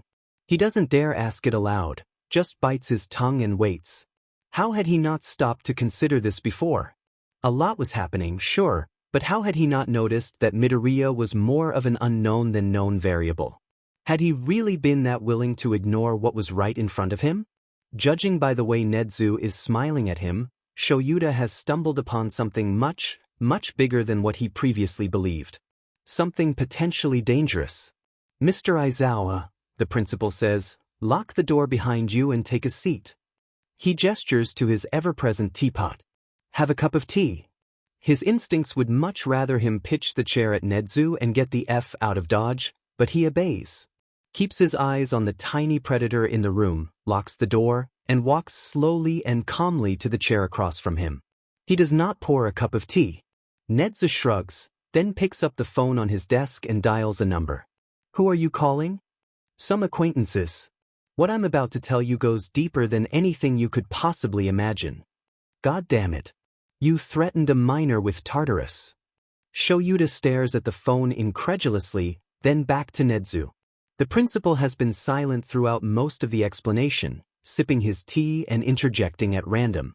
He's been remarkably calm, though that distinct air of danger about him lingers in the room. Shoyuta can't help but feel like the rodent has been judging his every reaction throughout this impromptu discussion. It makes his skin crawl. It wasn't what I wanted, Tsukachi says, his voice warped through the speakerphone. Midoriya asked for immunity, and Sasaki overrode his request. With perfectly good reason. Do remember that before you try to shirk responsibility, Naomesa. Shuta's quirk flares at no one in particular, it's out of sheer shock. Outrage coils like a snake in his chest, ready to uncoil and strike. He takes a slow breath. Through his nose. What reason could that possibly be? Have you not been listening? Midoriya is a literal child. A textbook example of, in the wrong place at the wrong time, and you threatened him with Tartarus. Why wouldn't you just use your quirk on him to see if he was a spy? The silence that follows sticks for so long that Shoyuta wonders if Night Eye has simply hung up. My quirk, I don't dare use it on matters concerning all for one. Is he effing serious? Shoyuta grits his teeth. And why the hell not? Because the last time I did, Yagi-san died. I'm not keen on tempting fate again. Shuta's rendered speechless. That's not. He couldn't seriously think that his foresight cemented the future, could he? Such a train of thought was highly illogical, and yet, Night Eye sounds deadly serious. Serious enough to have vouched for tossing Midoriya into the most high-security prison in the world. That's the most absurd thing I've ever heard, he says, dropping his quirk. I'm sorry, but I'm still stuck on the fact that we're having this conversation at all. Nedzu, why on earth did you think it a good idea to share Yagi-san's secret with a civilian? I'm not a god-med civilian, I'm his guardian. You're his babysitter. He can hear the sneer in Night Eye's voice. You had no right to this information in the first place. Nedzu, you're not talking to the rat, you're talking to me. He realizes a moment too late that he just referred to his boss as a rat, but if anything, Nedzu looks more amused than annoyed. This entire situation could have been avoided if I had been informed fully of the situation, not fed some half-butted bullshit. If it were up to me, Eraserhead, you wouldn't have been fed anything at all. Midoriya would be where he clearly belongs, in Tartarus, until this whole issue was sorted out. Shoyuta slaps a hand on the desk and Nedzu nearly drops his tea. He's not a DMN criminal. He's a kid. His mind flashes to Midoriya asleep in the infirmary cot. Thinks about how, unconscious, Midoriya looked the most at peace should have seen him. He thinks of the fear on his face, in his voice, back during the license exam. Of Uraraka and Mina flagging him down, hauling a barely breathing Todoroki, telling him that Midoriya was fighting a villain. He thinks of the kids barely their smile that been making an appearance over the past week. He thinks of all of this and he wants to strangle Night Eye through the phone. And a demon good one at that. You can't possibly know that. For all we know, he's playing the long con.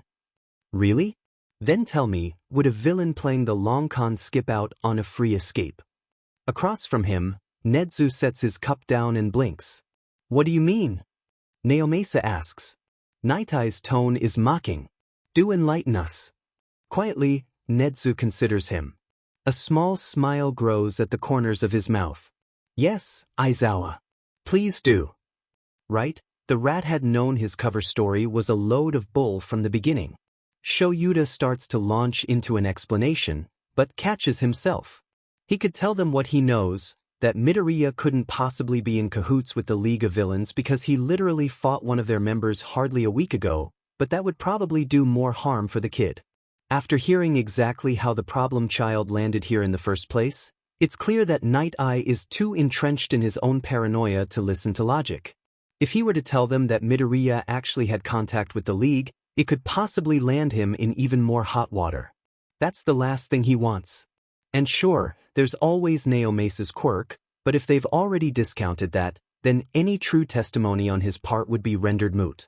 Not only that, but he's sure that All Might's old sidekick would find some way to twist Shoyuta covering for the kid into some intricate brainwashing bullshit. Shoyuta shuts his mouth so hard that his teeth clack together. Nedzu eyes him, and it feels distinctly predatory. Well, Aizawa? He prompts. He could have lied back during the initial interrogation, Shoyuta says, the lie scraping like sandpaper across his tongue, if he wanted an easy out. He didn't know about your quirk initially, right, Naomasa? The detective sighs. We don't know at what point he figured out how my quirk worked. Night-Eye scoffs. Were you even listening before, Eraserhead? Shoyuta bites his cheek to keep from saying something he'll regret. Right, so as I was saying, why did you deem it necessary to bring him in on Yagi-san's secret, Nedzu? Shoyuta goes rigid. They haven't told either of them about the incident. If either of them learn that the cuff suppressants don't work. Nedzu interrupts his frantic train of thought by tapping his claws together.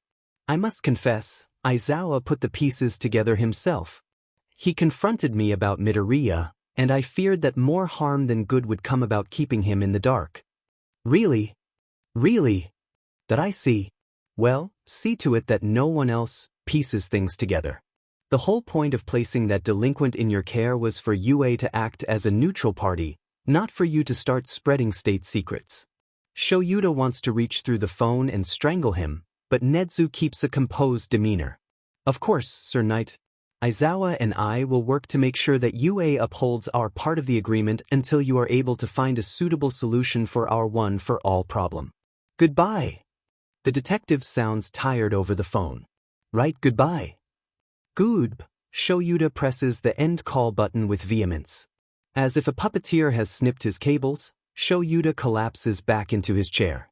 He's left feeling, well, a lot of things, but mostly exhausted. For the time being, Midoriya is safe from Tartarus, but their problems are hardly over. The fact that there is a centuries-old grudge match and villain with unknown powers at his disposal currently locked up, and the only person with the ability to combat him is a 15-year-old with a savior complex and a deep distrust of the heroes is a lot to take in. F-I-N-G hell. A thought hits him, and he feels his will to live-die in real time. Nezu, he rasps, sitting up in the chair. Midoriya busted the quirk cuffs. If he can do that, then All for One likely allowed us to capture him? Yes, I've been thinking about that. So why didn't you tell them that? He waves a hand at the phone. Neo Mesa and Night Eye? The good detective is dealing enough with Sir Night Eye as it is, he says, running a claw around the rim of his cup, and frankly, Night Eye is too frightened to think straight. I think withholding the last 24 hours from them is the best course of action for the moment. Hearing him say that out loud relieves at least a little bit of his stress. At the very least, someone other than him is thinking in Midoriya's interest. So what are we going to do? There's a ticking time bomb in the depths of Tartarus, and they have absolutely no way to disarm it. Shoyuta can only imagine why he hasn't broken out already. The League must be planning something big, and they've already made a move to attack the school again. Something needs to be done. The principal sighs. For the time being, contact the Warden of Tartarus and have security on All for One's cell increased. Aside from that, all we can really do is try to convince Midoriya to transfer the quirk. We need it if we are going to stop All for One and the League for good. All Might was a wonderful pillar, but that has long since crumbled. A surge of indignation reignites has Shoyuta shooting up in his seat. Seriously? What? You're seriously? In a blip of incredulity, he almost laughs. What exactly do you plan on doing to achieve that? We've given Midoriya no reason to trust anything we say. Nezu frowns. We can't very well allow the quirk to stay put with him. When we thought All for One was safely locked away, waiting out his graduation was a viable solution. Now, that's no longer an option. We need Midoriya's quirk. It's the only plan I envision going forward. Bullshit. He challenges. Shoyuta feels. He doesn't feel quite like himself. Maybe it's the lack of sleep or the absurdity of the secrets that have just been laid out for him, but whatever it is, it has him feeling reckless. But then, desperate times and desperate measures. Screw it. Why can't the kid have the quirk? Nezu blinks. He's quirkless. He has no prior experience controlling power, much less something of this magnitude. Furthermore, as you put, he has no reason to trust us and therefore no reason to work with us. You know just as well as I do what that kid is capable of, quirkless or not.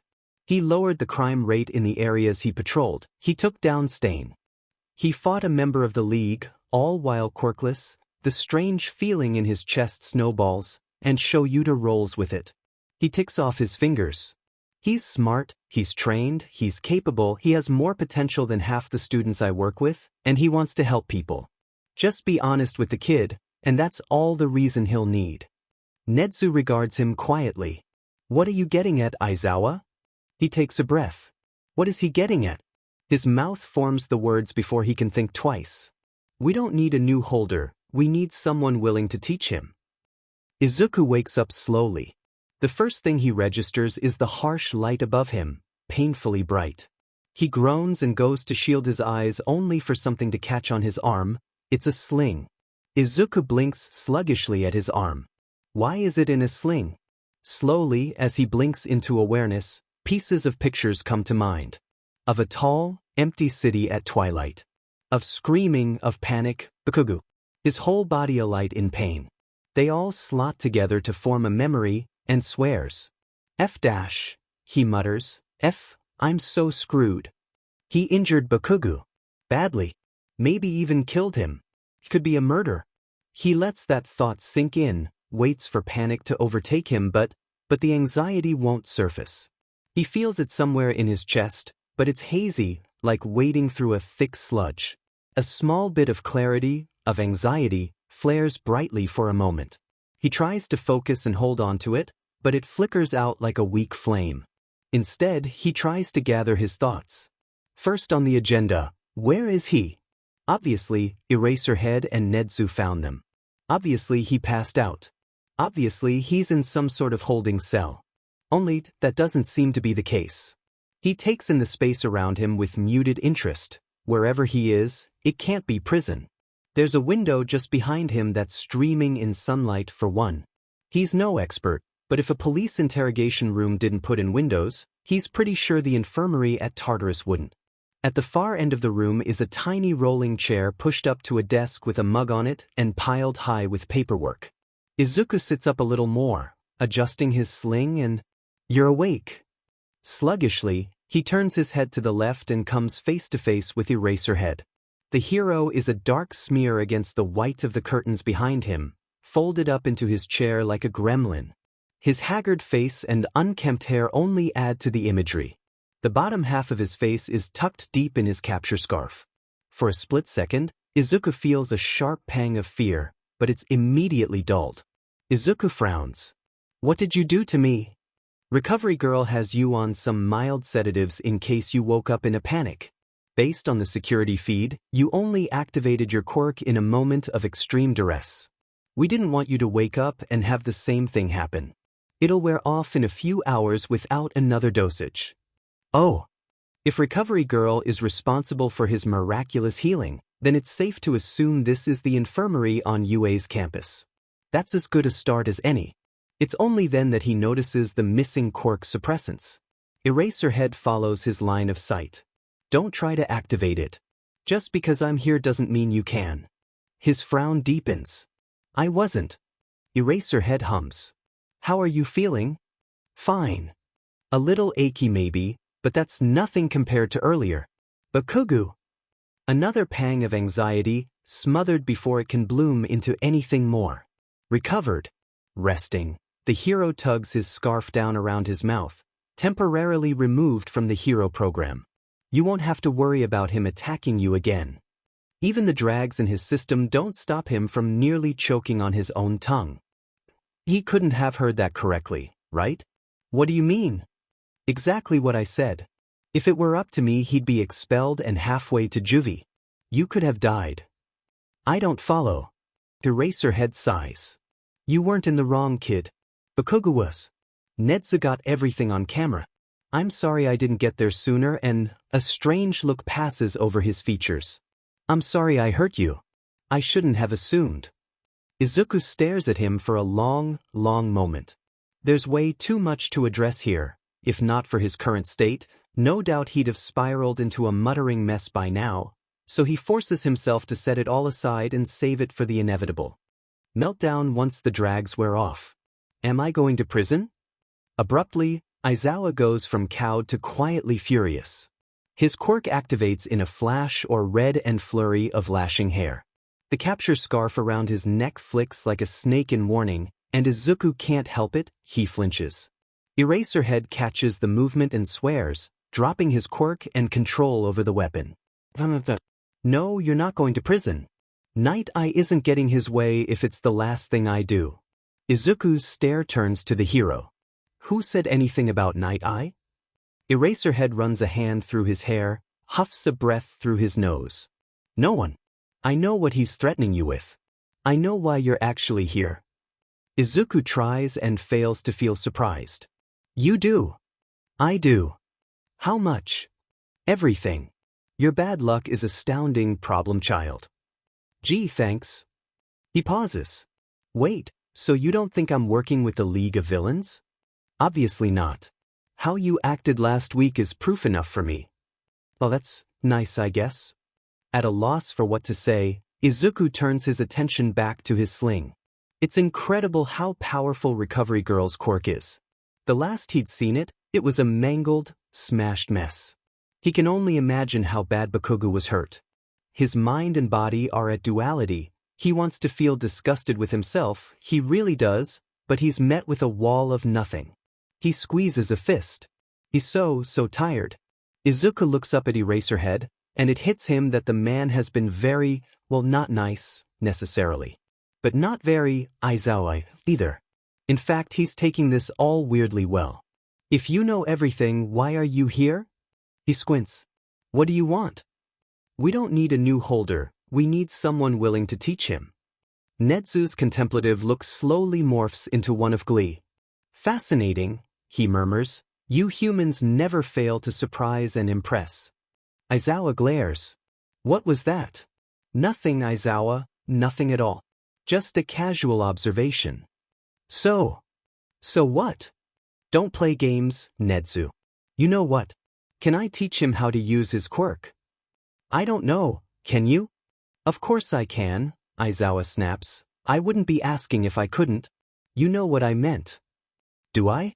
I don't know anything, Netsu says, placing a paw demurely on his chest. I'm simply a neutral third party in charge of ensuring his extended stay at UA. What happens during that time? Well, that's up to his guardian, wouldn't you agree? I want to teach you, Eraserhead answers. I meant what I said before, you aren't a hero, but you can be. You have just as much potential as anyone else at this school, previous quirk status or otherwise. Izuku only stares.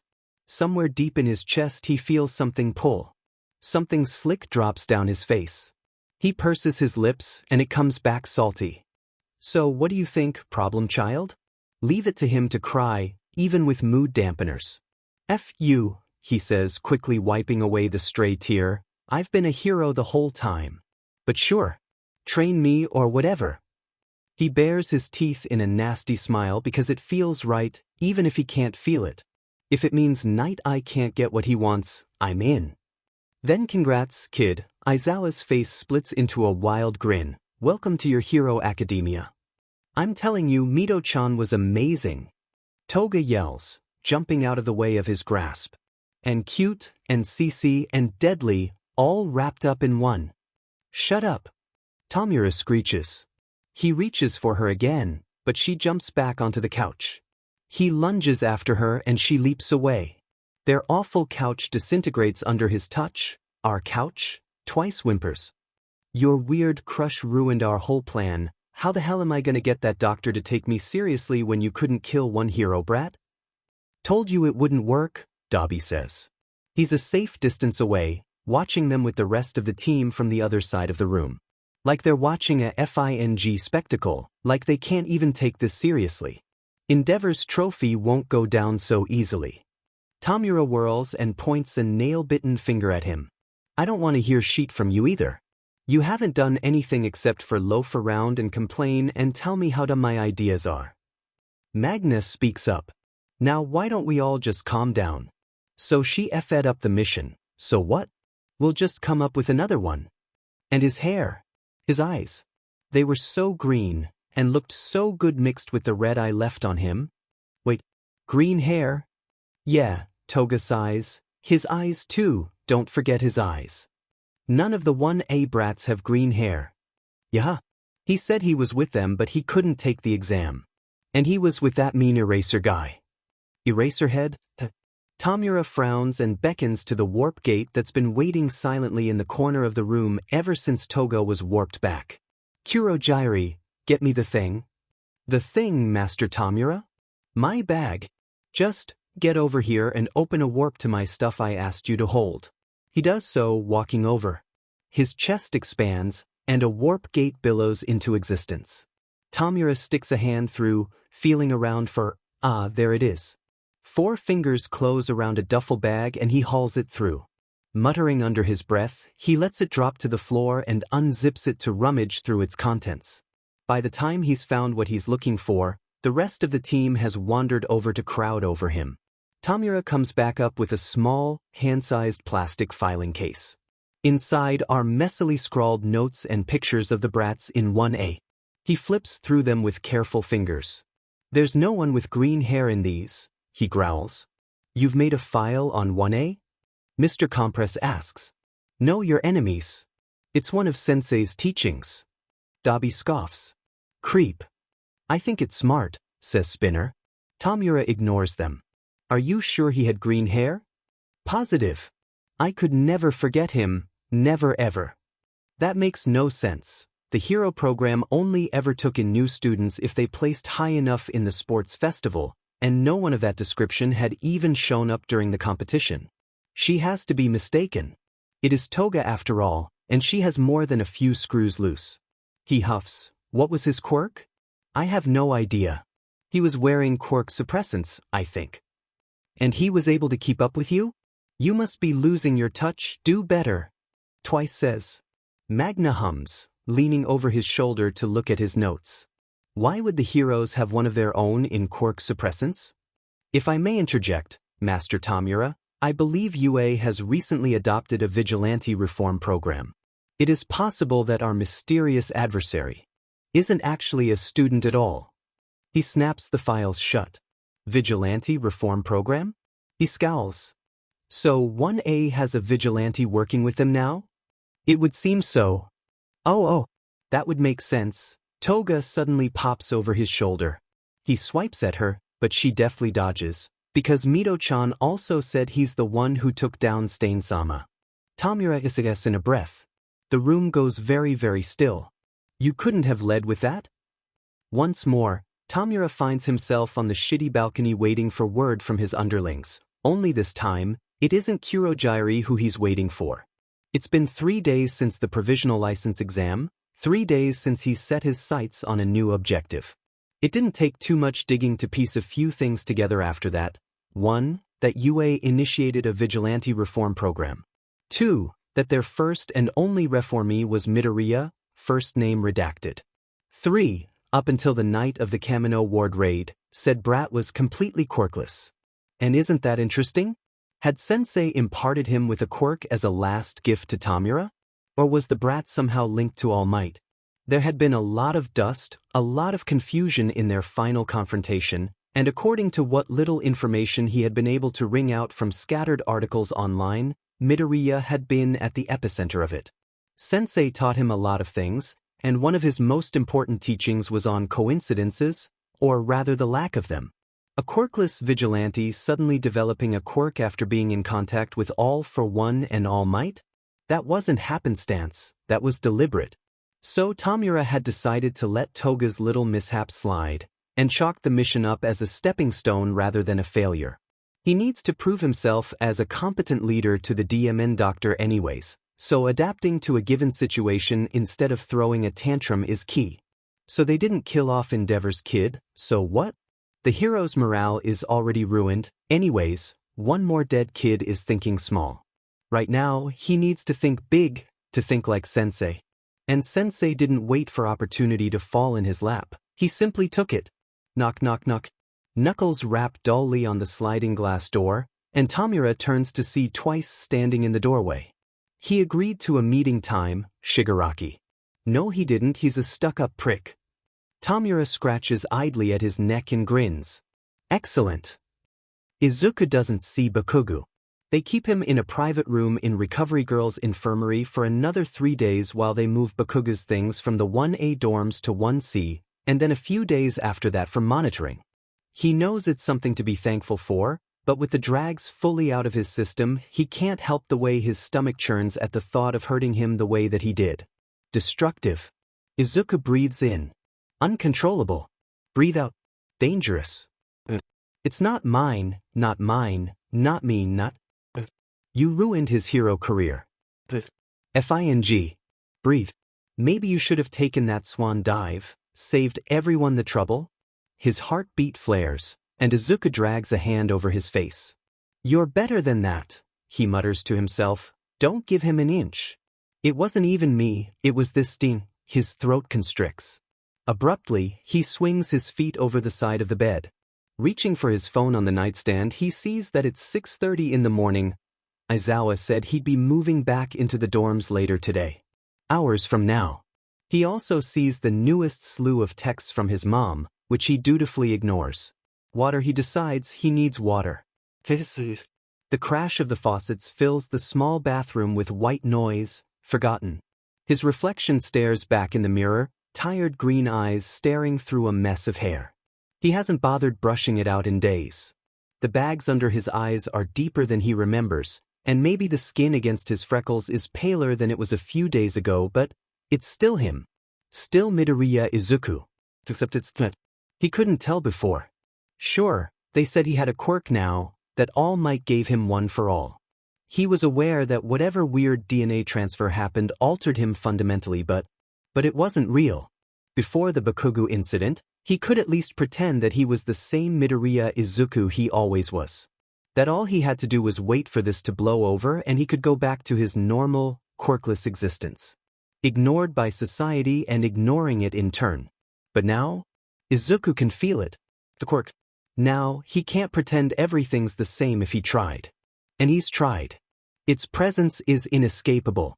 It hums beneath his fingers, seethes within his veins, lurks just underneath his skin. Like it's alive, this power, this might, and it's so fundamentally wrong he can feel it in his very bones. Izuku's eyes trail his reflection to where his hands are braced on the lip of the sink.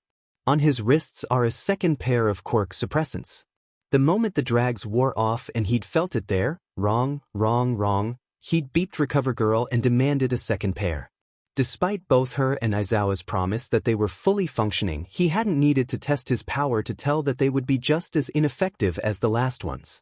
It was as if finally activating one for all was like breaking the spigot off a hose, and now he was helpless to stem the flow. Their dull shine in the fluorescent-lit bathroom mocks him. He's no longer the Midoriya Izuku he used to be. All the effort, all the pain it took to overcome his own self-hatred, has been rendered moot.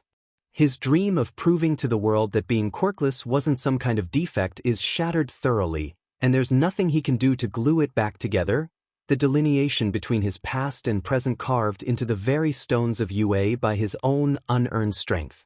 All that's left is to scrape the bits of himself off the floor and try to move forward, even if it hurts. Even if it kills him. He's going to be a hero. He is a hero. He already was a hero. He never needed a quirk to prove that, goddammit. You in there, kid? Aizawa's muffled voice comes through the door, and Izuku snaps out of his thoughts. How long has he been in here? It's only then he realizes the cracks in the porcelain of the sink where his fingers are curled, and a wave of nausea rolls through his stomach. He cuts the water off. Yeah, he calls back, voice faint, sorry. Coming. Great, because having an existential crisis isn't enough, now he has to play damage control with 1A. Surly Bakugo made a scene. This Bakugo, wouldn't he have? He for sure told everyone how awful Deku ruined his life. Whatever strange peace he'd made with them was definitely shattered by now, and he'd begin his, whatever it was, with Aizawa in isolation all over again. It's only been 3 days, but Izuku knew better than anyone else how little time Bakugo needed to sow the seeds of hatred in classmates. Izuku stands in front of the doors of Heights Alliance next to Aizawa, and 100 thoughts tumble through his mind. Sometime today, problem child, Aizawa huffs, but any kind of annoyance he'd normally convey is completely ruined by the fact that half of his face is no longer hidden in his scarf. For whatever reason, the hero hadn't worn it around him ever since he'd first woken up. Not because he'd seen Izuku flinch, that couldn't be it. Without his scarf to hide behind, Aizawa looks a lot less grumpy and a lot more tired. Worried? The bags under his eyes are a lot more prominent too. He replies on autopilot, something half-hearted, sarcastic, takes a breath, and opens the doors. There's a handful of students in the common area, and they all stop and stare at him. Embarrassment and shame well up in tandem, but before he can make a break for the stairs, a voice breaks the tense silence. Midoriya. Izuku instinctively throws up his arms when Ida comes barreling forward. Luckily, he has enough sense to stop some feet away before they can collide. His hands reach out, then JRK backwards in second thought. Are you? Did Bakugo? I'm so sorry we didn't. Welcome back, Izuku. Shudo appears from behind Ida, face flat but eyes smiling. Yes. Welcome back. It takes a few tries to find his voice. Thanks, he finally manages. From there, slow, cautious sentiments are echoed around the room. He notices that none of the Baku squad is there aside from Mina, and that stings a bit, but that's to be expected. He finds himself seated on the couch between Shudo and Uraraka holding a plate of breakfast that Tokoyami shoved in his hands, and it's all so overwhelming that for the first time in 3 days, he forgets the feeling of the unwanted quirk running through his veins. They seem determined to keep him preoccupied as, immediately after his last bite of omuris is taken, Ida drags him over to the study table and drops a stack of textbooks in his hands, literally. It's so tall that it obscures his vision, and were it not for his vigilante training, it definitely would have pitched him forwards. What is this? Textbooks. The semester started 3 days ago, and Aizawa-sensei entrusted me to see that you received all the required reading material. Since you're several days behind, it's your responsibility to catch up in every subject so far. I made a detailed list of all the chapter reading, and noted all the supplementary reading in the planner on top. Peeking around the mountain of books, Izuku blanches. Ida. Thanks. It's half sarcasm, half exhaustion, but Ida beams like Izuku just told him the secret to life itself. Quiet footsteps approach from his left. I took notes for you, Shudo says. You can borrow them later if you want. Yes, please. It takes a thorough lecture on the responsibilities of quirk usage, bullying, and a fair amount of threatening, but Shoyuta thinks he got it through one as heads why Bakugo was leaving them. The kids' groupies, Mina, Kaminari, Siro, Kirishima, had taken it pretty hard, but he made sure to emphasize that Midoriya was in no way, shape, or form responsible for what happened. Shoyuta has a no-bullshit policy in his class, and he made Dimon well sure that was known. His plans with Midoriya going forward would be impossible if the kid thought he was in a hostile environment. Luckily, his class of first years proves yet again why he has yet to expel any of them when Midoriya steps back into Heights Alliance. They'll be alright, he thinks as the kid gets mobbed, slipping past them to the stairs. Shuda's not stupid. He hasn't missed Midoriya's sullenness these past 3 days, or the way he stares at the useless suppressants on his wrists. The kid's clearly suffering from some type of quirk dysphoria, something he's painfully familiar with, and while Shoyuta has the emotional aptitude of a rock, he can at least understand that. Still, he makes a mental note to suggest setting the kid up with some sessions with Hound Dog. Ignoring the problem will definitely cause more harm than good. Shoyuta enters his room, locks the door behind him, and sits heavily at his desk. His capture scarf drapes over the back of his chair. He eyes it mournfully, but leaves it be. His poker face is ruined without it, but until he can be sure that it won't mess with Midoriya, he's resolved to keep it locked away during school hours. There's piles of paperwork to be graded, half-finished training regimens, and his lesson plans. Rubbing his temple, he organizes what he needs for today, and considers how the next semester is going to play out. He offered to train Midoriya, so of course he's going to do it. But there's also Shinso Hitoshi.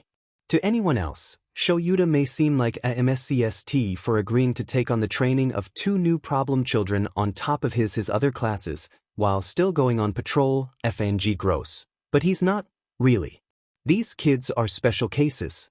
Midoriya's an understandably paranoid little sheet that trusts the rest of the staff about as much as Shoyuta trusts Hizashi to use his inside voice. And Shinso, well, looking at his record, the kid reminded him too much of a younger Shoyuta, and if he's even half as troublesome to work with as Shoyuta was, he trusts absolutely no one other than himself to handle his training. If that means 0 free time for himself, then so be it. On the bright side, the big 3 are going to give a demonstration for the work studies program today, so that gives him an entire free PRD to figure out exactly how this schedule is going to work. He spends approximately 3 seconds trying to remember who made the cut for the big 3 this year, then gives up. It's impossible to recall such details before his 3rd cup of coffee. The door to the class smacks the wall as it's thrown open, and it takes all of Shuda's willpower not to activate his quirk out of sheer annoyance. Hiya 1A. Shoyuta blanches. That's right. The big 3 walk to the front of the class, the girls smiling wide to address the rest of them. General chaos ensues, it always does, but Shoyuta is too busy watching the way one of them scans the room. It's subtle. The kid is trained well to be discreet, but Shoyuta knows how to read a person. He clocks the moment the kid finds who he's looking for, feels a migraine coming on as the kid's smile turns a bit sharper, eyes a bit brighter. He sees the moment Midoriya notices his stare, weary eyes looking up from where he's trying to disappear into his desk. "Ah, I guess it's my turn," the kid says, still looking at Midoriya. "My name's Togata Mirio, and the future is grim." All three of them are kinda weird. Why would he open with that? It's kinda hard to tell what they're made of. One, as whispers pass around not so silently in the face of the big three, but Izuku's too occupied trying to figure out why the hell Togata Mirio was looking at him like he knows him. Like he knows.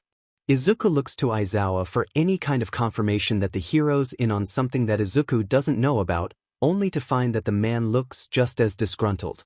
Unease washes through him in a thick, toxic wave. Out of habit, his fingers fly to pick at his cuffs. Why would a third year know about him? "Are you okay?" comes Shudo's voice, a low whisper. Izuku takes a steadying breath and forces his hands against the desk. "I'm fine. How about you all take me on then?" Togata says, demanding his attention. "It'll probably get my point across better." "Aizawa. It's Aizawa-sensei to you, kid. You're not legally my sensei." Shoyuta sighs. "What do you want?" "That third year was staring at me." "Togata? So you noticed too?" The pause. "Yeah, I did. They're on the way to Gym Gamma, to watch whatever weird demonstration the third year has in mind. The rest of the class is a decent way ahead of them. It's nothing out of the ordinary for Izuku to fall in step with their teacher, and no one mentions it as the third years lead 1A across campus. Should he know about me? Does he know Night Eye and the police suspect me of being with the League, goes the unspoken implication. The hero side-eyes him. No more than anyone else should. I feel like he does. His gaze wanders to the back of Togata's head. "Do you think I'm reading too much into it? Since when have you cared what I think?" The question nearly has him stumbling. He recovers, thankfully, and tears his eyes away to look at the ground. Since when has he cared what Aizawa thinks? The man is just another captor, another hero who's only working with him because it's in his job description. So what if he said he could be a hero regardless of quirk status?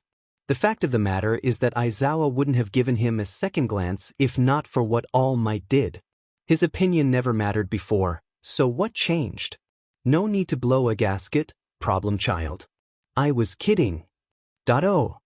Izuku blinks as they exit the building, sunlight spotting his vision. Gym Gamma lies a little ways off. Half of the class is already wandering inside. I don't think you're reading too much into it. Mirio is a pupil of Night Eye's, that's why he's here with the others to talk to 1A. I'd like to think that Night Eye would have the sense not to go around telling, whatever else Eraserhead has to say, it's lost on him. His vision tunnels in on Togata, who's propping open the doors to the gym and ushering the rest of 1A inside. As if drawn magnetically, the blue of his eyes snap up to match his. A work-study student. A pupil of Night Eye's. The reason why someone who hadn't even placed in the sports festival suddenly skyrocketed to the big three. Izuku locks eyes with All Might's would-be successor, and the one for all burns. He doesn't listen to the rest of what Aizawa has to say. They approach the door and Izuku keeps his stare firmly ahead. Cool, calm, totally not having an internal meltdown. That's him. Definitely. Izuku walks in the building and makes an unhurried beeline to the corner furthest from the door. He makes it halfway there before someone taps him on the shoulder. It's Shudo. Are you sure you're all right? What do you care? He says, clipped, and immediately feels bad for it. Shudo doesn't look offended, and that almost makes him feel worse. I'm sorry. I'm sorry. I'm a little stressed. Shudo slowly looks back and forth from him to Togata. I could tell. That guy kept looking at you in class. Do you know each other? No. I can ask him to leave. A thin laugh makes its way up his throat before he can help it. Warmth follows after it, and the pressure building up beneath his skin dissipates a bit. Shudo looks at him, confused. What's so funny? You can't just ask him to leave. Why not? I don't know, he's a guest speaker. He's making you uncomfortable? Togata's booming voice suddenly interrupts. Okay, I think the best way to do this is to just have all of you rush me. All at once, the small bubble of levity is popped. He's reminded of the big blonde elephant in the room, and worry starts to seep in once more. A stark silence befalls the gym. Is this for real? Shiro asks. Yup, sure is. He's looking at Izuku again. What, does he expect him to join in on this? Just what the hell is his deal? He's about to voice just as much, consequences be damned, when Shudo steps up. Okay. Without another word, he lifts his left hand. There's a half-second where every eye in the room widens. 1A scrambles to get out of the way just as a torrent of flame surges from the tips of his fingers. The sudden heat sends Izuku's hair billowing backwards, but he's too shocked to do much more than stare in awe at scorching flames. Shudo's face brow is pinched slightly in concentration. He holds it for a handful of seconds before flinching, and the flames abruptly stop. When they clear completely, Togata is gone. Oh my god, Todoroki killed him! Kaminari shouts. Shudo looks disgruntled. He shakes his head. Those weren't hot enough to do that. Maybe scorch him a little, but... Wow. I wouldn't think you'd open with that. Great start, but you need to try a little harder if you want to hit me. Every eye flies across the room where Togata is. Mina screams. Naked, oh my god. My bad, he yelps, then promptly vanishes into the floor. What happens thereafter is so perplexing that Izuku almost forgets his worry. He slowly backs away to watch as, one by one, students charge Togata and get absolutely throttled. It's like he's everywhere at once, popping out of the floor, dropping from the ceiling, launching from walls, dodging a litany of attacks and hitting back with equal ferocity. He incapacitates Shudo first and Tokoyami second.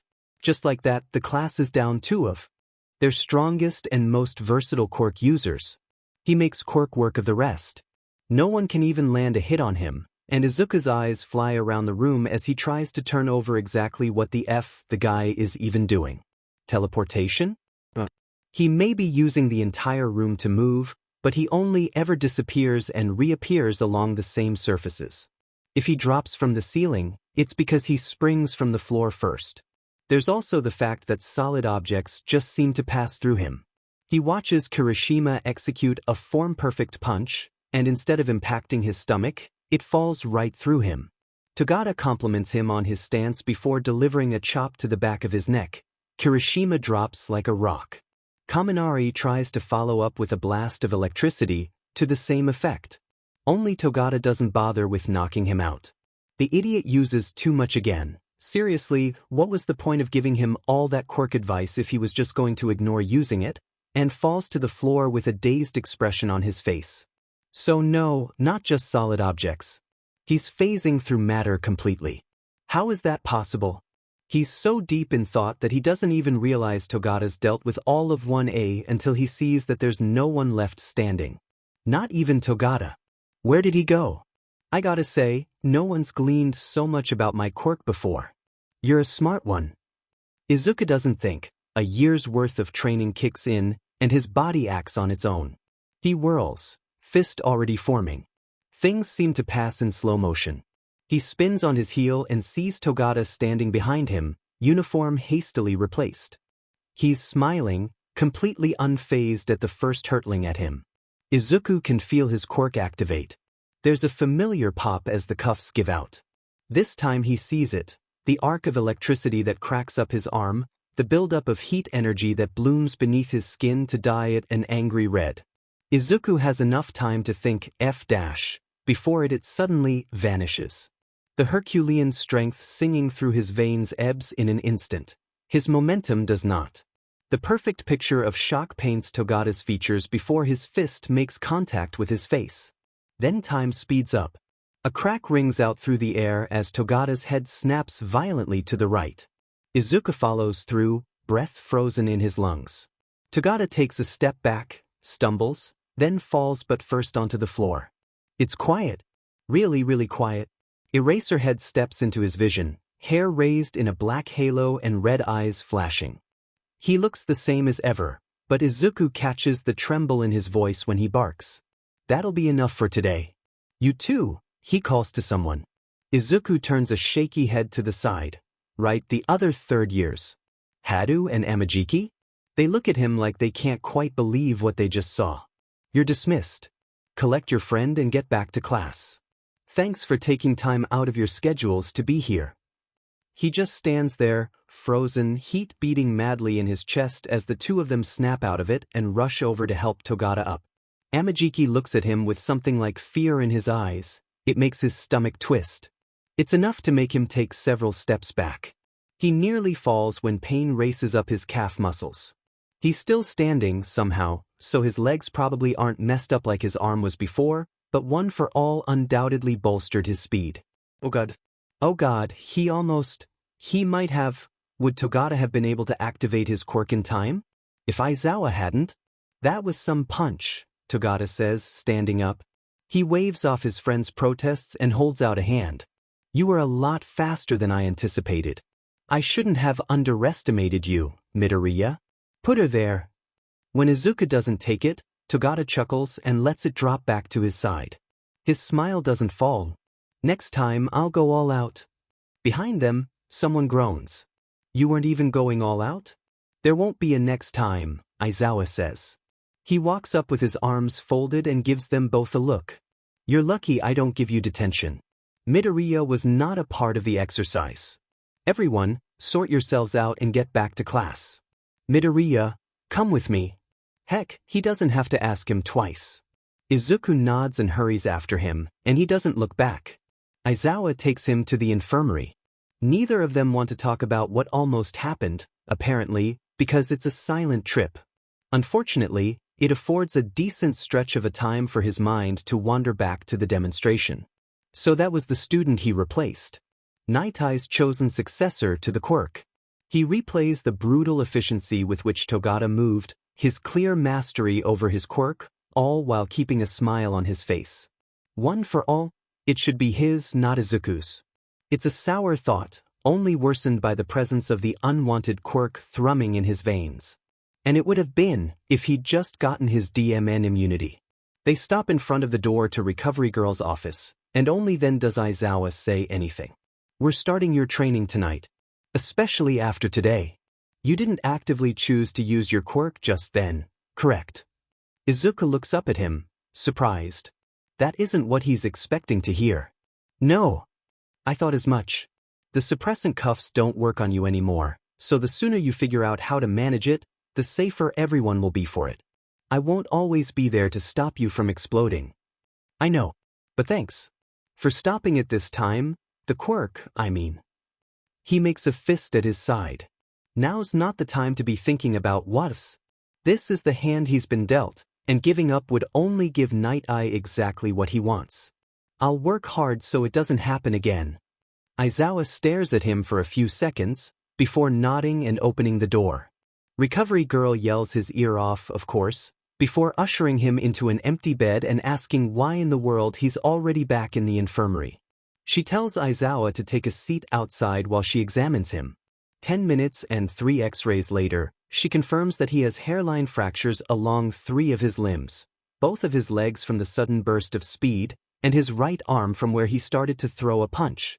She gives him a kiss, admonishes him, tells him to lie there for 20 minutes to give his body a rest, and then hurries outside, presumably to harass his teacher. Izuku's hardly alone for 2 minutes before the door opens again. Only this time, it's neither Aizawa or Recovery Girl, it's Togata. They see one another simultaneously, and Togata freezes. The swelling on his face is worse, but otherwise he looks fine. Togata smiles. Hey there. I wasn't expecting to see you here. Did you bust your knuckles or something? Izuku goes to pick at his cuffs, but forces his hand still. Why is his luck this bad? Shouldn't he be due for some karmic balance by now? Or something? Togata hums, still smiling, and for some reason it makes Izuku feel bad. How's your face? He offers. Fine, I think. But, I haven't been hit in a while, so Amajiki nagged me to come up just to make sure that's the case. Recovery Girl was still yelling at old Aizawa, though, so I just slipped in to wait for her. Yep. There's nowhere to hide, and Togata just continues to stand there. It's so awkward it physically hurts, but he refuses to say anything else. He still doesn't know what Night Eye has said to him and his motives could be.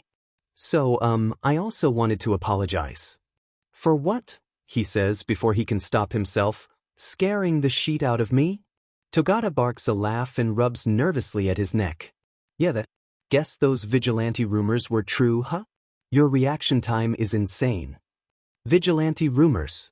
The words rub him the wrong way, as if he doesn't know exactly who he is and deliberately provoke him. What the hell is his angle? He's disgusted that he felt bad for being rude, even for a second. Good reflexes go a long way in the real world. Shouldn't Night Eye be teaching you that? I didn't tell you Sir was my mentor? Izuku smiles meanly. You have your rumors, I have mine. Somehow, the mood in the room takes an even more drastic nosedive. Togata opens his mouth as if to say something, but snaps it closed. Because he's feeling particularly nasty, he lets Togata stew in the awkward tension for a few seconds before adding, "Thanks for your apology, but I don't want it. Just keep away from me and I'll keep away from you." Togata frowns. All right then. Recovery Girl chooses that exact time to make an entrance. She gives Togata a single glance, starts hollering, and Izuku takes that as his cue to leave. Shoyuta wraps up the last of his classes for the day, Midoriya a brooding shadow at his side throughout. The kid doesn't say much of anything to anyone after they get back from the infirmary, not even to the kids from his class who have glomped onto him. It's like experiencing déjà vu from a month ago. The kid doesn't even say hi to Hisashi when he greets him in the teacher lounge, and for the umpteenth time in 4 days, Shoyuta curses Night Eye for his meddling. After his initial nerves wore off and he took the time to actually think, he decided that Night Eye wouldn't do something as irresponsible as tell his student close-kept secrets. No, it's more likely that the hero only badmouthed Midoriya. He was officially part of his arrest, after all, and Togata was simply curious from that and the combined rumors of Midoriya running rampant around the school. Still, that only resulted in only more issues for Shoyuta, and he wants to march up to Nedza's office just so he can call the man and chew him out. It'd be like therapy, he thinks. For free. But that's not on the table of possibilities right now, so he does his best to put his frustrations out of his mind and focus on the task ahead. Namely, coming to peace with his lack of sleep schedule thanks to the new schedule he's finally ironed out. When the last bell signals the end of last PRD, Midoriya makes a break for the door of the teacher's lounge. Where do you think you're going, problem child? My room. Nope, Jim Gamma. Right now. Yes, Shoyuta feels his eyebrow twitch, right now. Thankfully, there's no students to chase out of the gym when they arrive. Shoyuta sends a text to Nedzu to let them know they're starting with the kids' quirk training in case they need Cementos to run by afterwards, then pockets his phone. Midoriya lingers nervously at his side. So, what kind of training are we doing? The quirk kind. Like we discussed. Predictably, Midoriya winces. His hands go to pick at his cuffs, but he shoves them quickly back to his sides. Oh, right. Shoyuta sighs. He reaches into his other pocket to retrieve the key to the cuffs and gestures for Midoriya to step over. Once he does, Shoyuta squats to unlock them, speaking quickly as he does. There's no real reason for you to wear these. They don't work and they can't be comfortable. The last cuff releases and clatters to the floor. Midoriya rubs at his wrists, looking away from him. How do you plan on training me? Shoyuta trains his face to stay neutral. He stands. For today, we're going to figure out how to activate it safely. Once you know its triggers, you won't have to worry about accidentally hurting anyone. All Might wielded the very same quirk, and he never hurt anyone he didn't intend to. The kid finally looks at him. A determined glint shines in his eyes, and he nods. All right. Shoyuta makes his way to the middle of the gym. Footsteps follow behind him. I know about your analysis books and the extra quirk training you've been giving my students. He turns to face the kid, who's gone rigid. Those, coupled with the fact that you were such a successful and slippery vigilante, leave no room for argument over your intelligence. You've had 4 days to think about your quirk training, so I'll let you take the lead. What are your thoughts? Wait, you know about my notebooks? Best to lay all his cards out on the table. I do. When you started teaching Todoroki, I went into your room and skimmed your books to see what you were telling them. Originally, it was with the intent of only reading the one you carried around, but they were so well detailed and insightful that I skimmed the rest. Technically, as a ward and not a student, you have no right to privacy, so I never needed to ask or inform you. It was easy to think of you as a criminal. Knowing what I do now, that was wrong. I apologize. I'm telling you now because if I'm going to train you, then we need to trust each other. He's expecting to be yelled at, or for Midoriya to turn around and stalk out of the gym. What he doesn't expect is for his body to cackle with red energy. Shoyuta activates his quirk, and Midoriya only glares.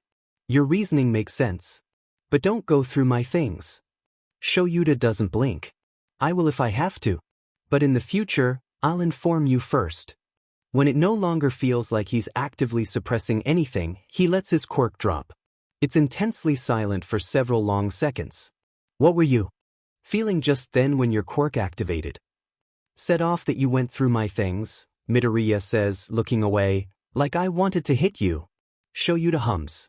That's fair. How did it feel the other 2 times? The kid looks back at him, expression softened with that of thoughtfulness. With Togata I was surprised.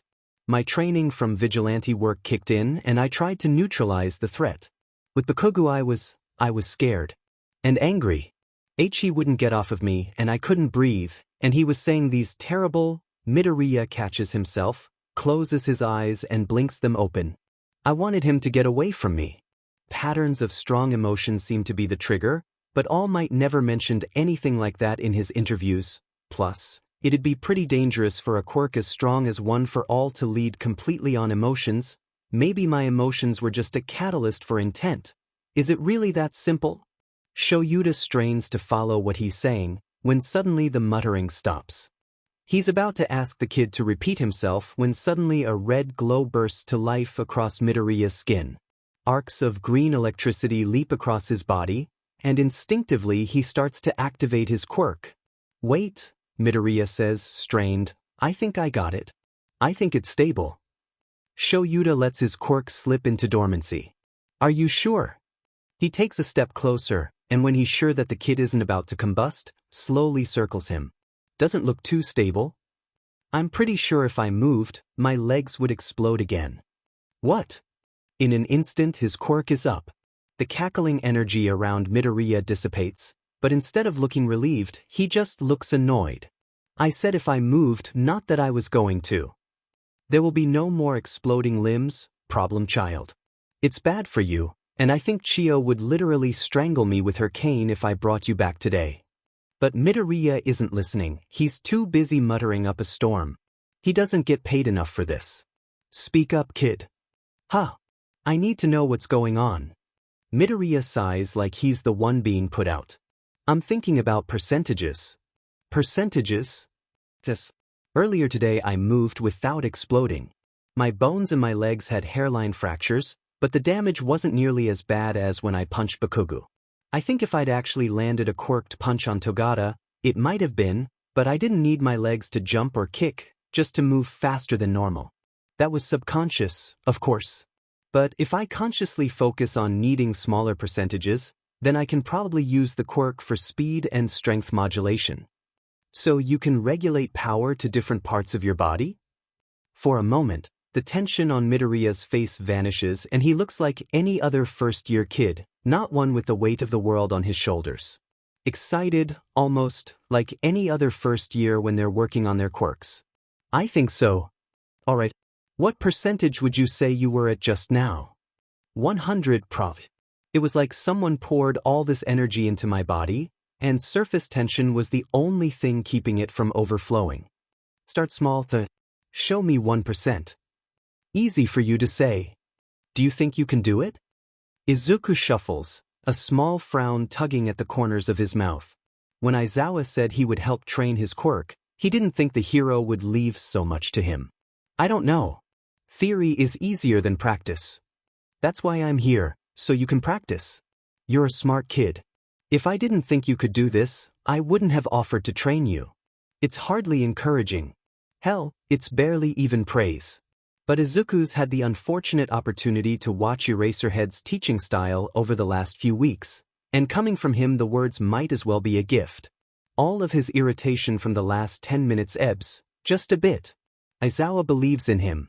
Eraserhead, the pragmatic skeptic. Okay, alright, he can do this. Izuku closes his eyes and concentrates. One of all is shockingly responsive. Unnervingly so. He's been quirkless all his life, so he doesn't know if he's simply overly sensitive to the quirk, but it almost feels like a second living thing has taken up residence in his skin. Maybe he should have expected it, with how noisy the DMN thing has been ever since those drags wore off in the infirmary. Once more, the energy in his limbs leaps to life, a sudden surge of power flushing through his system. It's dizzying. Unwelcome. He feels nauseous. Less he thinks, I need less. 1%. This is too much. And for a single instant, it works. One for all shrinks from a thundering tidal wave to a steady trickle of water. Izuku opens his eyes and the angry red of his skin fades, leaving a gentle hum of green electricity. He turns to face Aizawa. I think I've got. It isn't Aizawa he sees, and he's no longer in Gym Gamma. A swirling mass black and purple surrounds him in a typhoon, broken only by a stretch of stone that stretches before him. What really steals his attention, though, is the spectral, golden form before him. It towers over him and looks down with eyes of pure, searing light. Izuku tries to scream, but the breath doesn't leave his mouth. It doesn't even get past his lungs. Panicked, he looks down to see what's blocking his airway, only to see a cloud of black smoke obscuring his body. What the F dash, what the F dash, what in the actual? I'm sorry, my boy. I had no idea. Izuku's eyes snap back up to the towering figure. Is it speaking to him? His eyes widen. Why does it sound like? I didn't know who you were. I was desperate. I didn't mean to cause you turmoil. All Might? This thing, it couldn't be All Might, right? For one thing, All Might is dead. For another, he was huge. This specter in front of him can't be All Might. It's thin and wispy. Yet it's familiar. A vision of Kamino flashes before him, of dust and debris and blood. This is All Might. He's looked like this before, half dead and bleeding. All Might continues. One for all should not have been given so recklessly, so hastily. But I had no choice, and you were dealt the consequences. I'm so sorry. I should have listened to Mirai. Violently, abruptly, the surreal scene vanishes. Izuku gasps in a lungful of air, eyes wildly flying around the room. He's back in Gym Gamma, on the floor? He JRKS upwards. His heart thunders uncontrollably against his chest. Oriya. Midoriya. Kid, calm down. Izuku's eyes fly towards the voice, expecting to see the ghost, but it's not a ghost. It's Eraserhead, taking a knee.